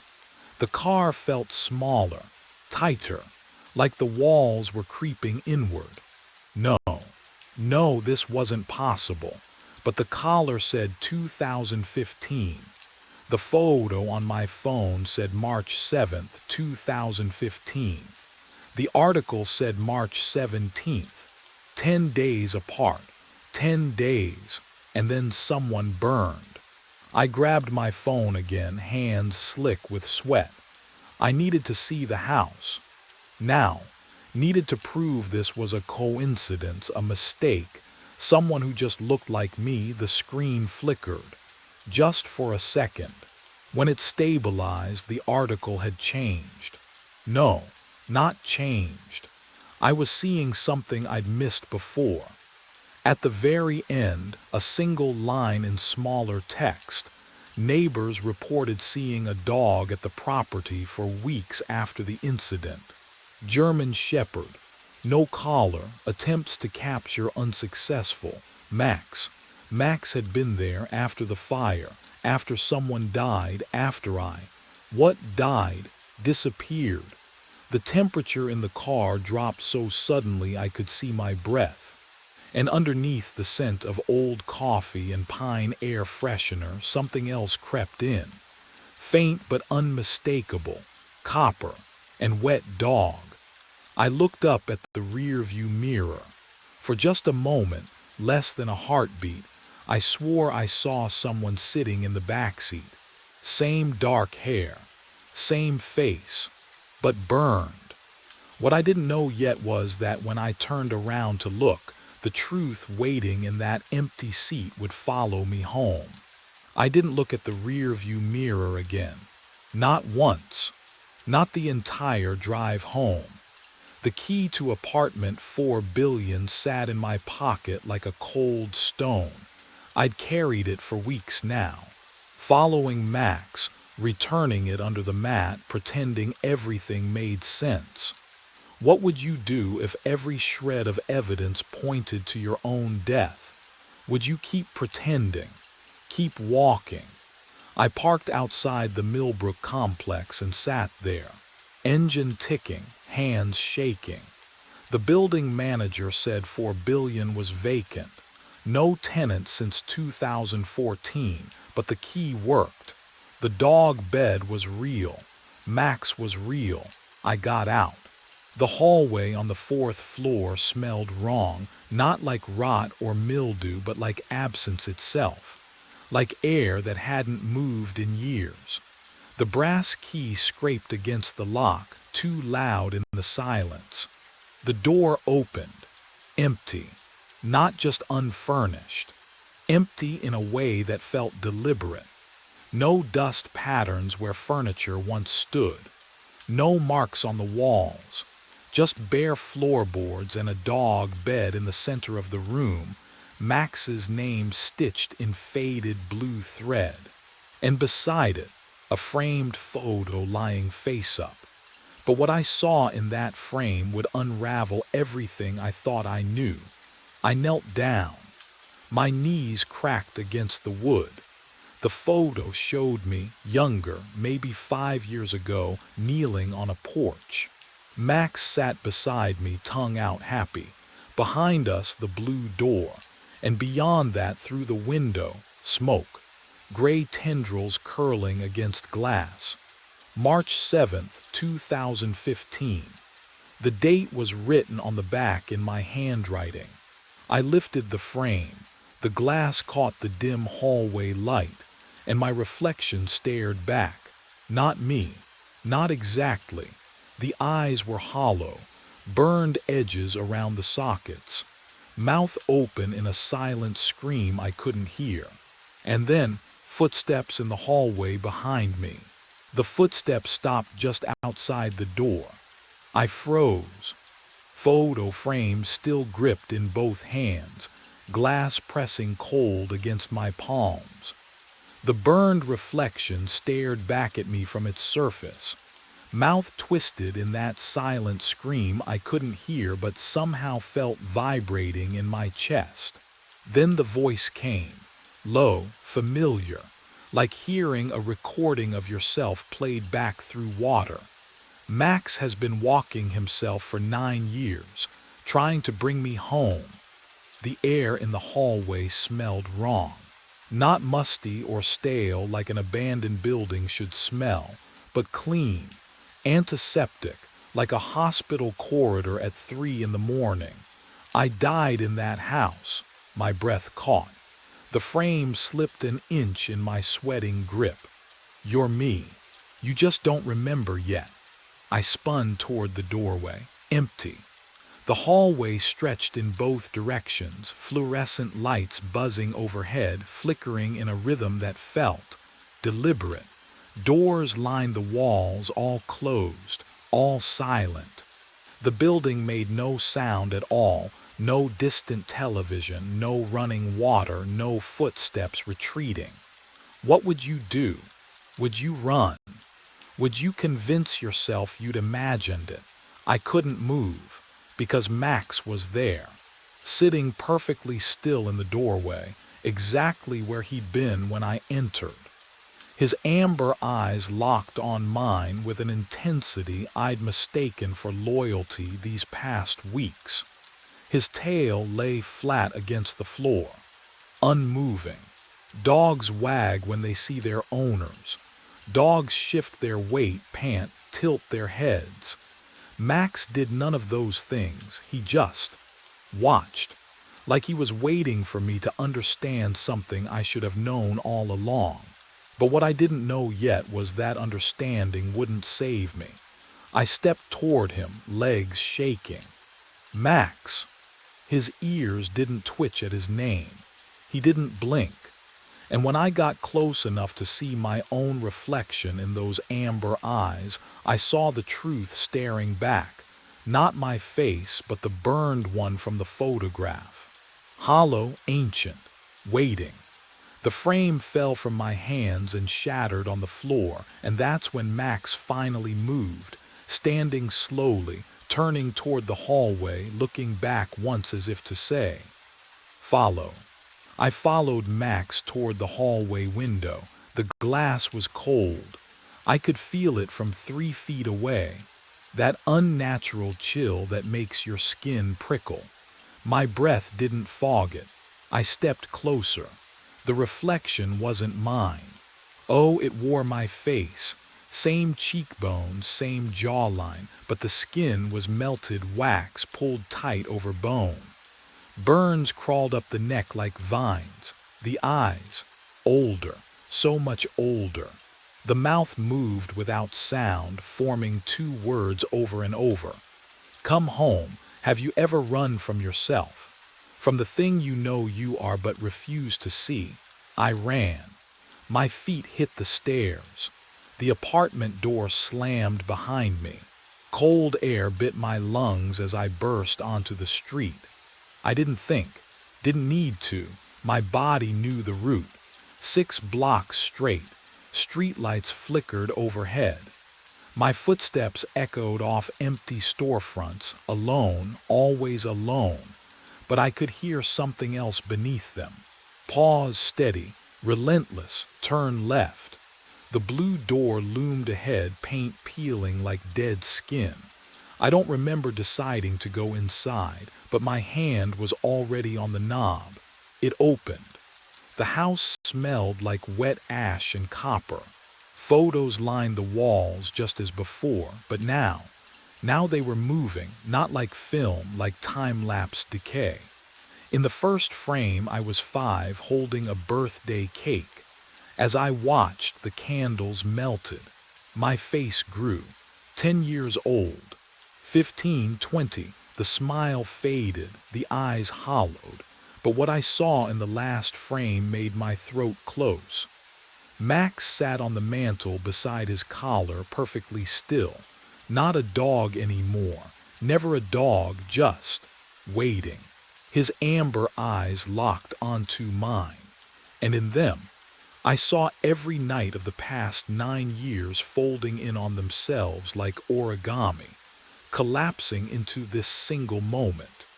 And I realized the route had never been about walking him home at all. The glass didn't shatter, it parted like water, like smoke. The reflection stepped through and the smell hit me first, ash and copper and something older. Charred meat left too long in summer heat. My stomach twisted, but I couldn't look away. Because it was me, my face, my height.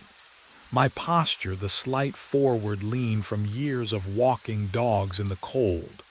But the skin, oh God, the skin was wrong, melted in places, stretched too tight over the left cheekbone.